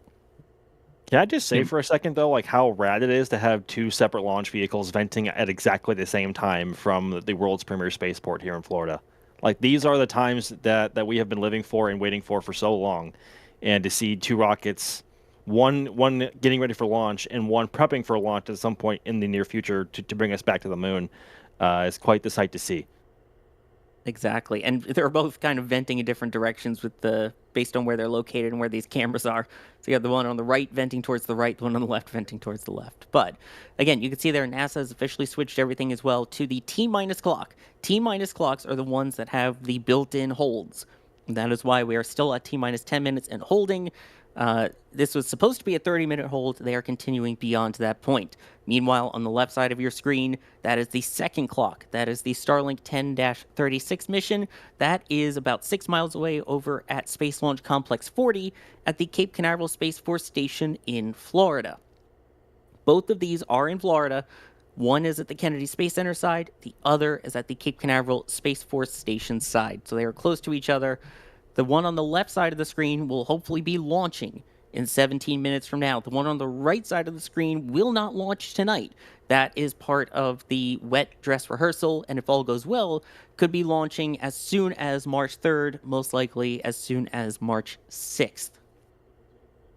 Just want to point that out there. So if I interrupt very quickly to anybody, I do apologize. It's just watching that clock with all of you as well. And as for the reason why the SLS is in a hold right now, we're not really sure, but as soon as we get an update from NASA, we'll let you guys know. And I think we have to ask it. Max, you've pointing it out in the back channel here as well. I think we have to bring it up. Could they potentially be waiting for the Starlink mission to launch? Oh, honestly, I just asked the question just to put it out there and spur some conversation, but what could the people in the LCC want to gather from this? Maybe because the pads are about, what was it, 6 miles away from each other, Sawyer? I believe it's about 6 miles. So maybe they want some data on how the vibrations from Falcon 9 interfere or affect their rocket when it's fully fueled. SLS has seen plenty of launches as from its neighboring pads before, but none when it was fully fueled with propellant. So just tossing it out to the wind, complete speculation. Maybe they're waiting for SpaceX to gather some more data or look at something else. I don't know. That is complete speculation, tossing that out to the wind. We'll have to wait and see, but I don't know. Exactly. Again, we do not have any audio loops provided from NASA for this, so we cannot hear into the Launch Control Center onto a countdown net of any kind. So all we have is the clock located on the lawn at the press site, as well as the clock that is more official inside one of the press buildings at Launch Complex 39 press site, which is where we have our team, Jerry, Julia, Max, D, all out there, or Max, excuse me, all out there. So all of that, keeping an eye on as we get to this point. And again, they're in the hold, which was supposed to be 30 minutes, but it can be extended. Essentially, when we talk about a planned hold, that is a minimum amount of time for that hold. So that was a minimum 30-minute hold. And of course, they are extending it, as we've all seen with the hold on the screen, and the clock still holding at T-minus 10. Once that clock starts counting, that is the first of 2 times that they will go underneath the T-minus 10-minute mark if all goes according to plan. A reminder that the actual wet dress rehearsal test, what will happen is it will get down all the way, if all goes well, to T-minus 1 minute and 30 seconds, at which point they will call a hold. They will then hold in that configuration for up to 3 minutes with everything pressurized and all set to go. Once they get to that point, after the 3 minutes, they will then reset back to the point we are at right now, which is the T-minus 10-minute hold, where the tanks aren't fully pressurized, you still see the crew access arm in place, things like that. They will then, if all goes well with that first test, do the same thing again, except this time, instead of stopping at T-minus 90 seconds, they will go all the way down to the automated launch sequencer start, which is about the T-minus 30-second mark. At which point, the automatic launch sequencer will realize we are not in a launch configuration right now. There is something that is not set properly and will automatically call the launch at that point and call an abort. If that works as planned, then that will be a successful wet dress rehearsal of both countdown attempts. Hopefully that makes sense. I mean, to this point, we have no reason to really suspect any issue because NASA has been quiet on any issues at the pad, whether it be with the vehicle or anything on the ground. And the actual procedure for prop load continued or happened as smoothly as it almost possibly could have, minus that minor communications issue they had with ground systems before then, which had nothing to do with the actual vehicle itself. So things have gone smooth tonight so far. I don't want to jinx it. I'll be knocking on wood right now just for good luck. But as far as we can tell, and from what we've seen, and also what we've read from NASA, we're not sure what's up at this point. Yep. So this is all things we're watching with you in real time. That's why if we're kind of hemming and hawing and beating around the bush a bit, that's because we're all with you at this moment, trying to figure it out as we go. So now also coming up on about 12 minutes to go as well until the Falcon 9 launch on the left side of your screen, which is a very interesting mission as well, as this is only the second Falcon 9 mission ever to land within the Bahamas. We have breaking news. We have an update finally on the NASA blog saying the launch director has extended the T-minus 10-minute hold to allow for time to complete final preparations for the terminal countdown of today's wet dress rehearsal, including bringing the core stage engine section temperature into the necessary range for launch. It is currently just shy of the temperature that would be required if SLS were planning to launch, but engineers expect it to rise shortly. A new simulated T0 time will be set once the temperature has risen into the correct range. EJ, you want to try and help break that down a bit? Sawyer, I generally have a pretty good fundamental understanding of cryogenics, but I think this is actually the first time I'm ever seeing something being too cold. Yeah. In terms of a cryogenic management system, it seems like the MPS, which is the white section on the core stage at the very bottom of the rocket, is a little bit too cold. Now, there are heaters. Yeah, I know. That's very surprising. It's a very interesting observation to have, I guess. You don't want any observations tonight, EJ. Yeah, that's right. We don't. Careful now. Yeah, that's a good point. It's too cold. The engine section's too cold. They just got to warm it up. Now, like I said, there's heaters all over this thing. You know, something that they really don't talk about too much is that there are heater and temperature control systems. They can heat up and, you know, cool down different components, like the seals for the TSMU. But yeah, I've never seen that. Not even during the shuttle. That's I'm wondering why it got so cold. I mean, the propellant is almost doing too good of a job at making sure that the RS-25s are chilled. I don't know. That was a rather chilling update. Oh. Sorry, I completely stole that from Alex in the back channel. I'm sorry. Oh. Which, by the way, Max, you're out there. What is the actual temperature outside? Because obviously, you know, the super chill there, but it's not really cold air out there in Florida. No, I think weather here is about what it should be for this time of year on average. It's currently 71 degrees Fahrenheit. I'm not sure what that translates into in Celsius. I'm sorry. But a very, very pleasant night to be out nonetheless. There is a little bit of a breeze going out, but nothing that'll be anywhere near close to a showstopper, to be honest. It is a lovely night to be outside in perfect conditions to launch a rocket in, honestly.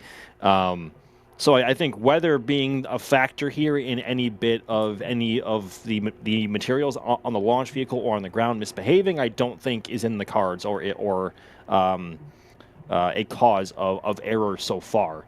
But again, like this, the engine section being a bit too cold, that doesn't sound anywhere near like the end of the world. Like that seems minor, honestly. And with them saying that they expect, it's counting. It's counting. Oh, it's going. Oh my God. There we go. Seriously? Yeah, T-minus 9 minutes, 50 seconds, and counting on the clock out at the pad there. Meanwhile, that is about a minute and a half after the Starlink mission is set to launch. Oh my God. The hold. Oh my God. The 90-second hold is set to happen almost at the exact same time as the Starlink launch. This would happen. All right. Yeah, this would, exactly.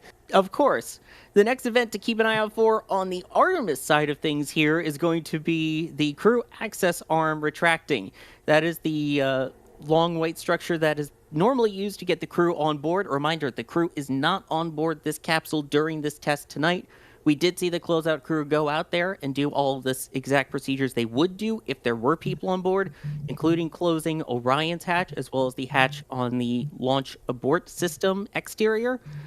So the team has been up there and was working on that. So now that crew access arm should retract about 50 seconds from now.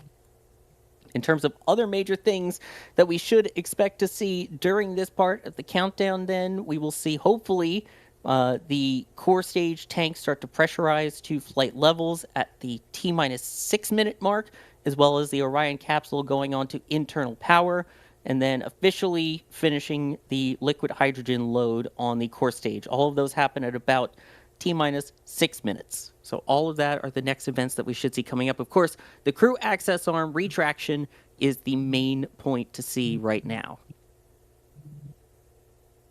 So we'll keep an eye out for that. Again, it does go away very slowly. A reminder, there is no crew on it. But if there were an emergency that happened during a test with the crew there, they could swing the arm back very quickly. They also do have the launch abort system on top of the vehicle if it got to a point where they needed to do that as well. So now under, and there you go. You can see the arm retracting. If you look, especially on that top middle view. There we go. Come on, NASA, give us the crew access arm shot, please, please. It doesn't seem like they are, but still. Please. Sorry. There we go. Crew access arm retracting. Meanwhile, the engines are chilling down over on Falcon 9. Those 9 Merlin 1D engines are chilled down now that the 4 RS-25 engines on Artemis are at the proper chill temperature, and that countdown continues. So next up, as pointed out, will be those events happening pretty quickly together with the ground launch sequencer giving the go for the core stage tank to pressurize flight levels, and Orion going to internal power, and then finishing replenishing the liquid hydrogen on the core stage. This is the point during the first wet dress rehearsal where they had a hold because they saw the levels go a bit too high in that tail surface mast umbilical with liquid hydrogen. So that's going to be an important milestone as we get to that point. Following that, the core stage auxiliary power unit will start, and that is also when the core stage liquid oxygen replenish will finish. That's at T-minus 4 minutes. So all of that's still to come. This is getting exciting. Oh yeah, I'm liking what I see here. We got orange rocket testing, Falcon 9 flying. This is great. There's the crew access arm view. Yes, thank you, NASA. You guys rock. No, come back. All right. This is the important feed here coming up now at T-minus 6 minutes. This was about the time where we saw the hold during the first wet dress rehearsal due to hydrogen leak numbers being too high in that tail surface mast umbilical. So hopefully that clock will continue to count down. Meanwhile, Falcon 9, 4.5 minutes to go until the rocket on the left side of your screen launches. Their strongback is also about to begin retracting as the crew access arm is fully retracted over on Artemis. There's a lot to keep up with, folks. I'm doing the best I can to have 2 eyes on 2 rockets here. You're doing great, buddy. Thank you. So again, next up for SLS clock on that side will hopefully be in about a minute from now. The core stage auxiliary power unit starting and then finishing replenishing of the liquid oxygen on the core stage. Meanwhile, the liquid oxygen on the interim cryogenic propulsion stage, so the upper stage there, will finish its replenish at T-minus 3 minutes, 30 seconds. And then following that should be the go for what's known as Purge Sequence 4, purging out some of the lines. We have now officially passed the point during the last wet dress rehearsal when the clock stopped. So we have made it further so far already than the first wet dress rehearsal. So that means we're at good pressurization on the core stage, which is a big milestone. The core stage is pressing for flight. We're obviously not going to fly today, but that's a good sign. Yep, so again there you can see 4.5 minutes to go, coming up on those topping off and replenishment of the liquid oxygen on both the core stage and the upper stage, the ICPS, and of course the auxiliary power unit also should be starting up in about 10 seconds from now. Yep, we're going to get CAPU start. Those are H2 actuated power auxiliary power units in the core stage. There's 4 redundant ones for each engine. And a reminder, that T-minus clock there on your screen is expected to hold at T-minus 90 seconds. So that's 1 minute and 30 seconds. That is a planned point where they will hold there for 3 minutes. Meanwhile, Falcon 9 up in the top left is just about fully fueled for flight as well. So right as Artemis hits that hold point is when Falcon 9 should launch. Goodness gracious. What a night. What a night this is turning into. So next is the go for Purge Sequence 4. Alex in the back channel saying that that is when they switch purging from nitrogen to helium. Yep, and then they're going to utilize helium because of the lower mass properties. It's better for flight. And then at T-minus 2 minutes, that is when the upper stage and the booster both switch to internal battery power, no longer reliant on the ground power provided from all of the lines going up that launch tower that you see there. Meanwhile, under 2 minutes to go for Falcon 9. Should be coming up on the gas closeout purge momentarily on that side. And then that will pressurize its tanks to flight level at the T-minus 1 minute mark, and then onboard computers will take over that count at go for at startup. So far, exciting here. Again, keeping in mind that after we have the booster and upper stage switch to internal battery power, the core stage will switch to internal battery power at 90 seconds, and that is when the Artemis countdown clock will enter a planned hold. So now, keeping an eye on both sides of the screen here. 1 minute to go for the Falcon 9 launch. That is when they will, again, pressurize the tank's flight level and hopefully start the onboard computers of Falcon 9 taking control of the count. Falcon 9 has entered startup. There was the call, Sawyer. Yep. The countdown's still continuing right now for Artemis, coming up close to that 90-second point where they will hold for 3 minutes in their flight configuration.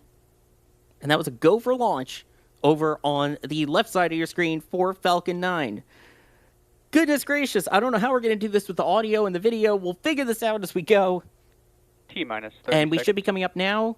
30, there we go. T-minus 1 minute, 30 seconds, and holding as planned. At this point now, Artemis will hold in this configuration with all the onboard batteries controlling everything. It will hold there for 3 minutes before 15 resetting to T-minus 10. In the meantime, right now, we should be T-minus seeing 10, engine ignition 9, here on 8, Falcon 9. 7, We have 6, ignition 5, 4, 3, and liftoff of Starlink 10-36 set liftoff. for Go the second Starlink, ever booster go landing Falcon. in the Bahamas. Holy smokes. Had a good lift off and pitch over from Falcon 9 there. And we should be able to hopefully hear some of that. We'll have to see if we end up picking up the sound. There it is. Let's listen to it.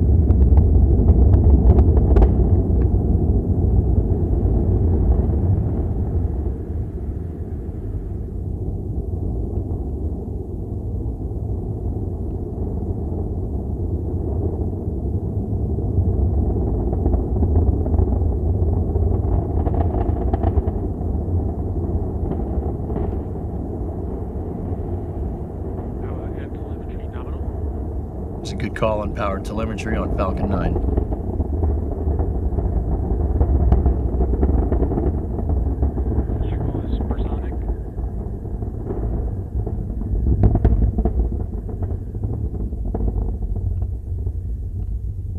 There we go. Just letting everyone listening to that sound as Falcon 9 passes through max Q, maximum aerodynamic forces against the rocket. And in the meantime, they're still in that planned hold at the 90-second mark for Artemis in its near-flight configuration. At this point, 90 seconds into flight for Falcon 9. It's got about a minute left until we have 3 events in rapid succession, starting with MECO, which will be main engine cutoff. Then that will be followed by first and second stage separation, followed shortly after that by SES-1, second engine start 1, which is when the onboard Merlin vacuum engine on stage 2 will ignite and begin propelling those satellites all the way over towards their planned orbit. And a reminder that this booster, as I was alluding to, will be the second ever landing inside the Bahamas. So there is a drone ship located within the area of the Bahamas, and B-1077, which is the one on your screen right now, will hopefully make that landing attempt. Okay, so we're up about 2 minutes, 30 seconds. We should have main engine cut off, as you said, Sawyer. There it is.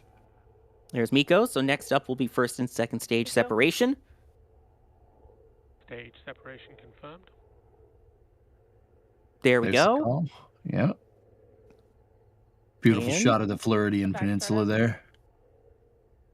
There we go. That's startup of the Merlin vacuum engine on stage 2. Everything looking beautiful. Now the grid fins coming out. Look at the glow on them tonight. Oh my goodness, that's gorgeous. It's the all Central Florida in the background there. That's pretty crazy. Yes. And again, this one is not landing back on land. It's not doing the boost back burn like we saw with the last crew mission. This one is going to continue downrange. And there is the clock continuing, by the way, now for Artemis. As they get ready to separate the payload fairing halves on Falcon 9, they are resuming that count now, and that will stop at the T-minus 33 second mark. So right now the core stage is switched back over to full internal power as they resume the count. LH2 replenish should be happening right around now. Yep, and now at that point, the last thing would be the go from the automated launch sequencer at T-minus 33 seconds, at which point it should automatically trigger an abort, realizing that the rocket is not in its full launch configuration. So there we go, T-minus 33 seconds and holding exactly as planned. Great. So far, that looks like a perfect first rundown of this wet dress rehearsal. What a turnaround. I'm proud of NASA, Sawyer. I really am. That's fantastic. Great. And again, at this point, the plan is that hopefully they will be able to recycle the count to T-minus 10 minutes and do it all again. Yep. Meanwhile, Falcon 9 still doing its ascent thing. We're T plus 4 minutes and 25 seconds into the mission. Should be coming up here on an entry burn in another couple of minutes as the second stage ascends up into space. Yep, those fairing halves, by the way, separating away in terms of recovering those. We have the fairing recovery ship Bob located downrange, set to recover them. Meanwhile, the goal is for this booster again to land on the drone ship. Just read the instructions located within the islands of the Bahamas, which was a agreement that SpaceX reached with the Bahamian government. This is... Sorry, I'm trying to catch my breath through all of this here, too. Yep. Meanwhile, as they get ready to reset the clock back, we should be seeing in the next likely couple minutes the crew access arm going back into place up against Orion and SLS. There we go. You can see that hold exactly as planned right there. So they did those 3 minutes of holding at the 1 minute 30 second mark, took it down to 33 seconds when the automated launch sequencer initiated the cutoff, and now they will hopefully plan to recycle that. Coming up now as well for Falcon 9, as you pointed out, is that entry burn. It starts off with a single engine, then it goes up to 3 total engines on the Falcon 9 first stage to help slow it down and fight fire with fire. Go ahead and say it. EJ, I know you love the term. What's it called? This is my favorite part. It's supersonic retropropulsion. Oh, yeah. When Falcon 9's going to fire its engines to slow There it down, goes. but yep, there it is, and also envelop the vehicle in a cooler column of gas. The rocket exhaust that's coming out of Falcon 9 right now is actually pushing accumulated plasma away from the vehicle. It is fighting fire with plasma, or fire as well, to make sure that the Falcon 9 first stage doesn't burn up. It actually comes in fast enough where it is required. Now, you should see some plasma accumulation on the grid fins right there. Yeah, but the grid fins are made out of titanium. They can tank the heat indefinitely. Titanium is a great conductor of heat. So, look at that. This is my favorite part, man. You see some plasma just accumulating right there on the grid fins. Re-entry, live to your screen. Those grid fins, by the way, those are what help steer Falcon 9 as it gets into the thicker parts of the atmosphere. So something we'll see more as it eyes that drone ship. And again, all that plasma and sparking you see expected. So now the next thing will be, once it sees that drone ship, it will just ignite one single Merlin engine. And once it does that, it will then steer itself towards the drone ship. So right now it's actually aimed away from the drone ship. You can see that little light pixel kind of in the left side of the screen there. That's the drone ship, actually.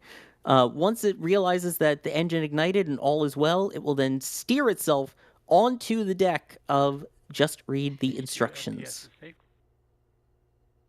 And there we have flight termination system safed, so they don't need to blow up the rocket at that point, which is a good thing. And on SLS, you can see that crew access arm is moving back into position. Yeah, and then there is some update on that, which I will go over as soon as we get this the landing burn here. Landing burn. Grid fins are going to steer Falcon 9 out over the drone ship until it's slow enough for the grid fins to not be aerodynamically useful. Then Falcon 9 will be on thrust vector control power, grid fins locked, landing legs deployed, coming right down and onto the vehicle. Touchdown. A beautiful landing for Booster 1077, completing its 26th flight. Meanwhile, Stage 2 continuing with those Starlink satellites, just a couple seconds away from SECO, second engine cutoff, SECO 1. We say SECO 1 because there is a second burn that's about 3 seconds long, about 50 minutes into flight, but they never show that. Okay, we got a staging velocity here at 27,320 kilometers at 137. Should stand by for the call for nominal orbital insertion.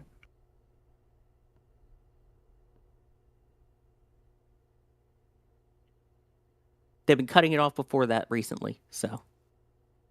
If those numbers were right, that was a good orbit. That was a good orbit. We'll see, though. Numbers look good. I'll say that. There we go. They haven't said anything to the contrary. So, Yep, there you go. and now we also have an update in regards to the terminal count. So, interestingly, the terminal countdown had to pause, and it just so happened to pause at the point where they were planning to pause at T-minus 1 minute and 30 seconds. The update from NASA on this is that the terminal countdown was paused due to a booster avionics system voltage anomaly, but resumed and continued to the planned recycle point. The team is now resetting the countdown as planned. Interesting. So they happened to hold at T-minus 90 seconds, which is when they were planning to do a hold anyway for up to 3 minutes. And it was an actual reason for the hold, a booster avionics system voltage anomaly. Can you kind of help break that down into English? I don't know. It's all Greek to me. No, sure. Absolutely.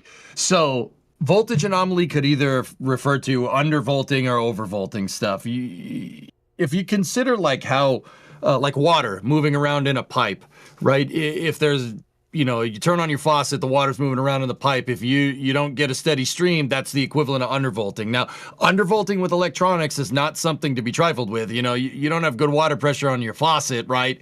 It's just going to drip a little, you're just going to get a weak stream, right? A weak stream with electronics and undervolting makes electronics pretty angry. That can open up the door to anomalous behavior. So that's absolutely something you would want to stop for, Sawyer.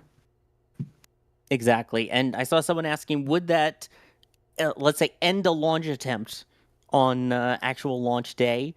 And I think the answer would probably be no at this point, because they did continue with the terminal count. And even if they had to hold, they literally, using this real world example, used it to test out one of their test objectives was they can hold at that 90-second point. They can hold for up to 3 minutes up until the 90-second mark.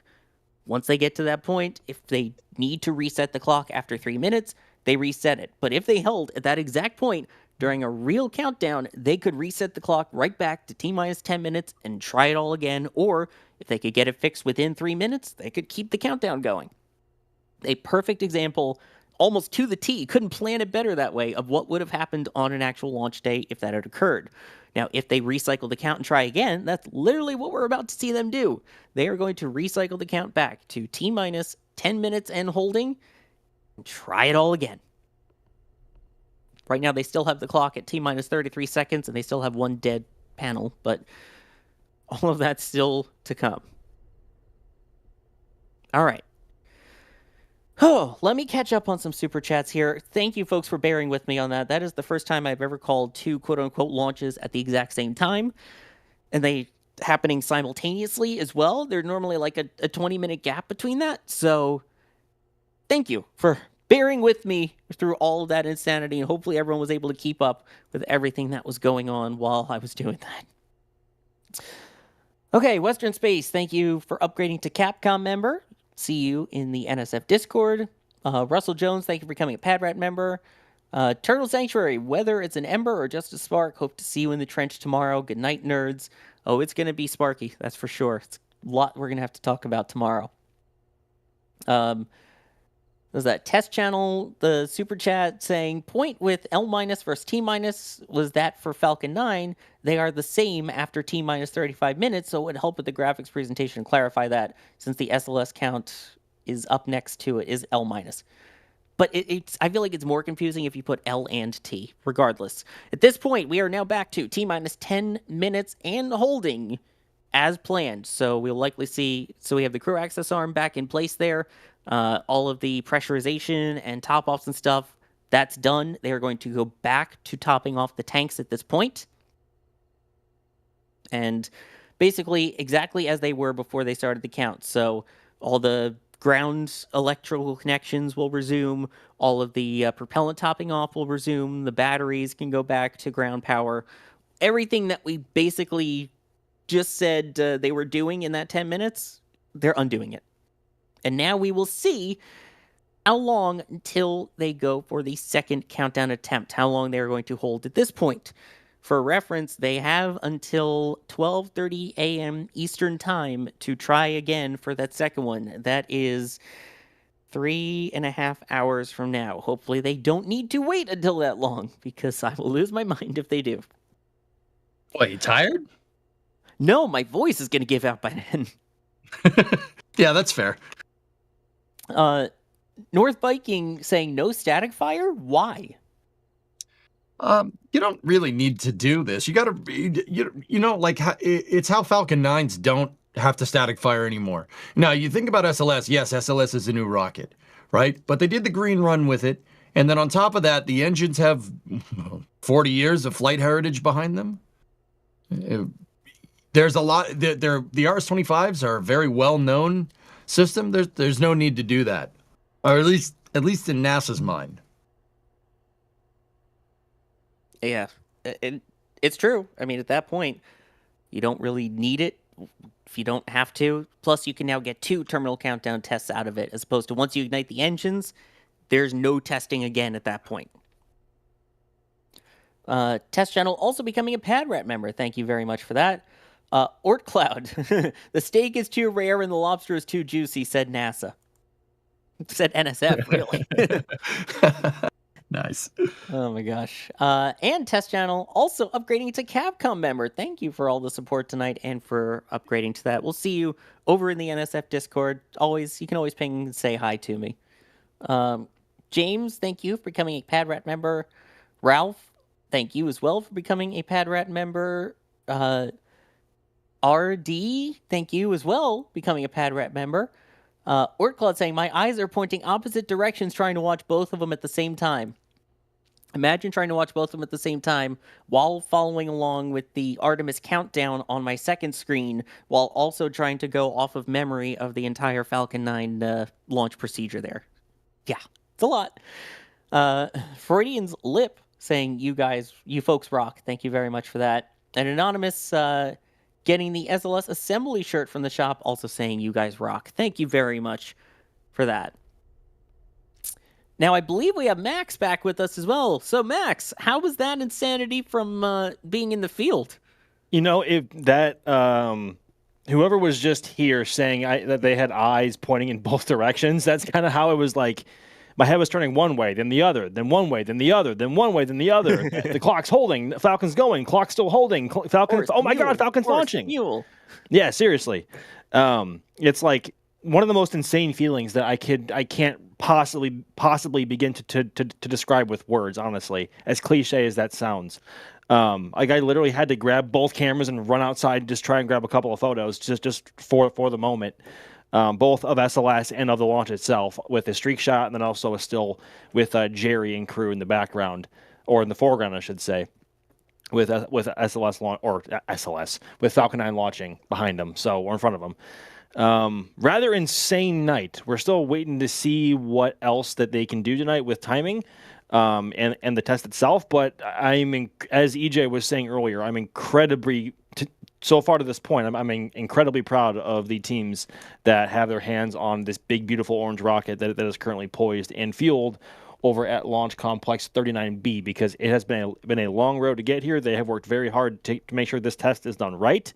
And so far, despite even though we have seen that the one avionics anomaly that NASA has commented on now, which is why they held, or one of the reasons they held. It has been a very good night for all teams involved here. For them, they really have not had that much slippage in terms of their timelines tonight, which is incredible. Yeah, they really nailed it, didn't they, Max? I'm really, really, really, really proud of them. This is not an easy thing to do, and they nailed it. You know, they still have one more test to go with resetting from T-10 and getting this avionics issue sorted, but they have time. It's not like they have like 10 more minutes left in the window. They still have some time to work with. Hopefully, it won't take that long. But that is 2 check marks off of their list done. So now we're just waiting to see the clock pick back up. Hopefully, in the next few minutes.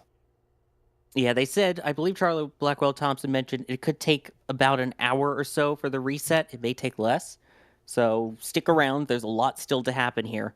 But let me give a breakdown then, because that was a lot that happened all at once. By the way, to the person that was asking that number in the corner, that is an engineering camera that NASA provides. So that was the engineering camera number for reference.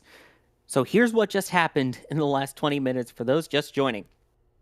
We had the successful launch of the Starlink 10-36 mission of Starlink satellites. The booster successfully landed on a drone ship, just read the instructions, in the Bahamas. Now, as for the big orange rocket on your screen, the Space Launch System, Artemis II, they began the wet dress rehearsal exactly as planned. They resumed from the T-minus 10-minute hold, which went a little longer, so they waited for engine temperatures to reach within limits. They then went through all the procedures. They got down to the 1 minute and 30-second mark, which they began a hold. Originally, it's thought that they were holding there because that was one of their planned hold points as part of their testing objectives. NASA later in an update said this was because of a booster avionics system voltage issue, which was resolved. At that point, they then continued to the T-minus 33-second mark. That is when the automated launch sequencer starts controlling the countdown, and that is when it called the auto abort as planned.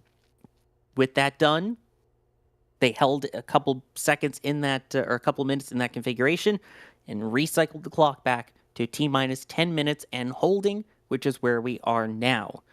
The plan is that they are going to run through everything you just heard again.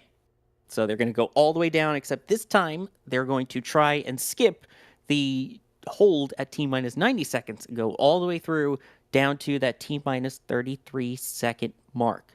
And if they can do it twice, then that is considered a successful test, and then they will detank the vehicle, and hopefully after that we will get an official launch date, which could be as soon as March 3rd, but could also be as soon as March 6th. NASA has not officially said if March 3rd is on the table, but it has been mentioned. So either March 3rd or March 6th would be the earliest dates that we could see the official launch attempt of Artemis II, sending 4 humans around the moon for the first time in 50 years. Hopefully that kind of clears up where we're at, given all that just happened. Whew. Okay. Continuing along here. If you have questions while we're in this next hold, you could tag us at NASASpaceflight or at NSF. Please ask your question only once. Spamming it is going to make us not answer it, as my entire queue is filled with spam. Is it the good kind of spam? It depends. How much are we talking? Spam? Is there a good spam, kind of spam? Bacon, eggs, and spam. Spam, egg, sausage, and spam. I'll take sausage and spam right now. Spamity spam. Thank you. Thank you for getting the reference, or else that would have been really weird. Of course, Monty Python. Anyway, this is another one of those engineering cameras that we love to see. Those engines now at the proper temperature. They were too chilly before, apparently. But looking good now. All right. Love that camera. Yeah, that is a great view down there. Speaking of, talking about that, Michael's asking, is there a chance that if this wet dress rehearsal is as successful as it seems to have been, we can see launch before March 6th? Now, NASA's been kind of wishy-washy about it, but Max, there was mention of a March 3rd potential date. Oh, breaking news. We have breaking news first. We have an update on the NASA blog about this, and that is after running through a terminal count for the Artemis II wet dress rehearsal, the launch team paused the clock at T-minus 33 seconds in the countdown. Teams are now reconfiguring and replenishing the liquid hydrogen and liquid oxygen systems in order to recycle back to the T-minus 10-minute mark and perform another run of terminal count. As planned, the count was held for 3 minutes before beginning the recycle. Having another opportunity to run through the terminal count allows the team to practice the recycle operations, which includes safing the SLS rocket and getting the propellant tanks back to replenish mode to be ready for terminal count again. The entire recycle process, as we were mentioning before, lasts approximately 60 to 90 minutes. And I mean, at this point, we're already almost a half hour since that point. So we're already potentially halfway to the second attempt of the terminal count on this wet dress rehearsal. Now, also worth noting there on that same page, the update regarding the avionics voltage issue has disappeared. It is no longer listed on the NASA blog updates that they had previously posted. So just a note. Yeah. And I know, EJ, you had noticed it on X. Appears the X post is still on there. So just of note. They deleted it from the blog? Yes. Okay. The NASA Kennedy Space Center X account, so at NASA Kennedy, still has it in their thread. Meanwhile, if you go to the Artemis II Wet Dress Rehearsal live coverage blog, it has been removed from their updates. Just interesting note. Doesn't mean anything in particular, just interesting. Interns, now back to am I right? Now, to the question that we were actually talking about, again, what about the wet dress rehearsal, if it's being successful, about launching before March 6th? Max, you've been in the briefings with me through all of this. What are the potentials of launching earlier? Well, there's been murmurs going around about March 3rd, enough to where our very own Chris Bergen posted about it and has gotten some attention. And when confronted about it, NASA leadership hasn't exactly been the most talkative about it, to be honest. But we suspect that the opening of the launch window could push or could move left a little bit should the ability to utilize it arise. Although to this point, NASA has still only said publicly that March 6th is the earliest that they can launch. So it may be kind of like a wink, wink, nudge, nudge, wait and see, kind of surprise date deal. I don't know. But it very well could. And honestly, if all goes well tonight, we hope that's the case, because from what we have heard, that launch window opens at 5:30 p.m. Eastern time, which means that's 1 hour before sunset, which means SLS has a chance of launching in daylight in the month of March. And we saw SLS fly during the night for Artemis I, and while that was beautiful, we would love to see this rocket perform at its best during daylight hours, just for the sake of our cameras and for the sake of our eyeballs, because SLS is incredibly bright. So as far as we are aware, we have no official confirmation about March 3rd. But we still kind of suspect it. But we are waiting for further word on how this test obviously finishes up. They still have 2 more milestones to hit with getting the clock restarted, and then taking the countdown all the way to T-minus 33 and holding once again with no issue. So we'll see. Also of note, the crew would have had to been in quarantine today for that to happen. So I think it's safe to say that March 3rd is off the table. And apparently hearing now that the official NASA update is no earlier than March 6th. March so back 6th to nighttime. is a night launch. Okay, delayed to April. No, there's only 2 dates in April that are daylight. Just worth noting. One of them is in the early April window, and one of them is April 30th. And there's 0 in March, Sawyer. There's 0 in March. I want this mission to just fly. I want to see humans around the moon again. You'll see it better in daytime. Exactly. Thank you, EJ. I agree. Trust me on that. I would like to see it in daylight, but I would also like to see this launch happen and happen safe and successfully. Also, I think the panel is broken because I cannot clear that question away. Let me see. Oh, there we go. We're good. Sorry. It works. Yeah, it's clean. All right. Catching up here, catching my breath here as well. Sorry, folks. That was a lot that happened all at once.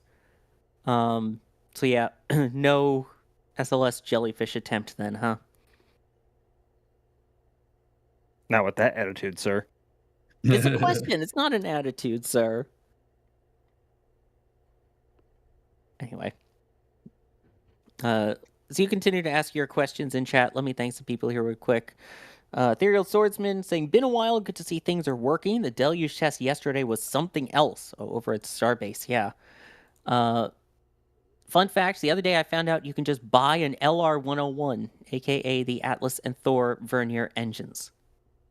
EJ? Why did you looking at me? Excuse me? You can? Apparently. Everything is for sale, man. I will say, Ethereal Swordsman came back with another super chat later saying, I'd get an LR-101 myself, but they're call for price working reproductions. So if price matters to you, you can't afford it most likely. I mean, Yeah. Working? They're working? I think NSF has a new expense we need. Oh, brother. Das, probably. Before I get fired now. Anyway. WBF Radio, where are you guys located? You are in Clearwater, Florida. We're located all across the globe here at NSF. Max is located with some of our team actually on site over at the Kennedy Space Center. I'm in a little further south in Florida. EJ, you're up in New England area. And Boston.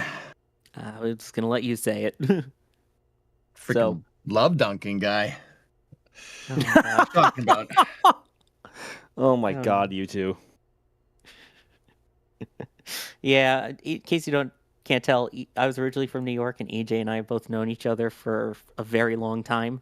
So, over 10 years now. So, we kind of are used to each other's. Wait, I thought that was a bit. You're actually from New York? Well, New Jersey, technically. But okay. Okay, so Jersey, got it. 10 minutes from the New York State border. But not across New York state borders, just saying. I worked in New York State at the But you Challenger didn't live Center in for New York Space Science State. Education, okay? But you didn't live in New York State. Anyway. Yes, Hey, that's why I'm a huge Bruce Springsteen and Bon Jovi fan, okay? And Frank Sinatra. Hey, all right. There's a Bon Jovi stop now on a rest stop on the New Jersey Turnpike. Nice. Sorry, I mean, that doesn't mean that you haven't lived in New York State. You went to college in New York. That is true. I did go to college at Syracuse University, go Orange, and that is in New York State, and I lived on campus for those 4 years. There you go. But still, that's why we give each other crud, is because, you know, we're from competing regions, shall we say. Boston, yeah, he's from the and lesser New one. York. Hey, I'm sorry, how many World Series do you have compared to the Yankees? Bro, Super Bowls. All right, World Series is old news. Yeah, say that come Red Sox season. Yeah, it is baseball season. Spring training began, man. Let's go. Hey, Sawyer, I think Boston had one of the greatest comebacks in World Series history. I'm just saying. What? What? Did they? Or was it the ALCS? That was the ALCS. That was the ALCS. It's still like one of the greatest comebacks in baseball history, though. Against the Yankees. Oh, inject that into my veins. Yeah. Anyway. Yeah, I'm going to go some spring training games while I'm here. But anyway, continuing onwards, because, yes, they do train in Florida and Arizona.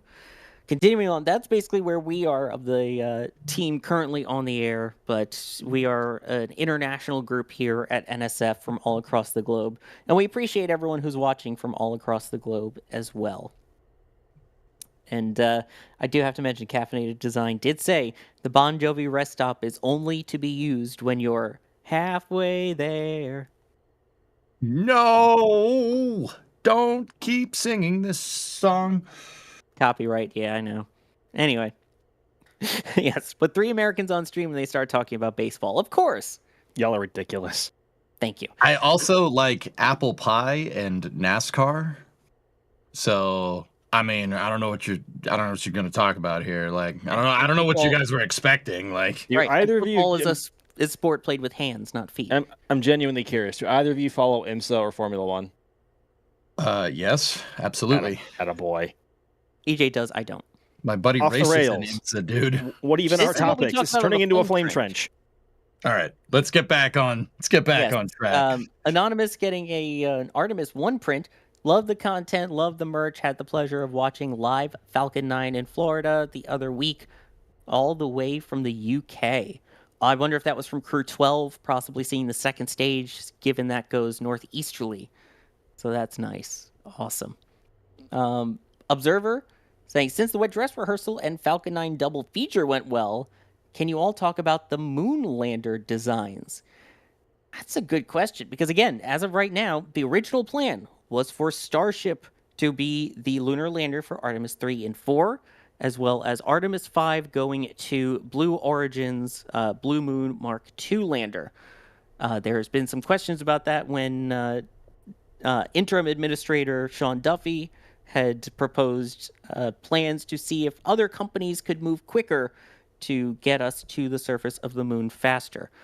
Do you kind of want to talk about the difference between the two systems? Who wants to take that one? Well, EJ? I'll take care of it here. So SpaceX, there are two different lunar landers that are on the books with NASA. One is under the Human Landing System program, and the other one is under the Sustainable Lunar Development program. SpaceX has the HLS contract, and Blue Origin has the SLD contract. So SpaceX is proposed and got accepted for the Starship variant. The Starship Lander variant, or Starship HLS is what it's called. It is a variant of their super heavy, fully reusable launch vehicle that is designed to land on the surface of the moon. It utilizes the same, because it's using Raptors, it utilizes the same propellant as Starship. It's using liquid methane and liquid oxygen. And it needs, so basically the concept of operations here for Starship HLS is that SpaceX will launch the lander up into low Earth orbit. It will be refilled a couple of times by subsequent Starship flights. It utilizes on-orbit refueling. And then it will go out to the moon and loiter around the moon until an Orion gets to it. Orion will dock to it. This is the tentative plan for Artemis 3. And the crew will transfer in, and 2 will go down to the lunar surface with Starship HLS. Come back up, redock with Orion, come home. Now, because it's Starship derived, it is a gigantic lander. We're talking, I mean, if you look at those solid rocket boosters on SLS, the lander's almost as tall as one of those solid rocket boosters. Those solid rocket boosters aren't small. We're talking about a gigantic piece of equipment here. But yeah, because it's, ideally, because it's derived from Starship, SpaceX should be able to make this relatively quick, I guess, and they should be able to make a bunch. Now, Blue Origin with Sustainable Lunar Development is opting for a much smaller architecture, and that just because it's a smaller lander doesn't necessarily mean that it's going to use a smaller launch vehicle. New Glenn is almost as tall as SLS is, but slightly skinnier. That is going to be used for putting Blue Origin's Blue Moon Mark II lander up into low Earth orbit, and then they will subsequently refill that as well and refuel, albeit because it's such a smaller lander, you're not going to need as many refilling flights as Starship would. And then from there, after refilling in low Earth orbit, you could either A, ride with a transfer vehicle, or B, just send itself out to the moon, loiter around the moon until an Orion comes, you dock to it, you go down and land. Similar concept of operations between both landers. But the Blue Moon Mark II is going to be using liquid hydrogen and liquid oxygen. So we got a little bit of a propellant difference. So not only do they have a smaller lander, but they have a lander that's running hydrogen. Hydrogen is very good for upper stage engines. Now, SpaceX is using methane.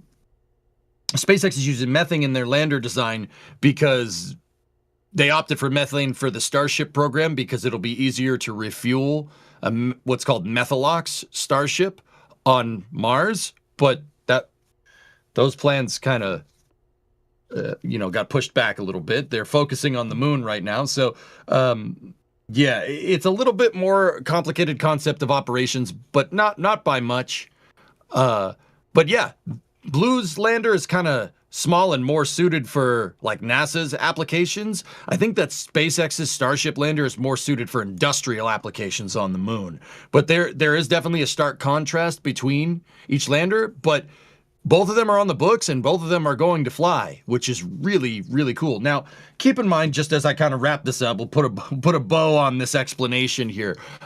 These are the tentative plans, guys. They're the tentative plans. This is what we know is going to happen right now. Now, Sawyer, you were talking about Sean Duffy and the expedited plans that they want to do. Jared Isaacman ultimately ended up doing that too. And he said, basically, we got to get back to the moon by 2028. That's what my boss told me. That's what we got to do. I need faster plans than what you guys have planned, because Blue's architecture was not supposed to fly until well into the 2030s. And SpaceX HLS was, 2028 or 2029, right? So they have expedited plans that could change the concept of operations. This is what we know thus far. But yeah, I mean, I could talk about this whole thing for hours, but I will pass it back over to you, Sawyer. That's about as short of an explanation that I can handle for something like that. Thank you for the short explanation there. Yeah, I know. That was short. Yeah, sorry. I think Alex... DJ Saw, codename Alex. Yeah. Yes, Alex has competition. For those who don't know, Alex was on earlier. He tends to give other long, super detailed answers, which isn't a bad thing. It's a good thing. You all enjoy it. I know it. Oh. Hi, Alex. Hi, Alex. Oh. Anyway, DCA Studios, tell EGS to put the window covers back on. 321 at Astra, I can't believe they built the SLS Lego set in real life. I know. Life imitates art. There you go, yeah. And ODST Moody saying, they're making a left turn. It's another left turn. I wonder what's going to happen next. Glue a string to SLS and let it fly in circles. NASCAR is a lot of fun to watch, actually. I just watched the Daytona 500 this past weekend, and honestly, I haven't watched NASCAR live in a long time, and that was rather enjoyable. Well, while we have this view, before it goes away, because we don't control this view, NASA cycles through these, are those engines slightly shaking, or is it just their Mark 1 eyeballs? Mr. Non-Air wants to know. No, they wouldn't be shaking. No, that's just the Mark 1 eyeball doing Mark 1 eyeball things. With the GOX vents that are on the engines, it's kind of makes it look like it, they're wiggling around. We won't see them really do any type of wiggling until we're well into the terminal count. They'll do a thrust vector control checkout in the terminal count, just like the shuttle did. And then these things will light up. But yeah, no wiggling right now. Even though we do like rocket wiggles, those are nice. I'm actually curious now. At one point in the countdown, because I don't see it on our sheet here, or maybe I'm blind. At one point in the countdown, do they actually conduct that gimbal test on the RS-25s? That's a good question. I'm looking through the official timeline here, and once they, in the real world, or in the real test, not a wet dress, once they give the go for automatic launch sequencer start, the core stage flight computer takes over. The hydrogen burn-off igniters, formerly called the ROFIs, now they call them the H-Boys, are initiated at 12 seconds. The core stage engine start command is at T-minus 10 seconds, and then RS-25 engine startup is at T-minus 6.36 seconds. Yeah, because they need the core stage APU running to ensure that the gimbal mechanisms for the RS-25's function, and that happens at T-minus 4 minutes. It looks like we have a note here. Look at that. They're listening. Oh, I boy. deleted it by accident. Dude, they're watching. Oh, God. No. So NASA, what's your take then on NASCAR? No, I'm kidding. Oh, no. I want to hear Jared's take on NASCAR, actually. I mean, yeah. No, he's a cool guy, by the way. If you ever get a chance to talk to him, he's an amazing person, too, just from experience. At the last press conference, I was talking with him before we went on the air. Nice guy. And I know, Max, you've taken photos of him and been with him through all of his major missions, too. Yeah, but haven't had a real conversation with him yet, which I would love to do. Well, fellas, I'll have you know, he replied to one of my X posts once, so we're bros. Big shot over here. EJ's You and me both. You may as well retire, dude. Like you're way too big for us. I know. Moving up in the world, you know. Yeah.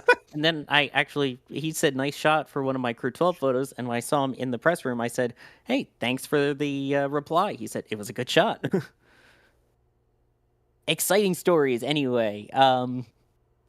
Here's one from Elias Greenhoff with a very interesting question. And this is kind of more of a thought question, maybe a little interesting, but we have time while we're waiting for them to reset here. Again, the first terminal countdown, or the first wet dress rehearsal test, made it into terminal count and went to pretty much completed all of its major objectives, holding at T-minus 1 minute and 30 seconds, although again, not necessarily intentionally, but they did hold for the 3 minutes there, proceed to T-minus 33 seconds, and then cut off. Abort the test, which was planned, reset the clock to T-minus 10 minutes, and they will be doing the exact same thing one more time, except not actually stopping at 90 seconds. The plan is to go all the way through to T-minus 33 seconds, at which point the automated launch sequencer will call cutoff, and that will end the test. All that's still to come. So while we're waiting, Elias was asking, will NASA ever try to do partially refurbishable rockets again? Oof. I know, it's an interesting question. I don't think so. SLS is designed to be fully expendable, even from the Block 1B design iteration and on to Block 2. I think the reusability is going to be coming from private companies like SpaceX and Blue Origin and Rocket Lab, between Starship, New Glenn, and various New Glenn iterations, Neutron at some point, whenever that comes online, hopefully soon. But I don't think reusability is in the future for SLS, just given the nature of its design and how many hands are in that one big pie across the country, because this rocket really is courtesy of congressional hearings and approvals. So they call it the Senate Launch System for a reason. Now, you know, Max, I think that's a very good point when it comes to the rockets itself. And yeah, designed by committee ain't doing us any favors for sure.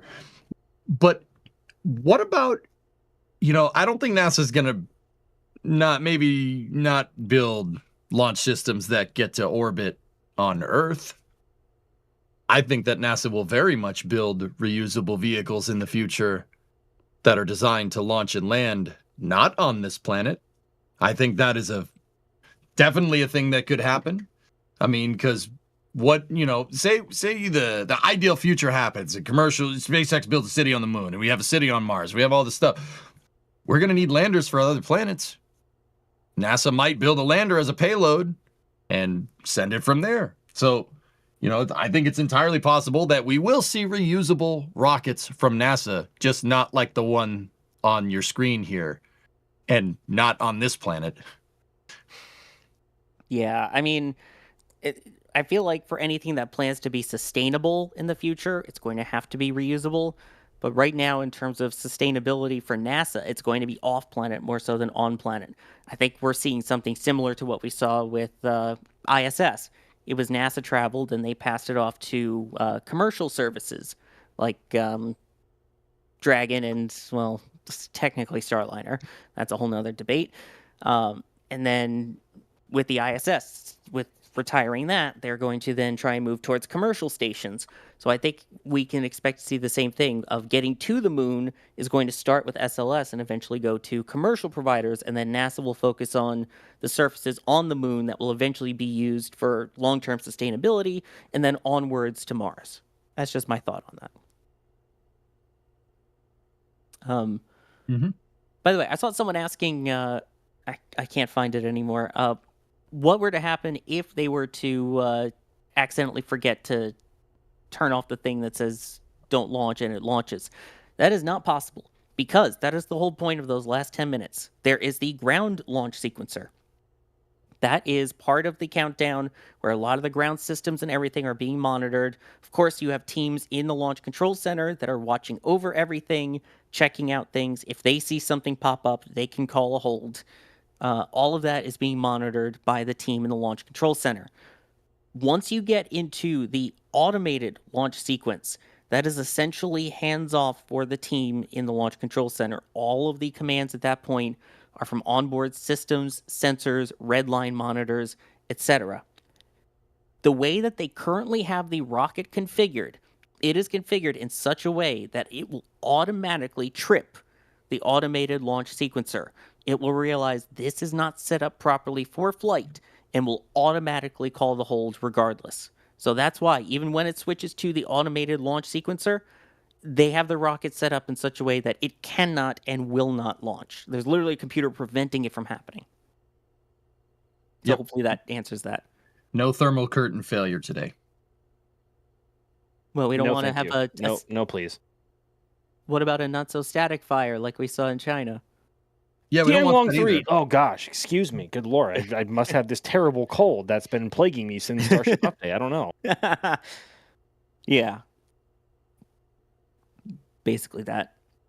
98 Central wondering, after the wet dress rehearsal, does SLS undergo a thorough check, replacing valves, hose, etc.? I mean, I'm sure they will go through it with a fine-tooth comb. The problem is first they have to safe the vehicle. Well, inert. So they drain it, then they have to inert the vehicle, and then once that's fully cleared out, then teams go out. But EJ, if you kind of want to explain that process, I would imagine by the end of it, teams are going out there to check everything. Yeah, they'll be looking over everything. That speaks to the question that I was asked a little bit earlier about, can they just leave it out on the pad? Yeah, of course. You got to check it. They'll definitely go and check it after the vehicle's is in an inert state. I apologize. It's been a long day. I'm sorry. Yeah, no, it's kind of fast. You sound like me. I'm sorry. Yeah, well, it's been up for a long time. Anyway, so once the vehicle is inerted, they'll have people go out, and you basically want to look. Like, okay, the closeout crew. Just want to go look and make sure the closeout room is in the same configuration that you left it. If something fell over, that'd be weird, right? We wouldn't want to see anything like that, right? Most of the stuff on the screen right here is expensive. So they'll go out and check. In terms of replacement, I'm not sure anything needs to be particularly replaced, but we're not at the end of the wet dress either. So we'll see. That is true. And by the way, when we talk about safing and inerting the vehicle, can you kind of explain the process of what that actually means? Okay, so inerting the vehicle is basically when you do what's called evacing the propellant out of all of your tanks. So in this case, it's the interim cryogenic propulsion stage and the core stage, which are the orange. The core stage is the big orange thing in the picture. Those are carrying cryogenic propellants.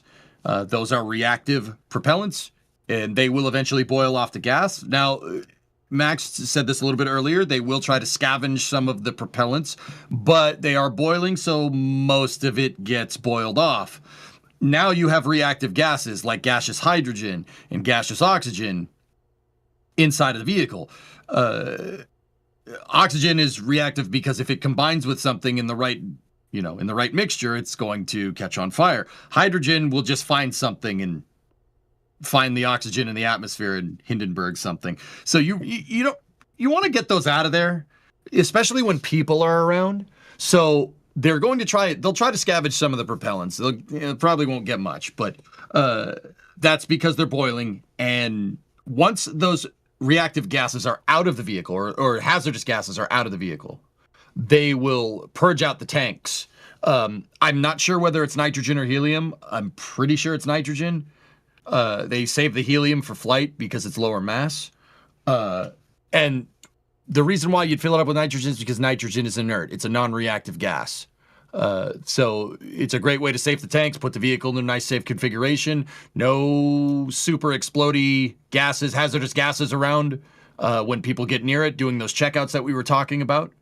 That's what it entails. I mean, there's obviously the solid rocket boosters on this one, but just don't go near those. Don't breathe on them. Don't even look at them. Yeah, don't have any radio frequencies nearby. Yep. So that is that's what they will do after the test. So that's a good question. We are getting close to the point where it will have been 1 hour since the first test wrapped up.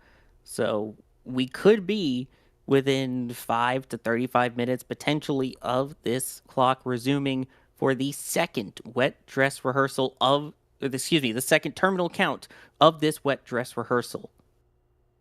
Exciting time. So we're going to have to keep an eye on that. So let me clear the support queue here real quickly. We'll get to more questions, and we're going to keep a very close eye on that clock that you see there on your screen. Tip at tips.nasaspaceflight.com saying, weird but genuine question. When using the Universal Waste Management System, is it possible they might accidentally propel themselves upwards with human gas? No. There are straps. There are straps to keep them down. Yeah, you got a seatbelt on the toilet. Yep, you're good. Not even kidding. It's true. And It's not footholds as well. See, okay. I always get asked this, so I'll talk about it once, and then we promptly never need to talk about it again for the rest of the stream. So, guys, how the toilet works up there is you obviously don't have gravity to assist you with fluid evacuation. So, the toilet has a vacuum. It's pulling vacuum. So, if you have a bio break, it will pull it away from you. And you in order to do that, you kind of have to sit up against it, right? And you have to buckle yourself in so the vacuum can do its thing and evacuate propellants here. We'll call it safing the human. So yeah, you have a belt and a strap to hold you in place. There's actually handlebars too on either side of the toilet. So, you don't have O-ring erosion. We don't want that. We don't want blow by. That would be bad. But yeah, I always that always comes up every time people fly. Now, Sawyer, I'm just gonna do this because this question got brought up. We're gonna do it. So Orion does have a toilet on board. So does Dragon. The Apollo CSM did not have one, but they did have a bunch of Ziploc bags. Yep. Which, admittedly, by the way, the one on Artemis is really nice in comparison because Orion is such a larger capsule.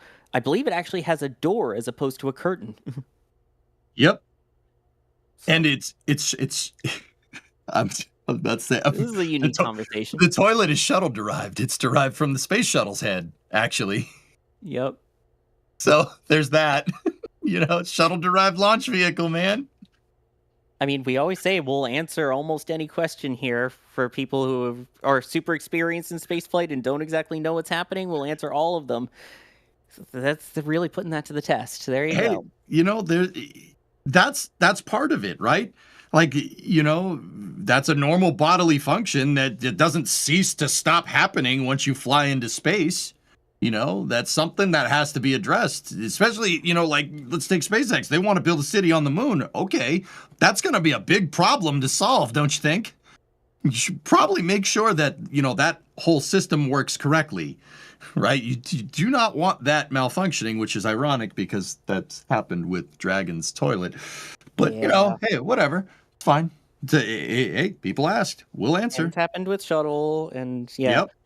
And the ISS. Yeah, all of the above. So it's just interesting. And again, I think that's part of why it's worth bringing up too in this mission is the fact that this is a human mission. We talk about human spaceflight and we kind of ignore some of these topics, but this is a new capsule. Well, new in terms of number of flights, we'll say, because this one, anyway. There's a human element to it. We're talking about the people going on board. I, asked them in the press conference at Rollout, what are some of the personal items that they're bringing with them? Because I want to be able to tell the human story of this mission. As much as it's about the big orange rocket, as much as it's about blame hydrogen, it's about the 4 people that are going to be on board going around the moon. This is the first time Orion has flown with people on it, so we might as well talk about all the human aspects, and part of the human aspects is, getting rid of human waste. So... Yep, that's part of the equation.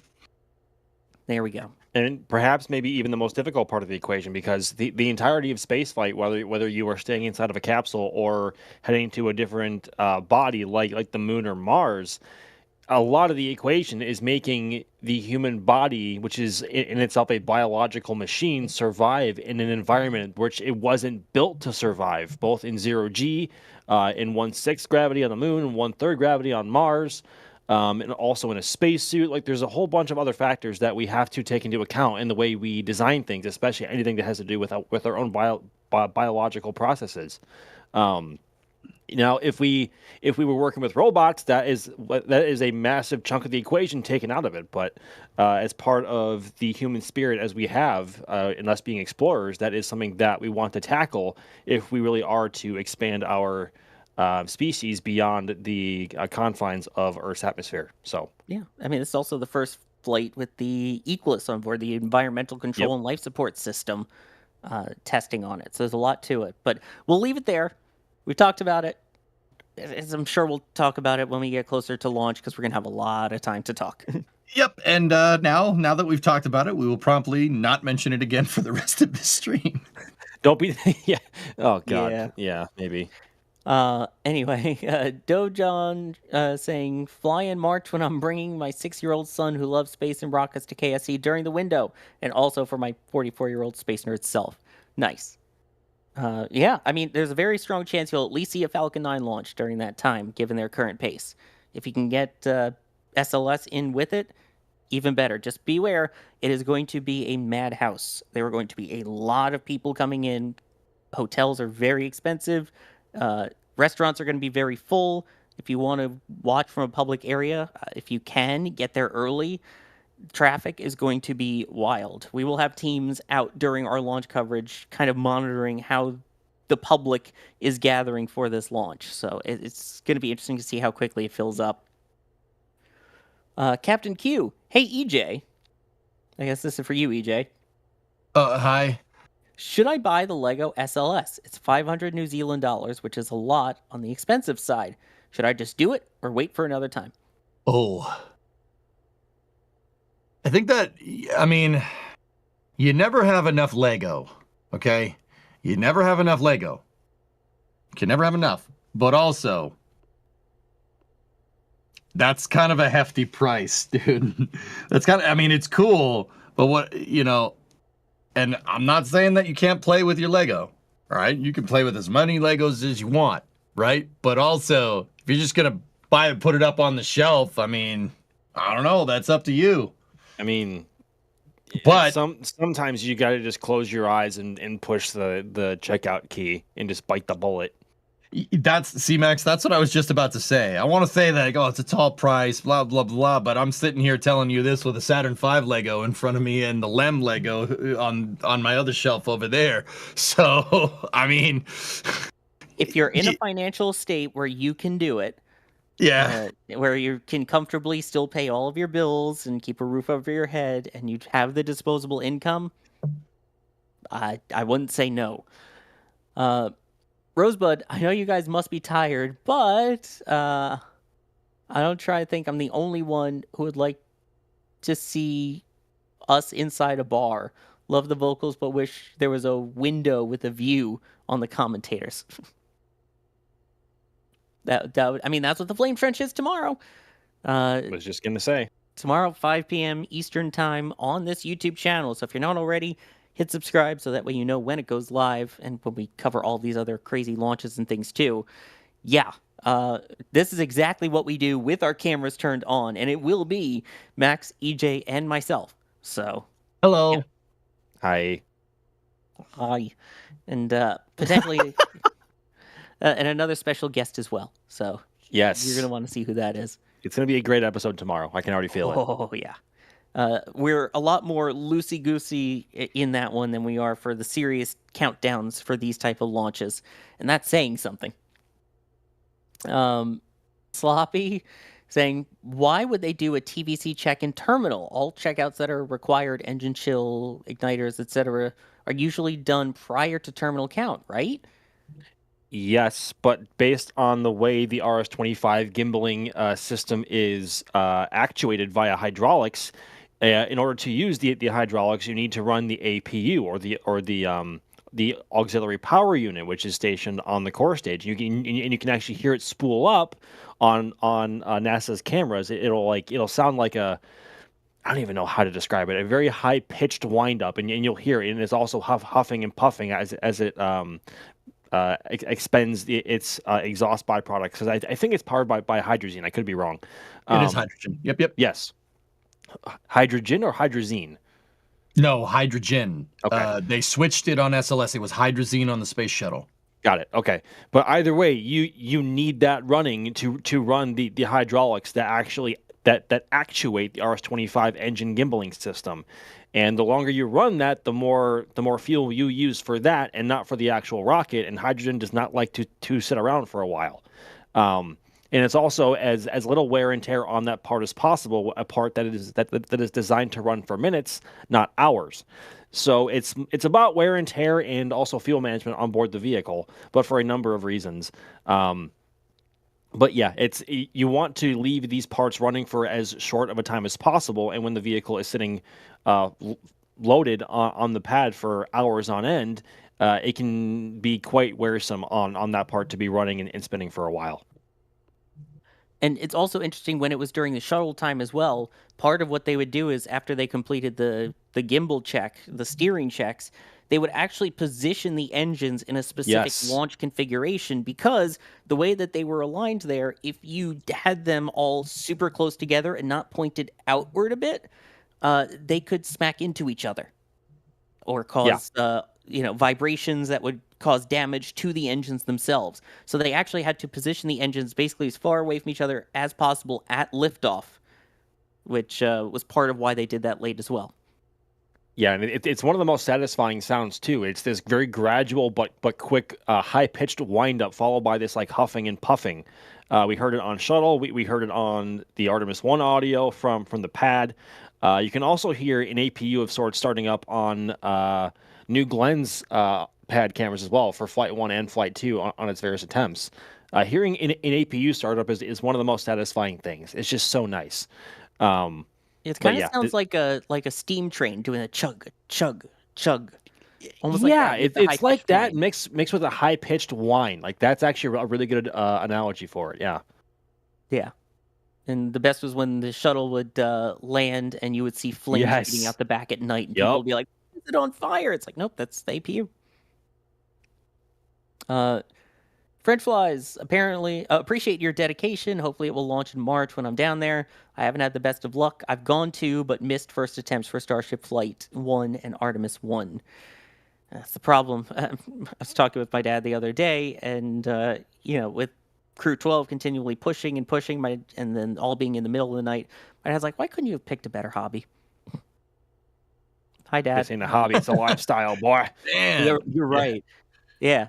It's a career choice. It's like being a Jets fan. It's a choice. Ouch. The difference is, I guess it's payback. My dad made me a Jets fan. I'm payback him as a spaceflight. There you go. Except with spaceflight, we get a lot of W's. Yeah, fair. Thanks. Anyway, Flame Trench. And Hoppe is saying, EJ, who does number 2 work for? Careful, man. You're gonna blow an O-ring. There you gotta relax. It's a little bit like an Airbus plane, but also it's not at all like the barking dog, which is the PTU, but still. Continuing to wait now, as we are still at T-minus 10 minutes and holding. We are about an hour since the last full rundown of the terminal count to the T-minus 33 second mark. They did have that hold at 90 seconds, which they could hold up for 3 minutes, and that also happened to coincide with a booster avionics system voltage issue that they experienced. So now they're going to try the whole thing again without stopping at that 90-second mark if all goes well, and take it down to T-minus 33 seconds, at which point the automatic launch sequencer will cut off, and that will stop the clock, and that should end tonight's festivities. So all of that still to come. That is what we're all sitting here waiting for, keeping a close eye on the official clock, which you see there, T-minus 10 minutes and holding. Here's an interesting question. I don't think there's really that much of an answer for it. WRN Hokie asking Max, what does a launch smell like? Well, if you're close enough to smell a launch, you're probably too close. I think that much is fair to say. I don't really have any way to describe what a launch smells like other than being able to go back to Space Launch Complex 41 in particular after a launch, especially with whether it was an Atlas or a Vulcan equipped with solid rocket motors. Because it is one of the strongest and just most pungent smells that could ever. It goes so deep into your nostrils, it's insane. It smells like car batteries. Honestly, it's potent, it's aggressive, it's sharp. Yeah, it's not something you want to be smelling for a long time, let alone touch, because the solid rocket motor exhaust byproduct, when it mixes with the deluge system water, it essentially turns into hydrochloric acid, and that's not something you want to be touching with your bare skin. So I know the question was smell, and it can smell. It can smell strong, but again, it all depends on the propellant that the vehicle is using. And also, if you're close enough to smell it, if you're close enough to smell a launch, you're way too freaking close. I'm just going to say that. Yeah, I mean, potentially you can smell some of the burning from the pad afterwards, depending on the wind direction and how close you are. But really, the only smell, as you pointed out, is after a solid rocket launch when you go to the pad. It is so acidic. It almost hurts your nose, but it's not painful hurt. It's just like my nose feels like it should not be smelling this. That's how strong and pungent it is. Like you said, it's almost like a car battery acid smell in a way. It's so hard to describe. We're trying here. Once smell-o-vision exists, we'll have Max go out after a remote pickup with smell-o-vision. Let's see here. Again, we have confirmation, by the way, of that launch that happened right during the first full terminal count that we had. Confirmation of the deployment of those 29 Starlink V2 mini satellites that launched earlier. Again, that first stage booster successfully landing on the drone ship. Just read the instructions in the Bahamas. The second ever Bahamian booster landing for SpaceX there. So that will make its way back, and when it does come back, it will go into Port Canaveral, where SpaceX unloads all of their drone ships, and we get views of it usually from our Space Coast Live 24/7 cameras. So once it does come back in, you'll be able to see it offloaded there. Again, keeping an eye on those clocks. Let's see. Cosmic asking, EJ, what fuel does Orion use? Orion is using monomethyl hydrazine and nitrogen tetroxide. It's the same propellants that the Space Shuttle Orbital Maneuvering System pods were using, the OMS pods and the RCS. It is all shuttle derived because it's using shuttle parts. The Service Propulsion System, or the SPS, on Orion is an AJ-10. I believe it's an AJ-10-190. Chat, correct me on the trim level. That it flew on the space shuttle. So because it flew on a space shuttle, it's using similar propellants. Now, keep in mind, the service module on Orion is built by our NASA's international partners over in Europe. It's built in Bremen, Germany, if I'm remembering correctly, by ESA. That's why if you look at the rocket, there's a great big old meatball logo on the side, and then there's the ESA logo right below it. Exactly. And in fact, once we get to finish the interim cryogenic propulsion stages, there is a new one on the books coming up, and it's right in the name with EUS. Right? Say that one more time? I said, once we finish up with the ICPS, the interim cryogenic propulsion system stage that they're using is kind of that second stage there. It will actually you have Europe right in the name of it with EUS. Is that there's an exploration upper stage? I think it's the exploration upper stage, but I still think of it as No, it's all good. It helps remind me of it.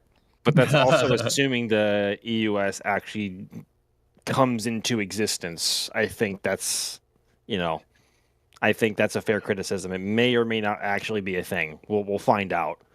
Yeah, and that's all reliant on Block 1B and Block 2 SLS. So Sawyer, even Block 1B, you mentioned, no European upper stage, the exploration upper stage, but even Block 1B and Block 2 will still be carrying European service modules. That's what I meant, yeah.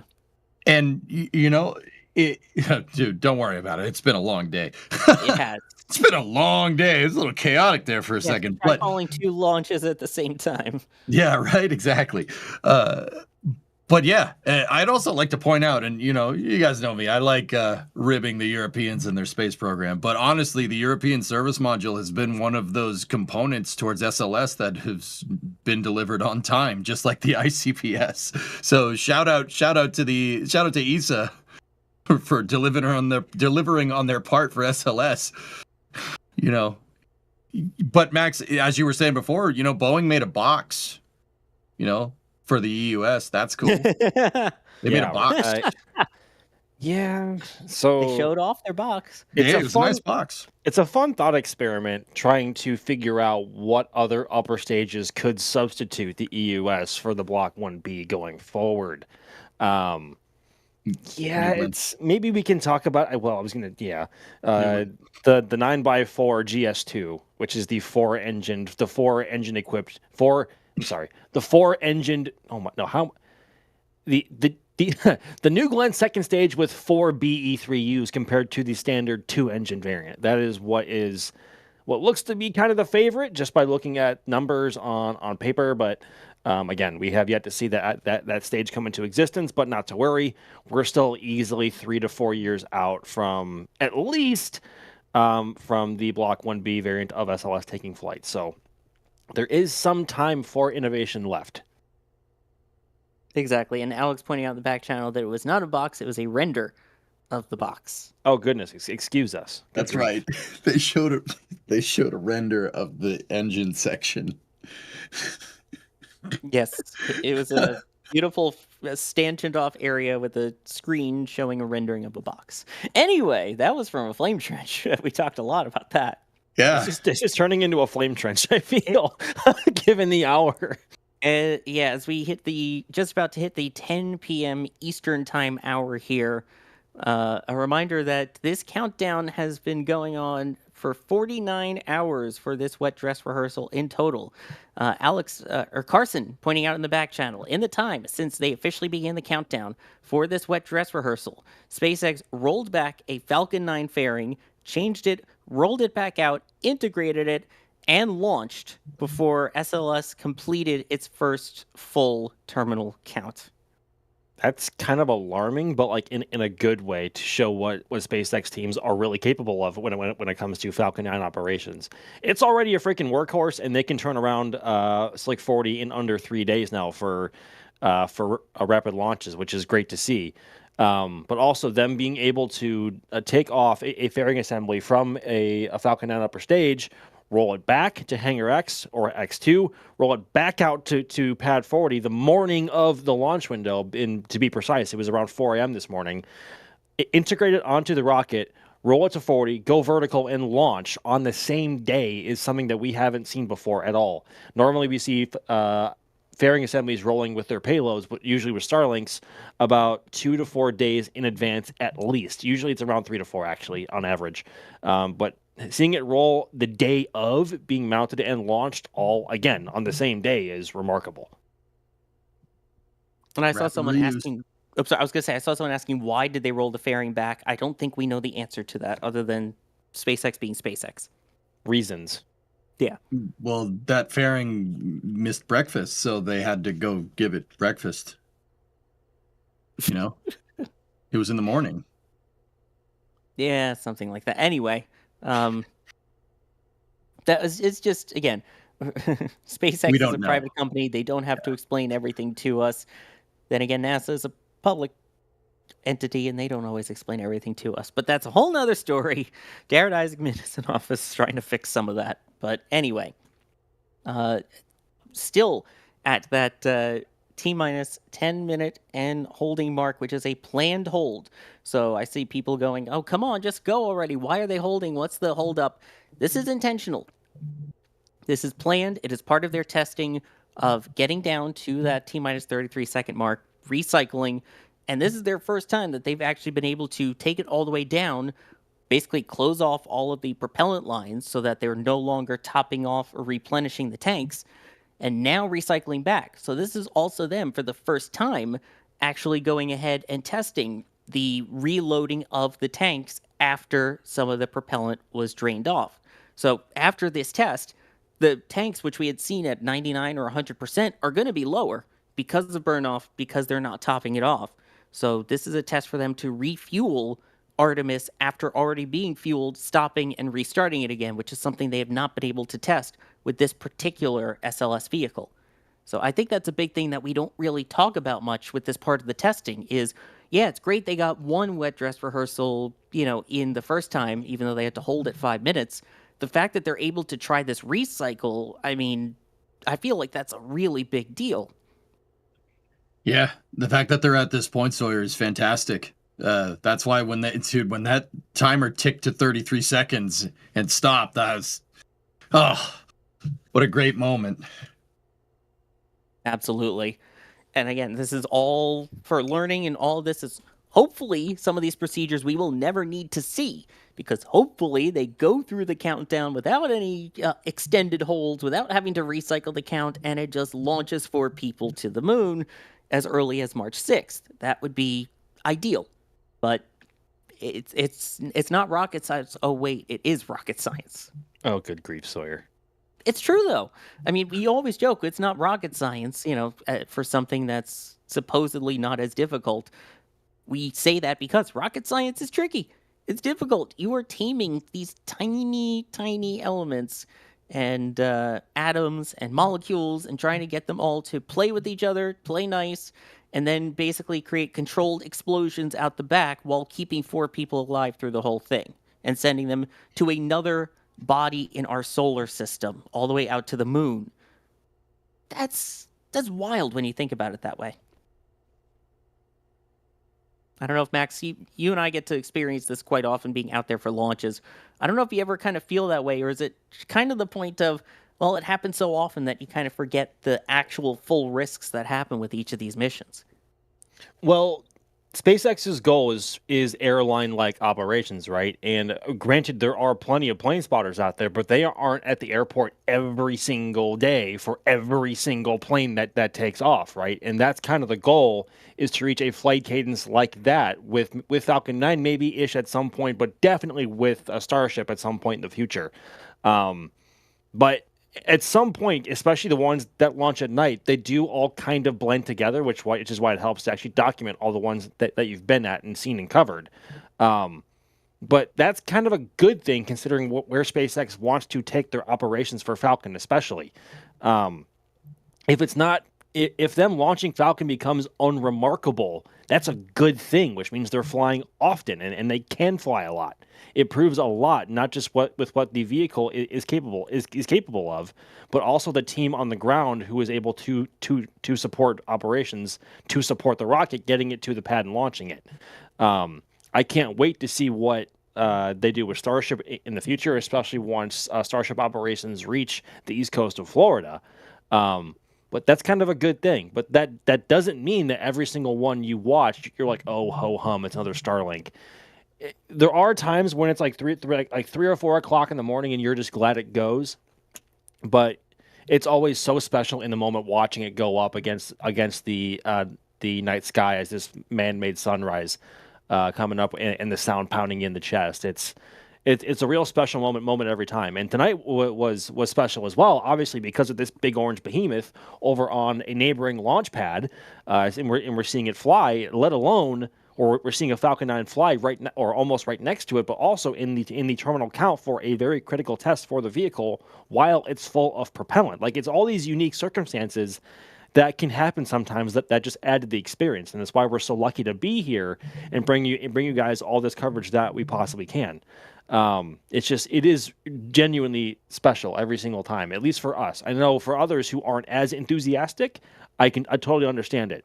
But for us, it never gets old.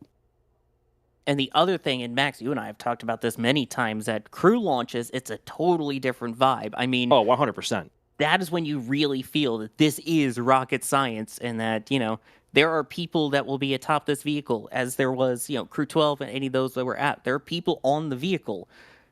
That changes things so much. I mean, there's also a lot more people around the press site, so already the atmosphere is way different. You get to see them come out of crew quarters. If you're lucky enough to be at a crew walkout in person, see them come out, board their Tesla Model X's or their vehicles, whatever vehicles they may be, not just for SpaceX and going forward, hopefully with Starliner at some point, but going out to the pad and seeing them fly, it's a lot different when the payload is biologic. Like, you've seen the payload walking out, and heading off toward their launch site and their vehicle. It's definitely way different and way more special for sure. But again, like we've seen, that was SpaceX's 13th crew launch with NASA, including DM2. It still does not become routine, certainly from our perspective at least. Yeah, that is for sure. Each rocket launch is slightly different. Each has their own, slight quirks and things to it. It's amazing just to see them all. And again, crew is extra special. And now lunar mission. I was not alive during the Apollo program. This is going to be, I can only imagine. At this point, again, we have now passed an hour since the end of that first terminal count, taking it down to 33 seconds and resetting, which was part of the plan. And the clock is now counting, folks. Oh my God! Here we go! Oh my God! Let's go! Yes! It's doing the thing! Yes, so here we go. This is the second planned terminal count for today.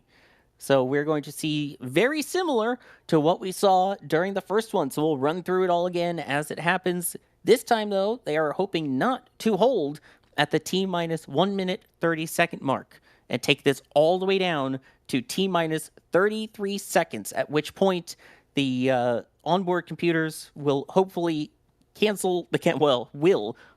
hold the count at that point, and then that will be the end of testing for tonight. Now, Sawyer, I want to just chime in here for a second.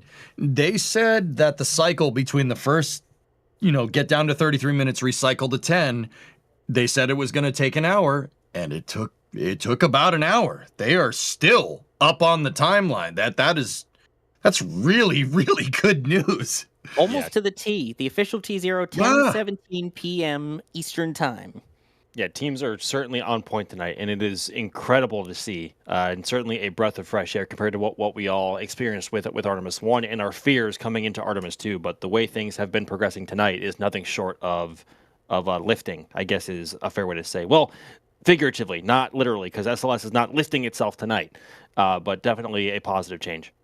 Yep, and so the next thing coming up will be the crew access arm retracting once again, and it is worth noting that the launch windows for the crew flights are 2 hours long. So if this were to be a launch day, they would still be within that 2-hour launch window with everything that happened today.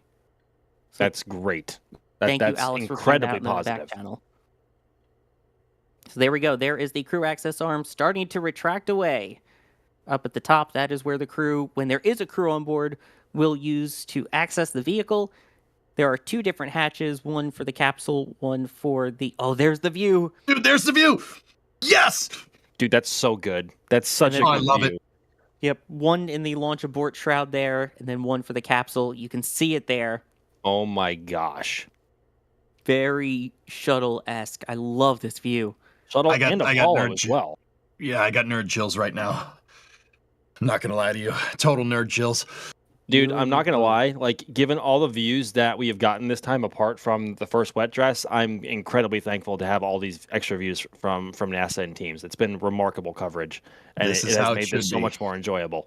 Yeah, and the fact that on the left side you could see the arm swinging out too from the top-down view, also. Dude, that's so cool. Oh my god. NASA has done. Whoever's improved the camera work for this wet dress rehearsal, thank you, from all of us. All right. At this point now, coming up, we'll be at T-minus 6 minutes. That is when the core tank will will be pressurized to its flight levels. That is also when Orion will then switch to internal power, followed shortly thereafter by them finishing off fueling on the liquid hydrogen core stage portion. So it's been in a replenish mode. They will stop replenishing the tanks at T-minus 5 minutes and 57 seconds. So again, that's Orion to internal power, the core stage tanks pressurizing the flight levels, and finishing topping off propellants for LH2 on the core stage, happening in the next couple of seconds. So there we go. All of that happening right now, and then the next big thing after this will be coming up at the 4-minute mark. That is when, as we were talking about earlier, the auxiliary power unit will start up. That we were mentioning helps with the thrust vector control, the steering of those RS-25 engines at the base. That is also when the core stage liquid oxygen will finish topping off and go into closed cycle, so it won't be replenishing anymore. This is amazing. Hopefully, we could see if they do the engine gimbal test as well after the APU start, because I know we were asking about that earlier. Believe it would be about 3 or 3.5 minutes before flight that we would see that. But so far, it's amazing how quickly the time just erodes away once you're below 10 minutes. Yeah, it's even harder when you're there in person, getting your cameras and everything ready. We are now at 5 minutes and counting. We are proceeding, again, still farther than we got during the first wet dress rehearsal for Artemis II, and looking good on the second test tonight. Here we go. There's a look down in the engine section. I love that view. So between the two engines, you can see the exhaust for the auxiliary power units. They're in between the two engines on the bottom of the MPS. They're two little nozzles that are popping out. You could just barely see them on this camera. Those Not will quite start yet. I don't think the APU started up yet. Right, That they'll start happens in about 20 seconds. Yeah, exactly. No. When they do start, they'll start chugging a little bit. I wish we had audio for that, man. Oh my goodness. I love that noise, dude. Although I'm not going to complain about this view though. Never. No, NASA's really tight. They're really on point right now. This is really don't cut really away. fun to watch. Don't cut away. Here we go. Right. Start. And that is APU also when start. the core stage liquid oxygen replenish is completed. So the liquid oxygen on the core stage also now no longer getting additional propellants added to it.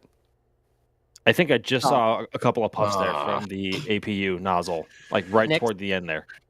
Next up will be the ICPS, the interim cryogenic propulsion stage, basically stage 2 up there, the LOX terminating replenish. That should be happening right about now. So no more liquid oxygen being added to the second stage. And then in about 15 seconds from now, they will switch the purge. So purge sequence 4, as we were talking about before, that is when they switch from nitrogen to hydrogen, I believe, or to helium, I believe it was, EJ? Yep. They're going to move to helium for the lower mass benefits. So all of that should be happening right about now. The next big thing after this will be both the booster and the ICPS, that upper stage, transitioning into internal power. So no longer using any of the ground systems to power it. They'll be relying entirely on the batteries on board the rocket. That should be coming up at about the 2-minute mark. Then once we hit that, the next big thing will be the core stage switching to its internal power. That happens 90 seconds before what would be a launch, in this case, the simulated T0. Core stage LOX vent has also closed up top by the adapter. Right on time, as it should. LOX tank press is underway. Beautiful, right on the schedule here. So again, next up will be all of those internal power switches at 2 minutes for the second stage and the booster. Then the core stage switches to internal power 30 seconds after that. That is the point where they had the planned hold that became an unplanned hold at the same time on the first terminal count of the evening. That was when they had that voltage issue pop up. But if all goes well, they will proceed through that T-minus 90-second mark. So we're inside of 2 minutes. Boosters and ICPS are on internal power, as you said. Core stage in the next 15 seconds. And we'll see if they encounter that volt issue again or if they proceed through as expected for the 90-second mark. Everything seems okay so far. Clock's still running. It's still going through 90 seconds. Next up at 1 minute 20 seconds, the second stage enters terminal countdown mode, ICPS. Then the LH2 on the ICPS will finish its replenishing at T-minus 50 seconds. Coming up now on a minute. Again, the plan is to take it down to T-minus 33 seconds, at which point the automated launch sequencer will take over and instantly command a cutoff. If so, that will complete a second successful terminal count. Okay, we're at 50 seconds. LH2 on the ICPS is in replenish. Or it's terminator replenish, yeah. Yep. Here we go. Coming up to it. Again, they will give the go for automated launch sequence ALS start at 33 seconds. And then we should see the hold. Yes! T-minus 29 Yes! seconds. Bingo. Exactly as planned. That looked like a perfect terminal count up until the planned abort. That Yes! looks exactly like what we were expecting to see tonight with 2 terminal countdown tests. The first one holding at 90 seconds, then proceeding to T-minus 33 seconds. This one, the automated launch sequencer actually taking control and commanding a cutoff. See this? This is what winning looks like. I am so happy right now. I don't know if That's you can awesome. tell. That's awesome. I am very impressed. That's fantastic.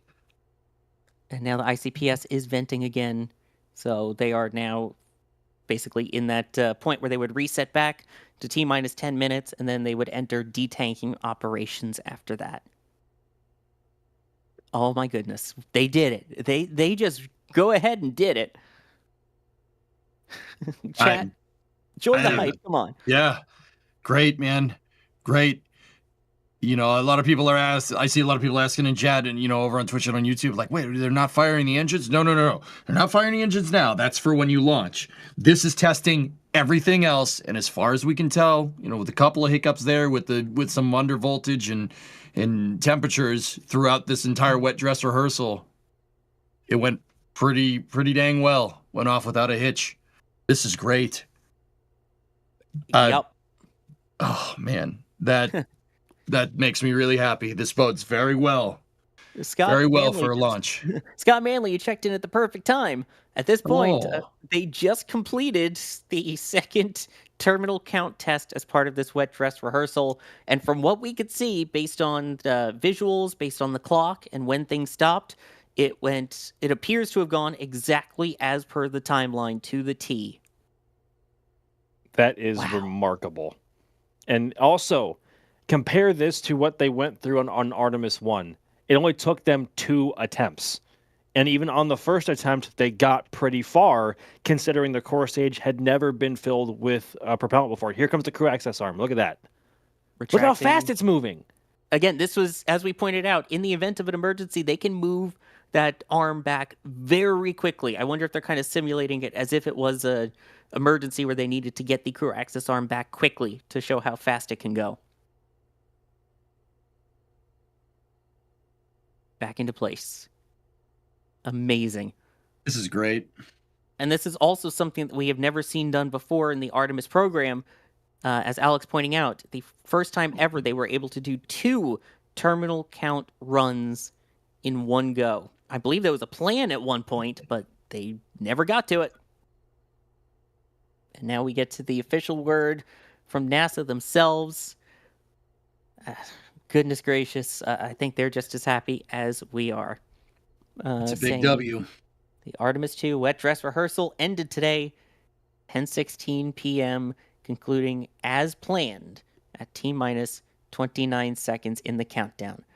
NASA will hold a media briefing about the test Friday at 11 a.m., which will stream on the agency's website. There we go. Awesome. And a 24/7 stream of the rocket of the pad remains online at our Space Coast Live 24/7 cameras. I'll add that because they forgot to put that in their official announcement. Oh, man. There we go. All right, let me thank some people here because that just, again, that's the one thing about this. They catch you off guard. All of a sudden, it's just, hey, clock's moving. Simply thank you for becoming a Pad Rat member. Sloppy saying sorry about my name. So it's safe to say they checked the hydraulics TVC system with inert gases, but on ILC the system is pressurized with gaseous. What is that? Hydrogen. Gaseous hydrogen. Yeah. Yep. The They don't French- check out. There's no. They don't do that with inert gases. The hydraulic system's using hydraulics. Makes sense. It's the APU that's pneumatically powered, not the TVC. The TVC is closed loop hydraulic. But anyway, continue. That's fine. The French taunter, going back to more of the references with Monty Python, rocket nerds should have our own theme song. Just saying, we just got excited about a rocket doing absolutely nothing for a minute. Hey, this isn't an endorsement from NSF, but "Countdown" by Rush. That's your Rocket Nerd song. Yeah, Dude. Trust me. Yes. Yes. 100%. "Countdown" by Rush. Look it up. And it didn't Amazing. do nothing. We saw the crew access arm swing away, and we saw some venting stop. Yeah, it moved a That's little. something. That's something. no. Yeah, exactly. The rocket was incredibly, even though it didn't look like it from the outside from our perspective, but there was a lot happening internally with the rocket during that time. So just because we didn't see it doesn't mean nothing happened. But my word, this is such a breath of fresh air so far. I don't want to speak too soon because we're still waiting on official word waiting on unofficial word about test results from tonight, but just based on what we've seen so far, this is incredibly promising. Yeah, and that official announcement saying that the dress rehearsal ended as planned at T-minus 29 seconds. Love hearing that, as planned. Perfect. Haxie Online, longtime watcher, first-time caller. The APU starting and chugging on SLS is one of my favorite rocket sounds. Thanks for the coverage, NSF, and Godspeed, SLS. Yes. Yep. 100%. No, I'm with you. Absolutely. And then OrtCloud with a $100 tip at tips.nasaspaceflight.com. Wow. Thank you so much for the generosity.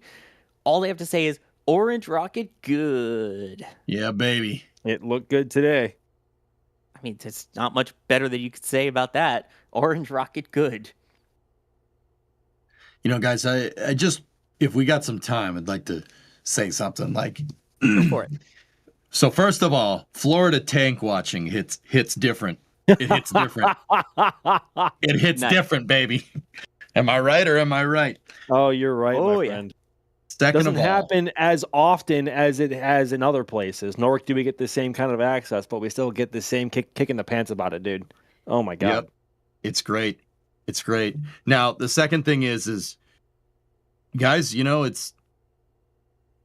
you have with NASA, you know, SpaceX doesn't tell us why they swapped the fairing, for instance. With NASA, you get a certain bit of transparency that you just generally don't get, you know, with commercial. And now I'm not saying commercial is bad by any means. I love SpaceX. I love Falcon 9. I'm a huge Starship fanboy. I hope it vindicates the shuttle because reusability is the way, right? Like, absolutely. However, with all that being said, you know, look at how much fun we had. We just watched the crew. I mean, Frenchie's right. We just watched the crew axis arm move back and forth, right? But this is great. But if you know and understand what the wet dress rehearsal means for the program, it's such a big deal. It's such a big deal that that it worked. It worked great. There was like 1 to 2 small hiccups that they had figured out within a couple minutes of them happening. Man, this launch is going to hit different. Hey, and I want boys. people to remember that, right, Max? I want people to I want people to know this. Hey boys, You know- you know what this means? What? What? This means that March is on the table. Yeah, baby. Oh, yeah. Oh my god. Like it's just starting to settle in a little bit. Like holy crap, dude. Yep. That's what I mean, dude. We're going this sucker's going around the moon. This sucker's Yeah. going around the moon With people. with people. people. just noodle on that for a second. This mission's going to hit different. And I hope that people see that, we've been talking about like, oh, there's commercial options, et cetera, et cetera. I hope people see how worthwhile it is for NASA to be conducting human spaceflight in-house. Because it is special. It is special. It is so cool. This is it hits different. It hits different. That's the best I can do on such short sleep, It is getting late. I'm sure we'll have some thoughts during the Flame Trench tomorrow about this. Oh, absolutely. Yeah. Oh, right. It hits That's different. also coming up tomorrow, isn't it? Yep. We got a lot of work to do tomorrow, boys. Oh, let's get it done. Oh, man. Yeah. So as of now, that means that we are expecting no earlier than March 6th, and we could say it with confidence, that they are officially targeting no earlier than March 6th. That doesn't mean they're going to go on March 6th. They have an entire window of dates in March. I believe it's 6, 7, 8, 9, 11, 12, if I remember rightly. 6, 7, 8, 10, and 11, I think. Or is 10, it 6, 11, 7, okay, 8, 9, 11? I'm not sure. I'll double check that. Of course, we'll have all the info on the socials and everything. If you're not following the socials, you should be over on X, Facebook, Instagram, TikTok, Threads, Blue Sky. You know the drill at this point. We've mentioned it a bunch. If you're not following over there, you're missing out on some awesome information. But yeah, March 6th, it is very possible that we could see humans heading back to the moon. March 6th, 2026, after December of 1972 being the most recent time. I get chills. That's all I can say. I get chills. It's a big deal. It's a big deal, and we should be proud of this. This is cool. This is humanity at its best. It really is. The other thing that we're getting closer to, by the way, you're going to hate me for this. Don't do it. No. Oh, no. So here, don't ruin the moment. The other thing that's coming up is unveiling the third design at shop.nasaspaceflight.com on our Artemis landing page. Oh, Remember, no. we had 3 designs there. The third one is blurred out. See a little diamond shape. That's once we get closer to launch, and we are that much closer to launch, so we're that much closer to seeing what that third item is. It'll give you a hint. I was wearing the shirt with that item just the other day out for a boat tour of SLS, and it fits so perfectly. So, just saying. Of course, we still have the vintage design as well that was special for this wet dress rehearsal. Oh yeah, we had wet dress rehearsal merch, but that wasn't all just blaming hydrogen. But yeah, you can see there, you've got the 4 crew members. We're talking about the humanity of it. The little shadow of the 4 crew members is my favorite part of this design here. In addition to the A and the 2 kind of design in the background, the trajectory as well with the swing around the moon. It looks like a band t-shirt. I love it. But the 4 little people just makes me so happy seeing them. And I saw someone wearing the shirt actually in person and it was like, look at that. It's perfect. That's at shop.nasaspaceflight.com. We also have the other design, which is the SLS assembly shirt. And then we also have metal prints and posters to commemorate the occasion. This is only some of them, by the way, on this page. And of course, the SLS worm merch from Flight 1. But yeah, there's even more than's on the SLS prints there. We got to get some of the other ones into this page too, because on the actual prints page, there's even more from myself and from Tyler that were out on boat trips to go see them. There you go. So all of these are available. And again, portion of the print goes to the person that took the photo. So definitely consider checking out that and all of the photos that we have over there if you like one. Did I ruin the moment too much? No, we put the NSF name on everything. Merchandising, where the real money from the streams is made. Yep. There you go. So anyway, yes, moment ruined, merch epic. Hey, it worked. We got a couple people getting some items already. Anonymous saying, go for March 6th. Getting the vintage Artemis hoodie, as well as the New Glenn launch entry landing design, too. So, you joke, but it works. No, it's good stuff. It's good stuff. Capstar saying, this will be my first time watching detanking. What to expect as NASA ends their video feed of the different views from this attempt. What do we expect, EJ? there's guys. Honestly, you might see that purging flame get a little bit bigger, but that's about it. Like, there's really not much to see. They're as Max was saying, and as we talked about a little bit earlier, they're going to try to scavenge the propellants, but that's happening in the dark behind that purge flame, so can't really see it. You don't really have much eyes on it. But yeah, they'll detank the vehicle, they'll inert it, and then they'll probably send out some crews in the morning, or they might even do it tonight, depending on how long it takes to safe the vehicle. And yeah, actually, they'll probably send them out tonight, considering the press conference is 11 a.m. tomorrow. Yeah, they're probably ready to go, just waiting for the vehicle to run out of propellants. But yeah, there's not, in terms of visual, there's not much to see. I mean, they did say last time, I think it would take a little over 24 hours to finally get everything safe, especially in the TSMU, which is where they wanted to check last time, the tail service mast umbilical. Yep. That they had to wait for everything to give the all clear, which was a little over 24 hours. But given that that's not really a concern for this time, I don't know. We'll have to see. And of course, you can watch all of it. Space Coast Live 24/7. We won't be commentating the entire detanking, but we will be streaming the entire detanking over there. Alex saying during Wet Dress Rehearsal 1, they ended draining propellant at about 6 a.m. Yeah, they wouldn't hold the presser until after detanking is complete, if I'm remembering right. Yeah, probably. Yeah, so that was about 5 hours. But again, to get to that specific area, as we were talking about, they had to, inert the tanks of any potential dangerous gases or things that may remain, so that people can go out there and breathe. A little important. Yeah, you kind of need to do that. Breathing is useful to provide oxygen, to oxygenate the capillaries in your lungs, so your circulatory system can carry oxygen to your muscles. Yeah. That's important. I saw someone saying now, so Flight 12, March 7th for Starship? Stop it. Oh, don't Stop evil it. on us. Why would you say that? Why would you do that? I'm just reading the comment. Here, blame this person. There you go. So. No. Oh, Just one word. No. We'll see. Throw a New Glenn in there, too. Stop it, Sawyer. Oh, my God.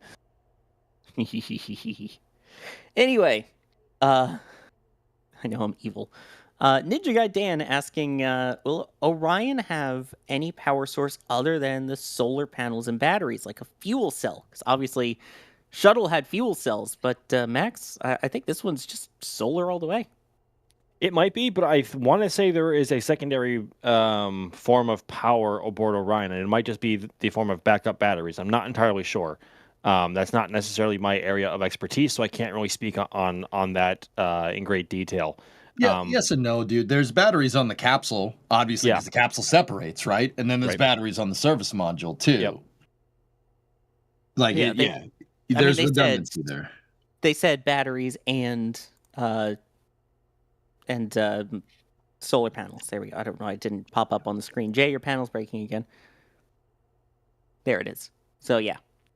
But I don't believe there's any fuel cells on board. Or at least not as primary as we saw with Shuttle, where there were multiple fuel cells on board that helped provide power as well as redundancy in case one of them went down, which has happened on a couple of shuttle flights. Let's see here. Someone, new challenge, stay up without sleeping until frame trench. Nope. That's big. Yeah. Nope. What are you kidding? Yeah, we're not doing that. Austin Skirvin with a $20 tip. Tips on NASASpaceflight.com saying, Orange Rocket good. March 3rd date? No, unfortunately, NASA ruled it out. But hopefully we will see the crew entering quarantine very shortly, which will mean that they are pointing towards that March 6th date, if they don't flat out say it during the briefing tomorrow. Kay the Scream saying, my band Chasing Satellites has a song called Space Hero. It's a theme song for astronauts and space nerds. Nice. All right. Jacqueline getting the vintage Artemis design on a hoodie, saying, love you guys, and see you on the 6th at Cocoa Beach. I love all the people that are coming. So many people come for the launch. That's awesome. And again, keep an eye out. We will have people out amongst the public as well on those launch days. So You never know who you might run into. If you happen to see an NSF member, say hi. They may or may not have something for you if you do, because we always have either stickers or patches or something that we like to give out to people. And I know Julia is doing some amazing outreach work as well. So Heather saying, success, a perfect dress rehearsal. Thanks for all your hard work. Thank you. Getting one of the prints in the shop. Very nice. And then another vintage Artemis shirt. They're flying off the shelves, including someone who happens to say, bless NASA, bless Artemis II, thanks NSF. Take a guess who that is. The Space Priest. The Space Pope. The Space Pope. The Space Rabbi? Oh, no, the Space Pope. All right. Space Rabbi. I was not expecting that one. That's Sorry. I don't think I know any other religious figures. That's fair. Anyway, sorry, just laughing at something posted by Max in the back channel. You are evil, sir. By the way, it said the person said, I don't get the joke. What's going on March 7th?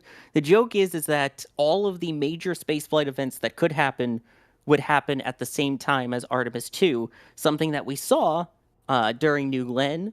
And I don't think we had it as much of an issue during Artemis 1, but New Glenn's first flight happened to coincide with Starship and with all this other stuff happening. So. And it was Starship Flight 7 as well, the first version too. Yep. So all of that around the same time. So it's stretching our teams thin is the joke that we don't want to happen. That Murphy's Law would be. And also Boeing Starliner crew flight test interfering with Starship Flight 4, almost. Like they were back to back in what I can't talk. They were essentially with what happened, or so it was first Starliner crew flight test, and then the early morning after it was Starship Flight 4. Were you? I don't know if you were even there. You weren't with NSF yet, so. Excuse me? We called you out. Excuse me, sir? Wait, when did you join NSF? Bro, I've been in since before Starship Flight 1, Sawyer. Because when we were together at Artemis 1, you were not with NSF at that point. Yeah, that was 2022. That was 2024. I know, it all blends in. See, anyway. Fellas, look, there's the big flare I was telling you about. Yep. So what does that mean, EJ? That means they're detanking. The bigger that flame is, guys, the more hydrogen is moving around.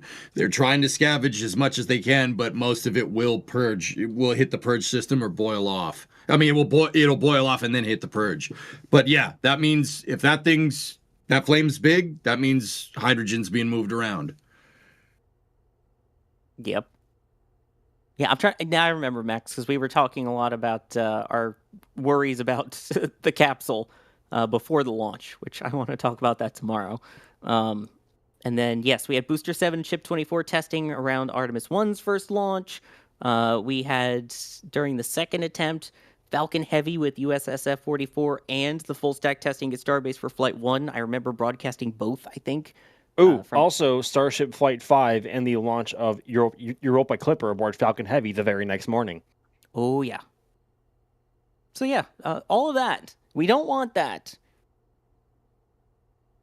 I mean, we do, but we don't. We don't, but we do. Yeah. We do, but we don't. I mean, I'm just going to go out and say it. I enjoyed Sawyer's double cast of 2 launches at once. I'd love to do it again sometime. I wouldn't, but I would. Yeah, see? No, the chaos is fun, man. This is great. It's different when your boots on the ground, EJ. It's different when your boots on the ground. Very. I'm not talking about you. Well then, sir.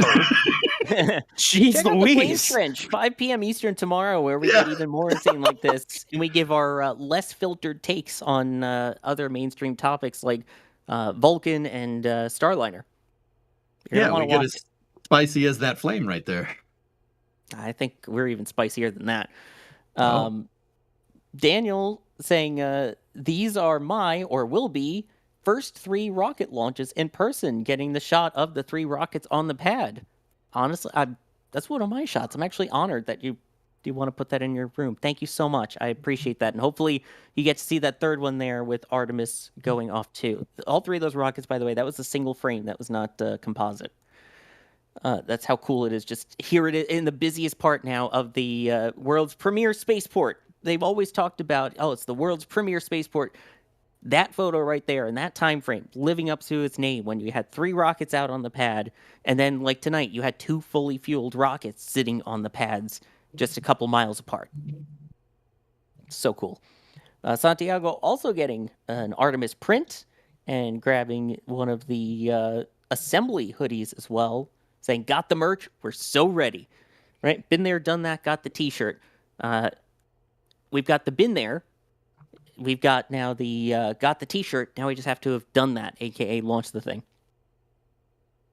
And Josh, so with all things that could happen within days of each other, what flies first, Starship Flight 12 or Artemis 2? Artemis 2. Artemis 2. I don't think there's a debate. Yeah, A2. If the only way that Starship would launch before that is if they had a full stack, and they at this point, and that they do not have a full stack right now. They're getting there though. They're getting there. Yeah, the booster hasn't even been to the pad yet, nor has ship 39 rolled out to Massey's for cryo or static fire testing. So still a bit to go on the Flight 12 order of events. But we aren't too far away now, as vehicles and infrastructure are almost ready to move on to the heavier part of testing. So, but unless they encounter some sort of awful leakage issue on the launch attempt in March for Artemis II, I think this guy is going. This guy's going in March. So I think this Artemis II for sure has the cake in who's launching first. Yeah, I mean, they haven't static fired anything yet. When they rolled out the ship recently, it didn't even have engines on it. So, minor details that they have to work out still. Let's see. Continuing to go through here. Someone's saying, for Max, do you need a cure for the Long March disease? I don't know about the Long March disease, but I have this thing called Tianlong. Oh my gosh! Sorry, excuse me. Yeah. You okay? There you go. I don't know. I feel like I've caught something that was supposed to be kept in place but wasn't, and it got me. I don't know. Also, when Jack Beard. I mean, you're getting close to the Jack Beard at this point. With all due respect to Jack, I love him to pieces. I don't want my beard to get that long. That's just, I don't think that would be that look wouldn't fit me. I don't think. I like mine shorter the way it is now. If I let it get any longer, it might look a bit unruly. Jack can rock that look. I don't think I can. Yeah, that's fair. All right, I'm gonna have to pull up some stuff here for this one, but in case anyone has it handy in front of them first, Chuck is asking, do you have any idea what time the launch will be? Does the time change depending on the day? And yes, the time does change depending on the day, and they only have a certain set number of days because of vehicle constraints, lighting constraints, heat constraints with parts of the vehicle, all of that they have to kind of work out to allow Orion to have enough sunlight, also to charge up the batteries and everything. So many little details for it, so that's why we don't have multiple attempts during the month, but just a couple of set dates. Hopefully that gave enough time for someone to be able to pull it up as I keep blabbing, and if they have the dates in front of them of what the attempts would be in March. Sounds like I didn't give them enough time. Someone's able to pull up the launch windows for March. I just had them. I can't freaking find them, dude. Oh my gosh. I'm looking through folders right now. I'm not even kidding. I know. We have it. It's a problem. Give us a moment. We'll get it to you. Where you don't have to look it up. We'll look it up for you. All right. So, it would be March 6th. Would be 8:29 Eastern. The window would open. It would then move to 8:57 if it pushes to the next day. On the 8th, it would be 10:56, and again, these are all 2-hour windows. If it goes to the 9th, that would be 11:52 p.m., and then if it goes to March 11th, that would be at 12:48 a.m. on the 11th Eastern Time. Each of those 2-hour long launch windows. And it's a little tricky in there because we have the switch from Eastern Standard Time to Eastern Daylight Saving Time because Oh, that's God, not confusing yeah. enough at all. So the first 2 attempts, let's say that, are Eastern Standard Time. So the 1029 and the 1057. The reason it then jumps to 1056 is because that is when we switch to Eastern Daylight Time on March 8th. There is the graphic explaining it a little bit better than I'm trying to. You know what, though? Honestly, the times here are not completely unreasonable, like especially on the 6th and the set. Oh, no. That's why I was saying the 6th and the next day. I've been very careful with the wording because chat Gosh, went crazy earlier. Bless it. I'm sorry. But All on... right, continue on. Yeah, the 6th and the day after, the times for the launch window honestly are not unreasonable. I mean that's just shy of 9 p.m. here Eastern, and that's like that's an early night for us. Like the night is young for us who are used to 3 a.m. Starlinks. So it's not awful. It's not like it was during oh my God, when Artemis I actually launched. I think that was around between 1 and 2 a.m. local time, and the post-launch press conference was around like 6 a.m. or something. It was miserable to stay up in. I think that's honestly among the most tired I've ever been covering a mission was Artemis I when it actually launched. But these times aren't completely unreasonable. Granted, it's still going to be a long night, but to get the rocket off sooner than later in the evening or early night hours would be nice. But I'm going to say it. April 1st would be better. No. I'm just saying. No. It'd be better. That's a joke. Yeah, you're right. April Fools. That would be a joke if they did that. They wouldn't. No. The launch window on April 1st is much nicer. I'm sorry. And again, a reminder: each of these are 2-hour windows. So even though it says 8:29 and 8:57 Eastern PM, they go for 2 hours after that. So that would be 8:29 to 10:29, 8:57 to 10:57. Then we get to 10:56 to 12:56. So 10:56 p.m. to 12:56 a.m., 11:52 p.m. to 1:52 a.m., and then 12:48 a.m. to 2:48 a.m. by the 11th. So that's the timing windows for each of these. Oh boy. Anyway, so that is what we can look forward to. Again, the earliest being March 6th. Daniel Smith becoming a Red Team member. Thank you very much for that.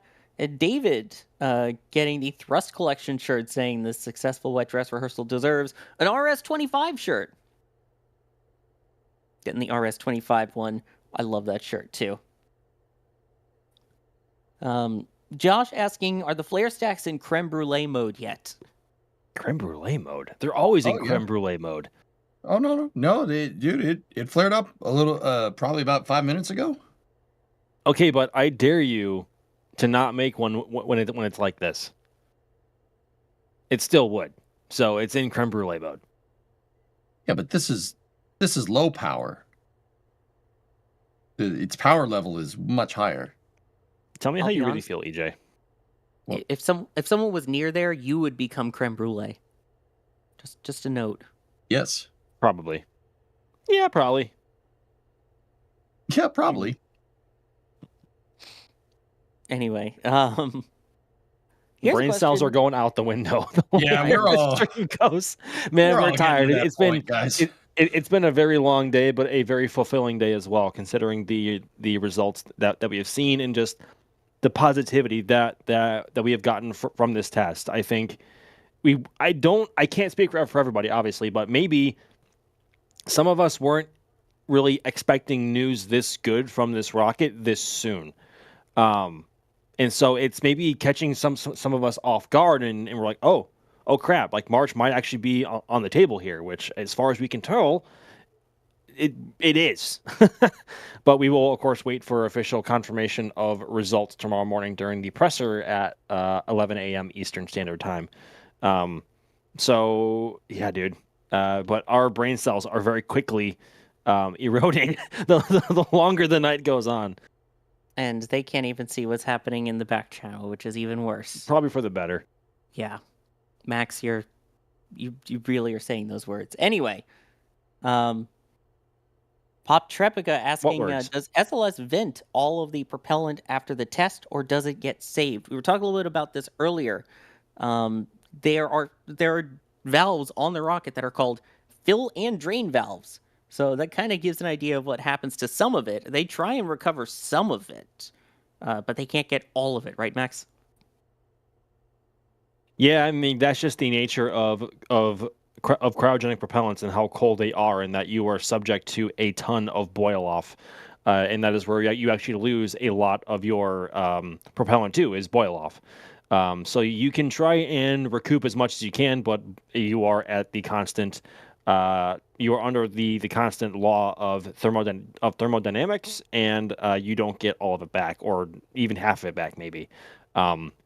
The oxygen you can just vent outwards and not worry about, but you do have to reclaim and control where you vent your hydrogen, because that is very flammable, and the last thing you want to have happen is have a cloud of that stuff be near a spark at just the wrong time, because that would cause a bad day for a lot of people on the ground and for the launch vehicle itself. So a lot of it does boil off, but they do have to contain where those hydrogen fumes go. Exactly.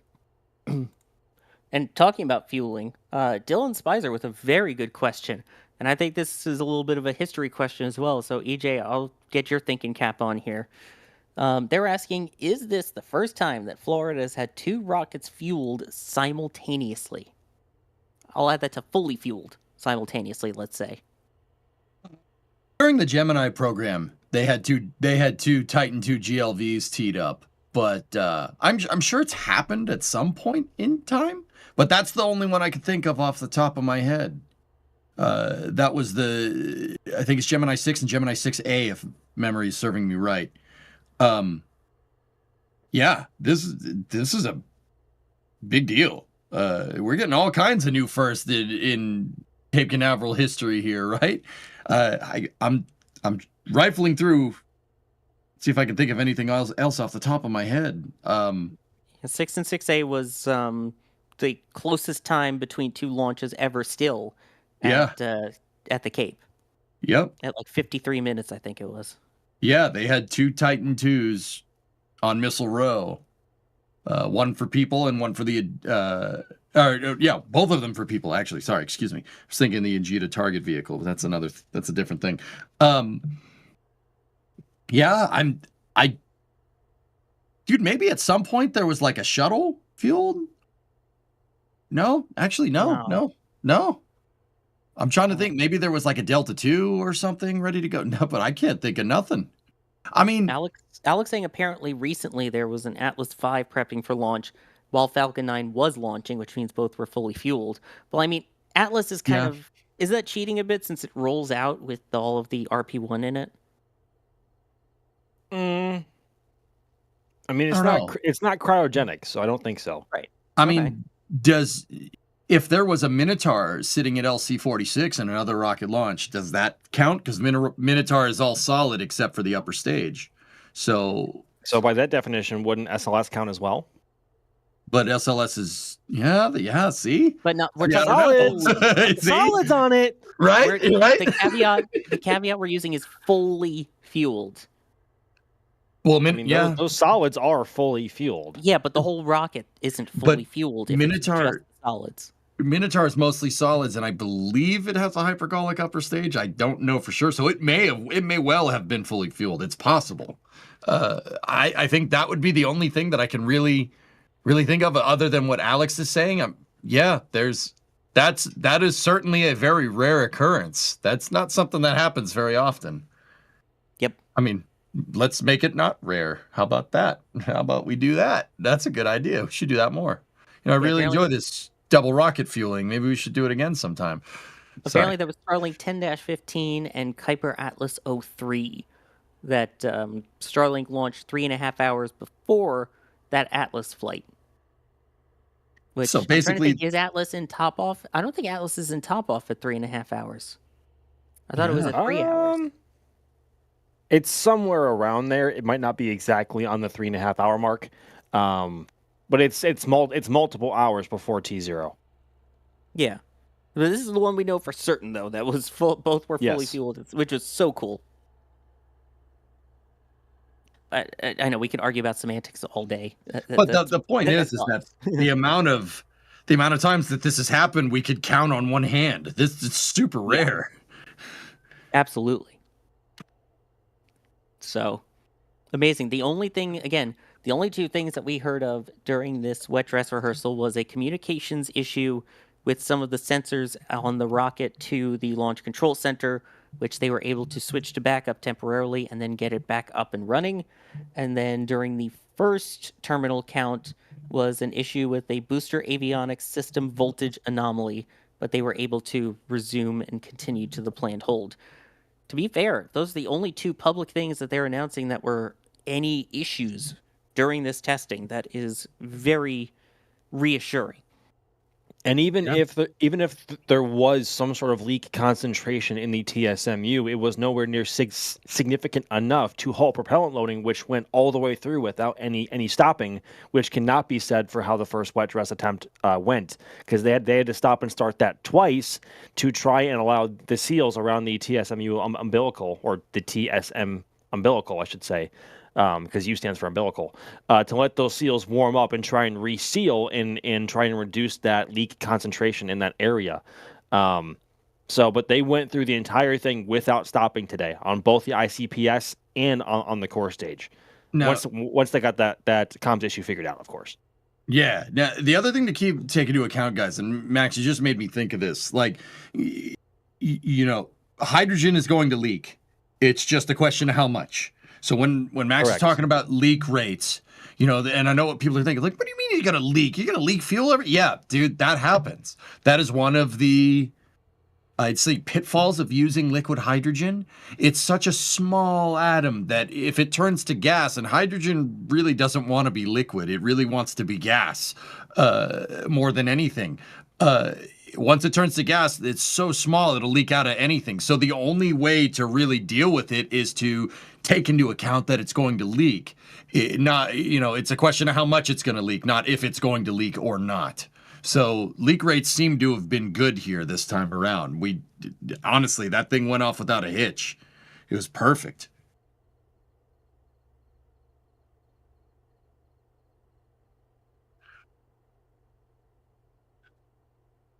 But yeah, really, really good stuff.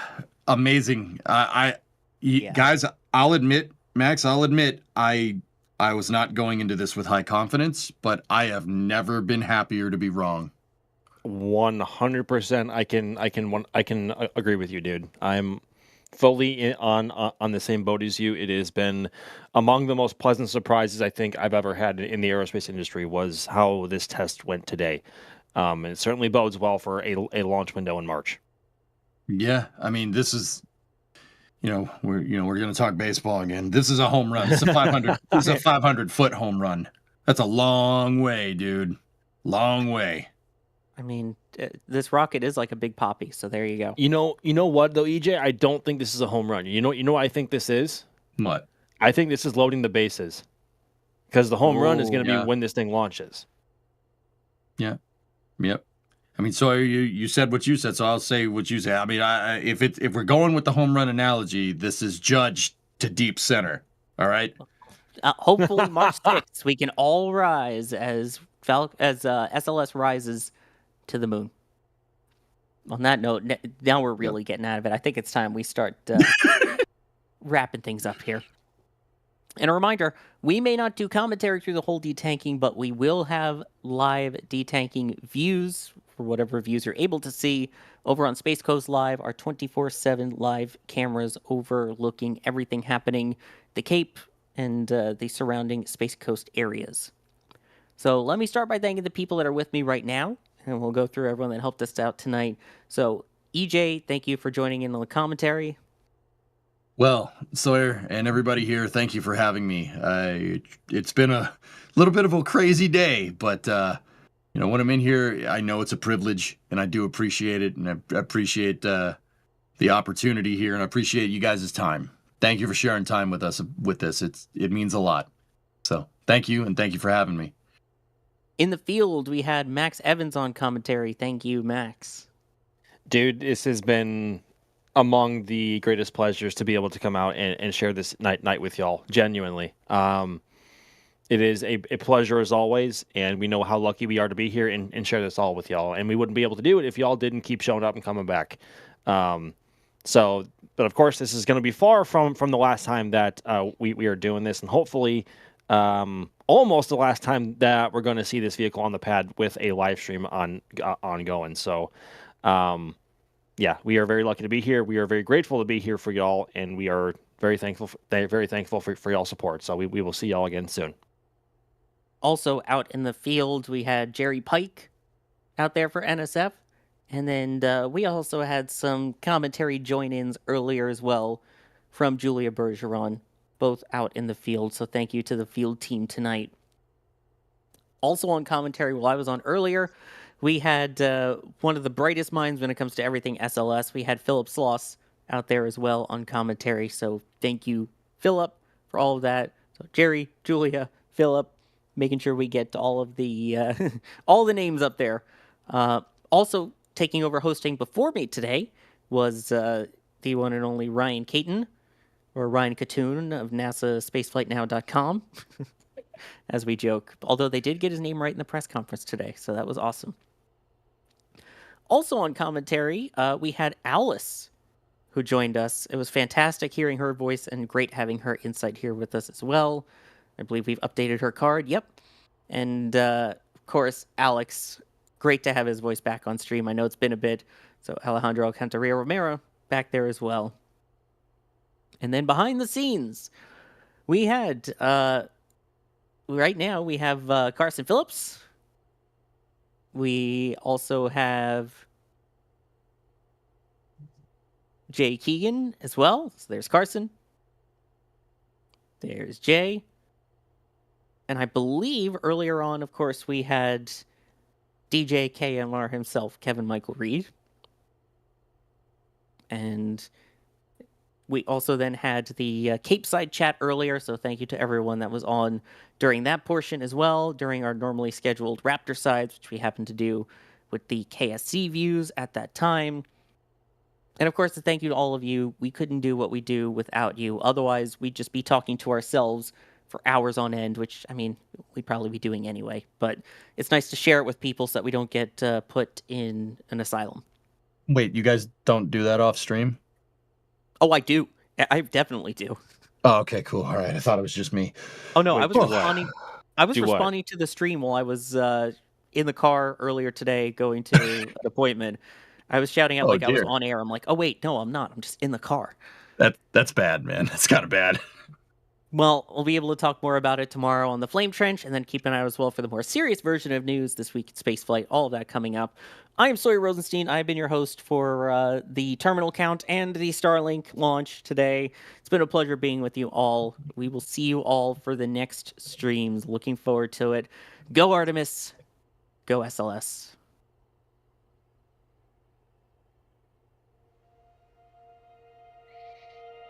And here we go.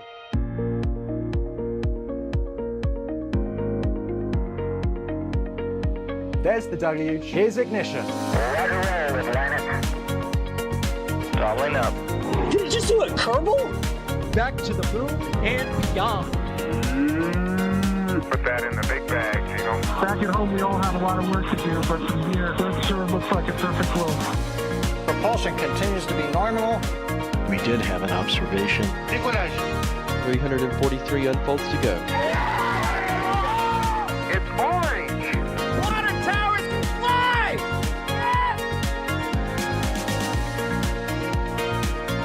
Bingo! Right in the center. Where's Jacqueline? There it is! That was surreal. That's not what we want to see. No! Oh my God. Yikes. You bet. We don't need any more of these.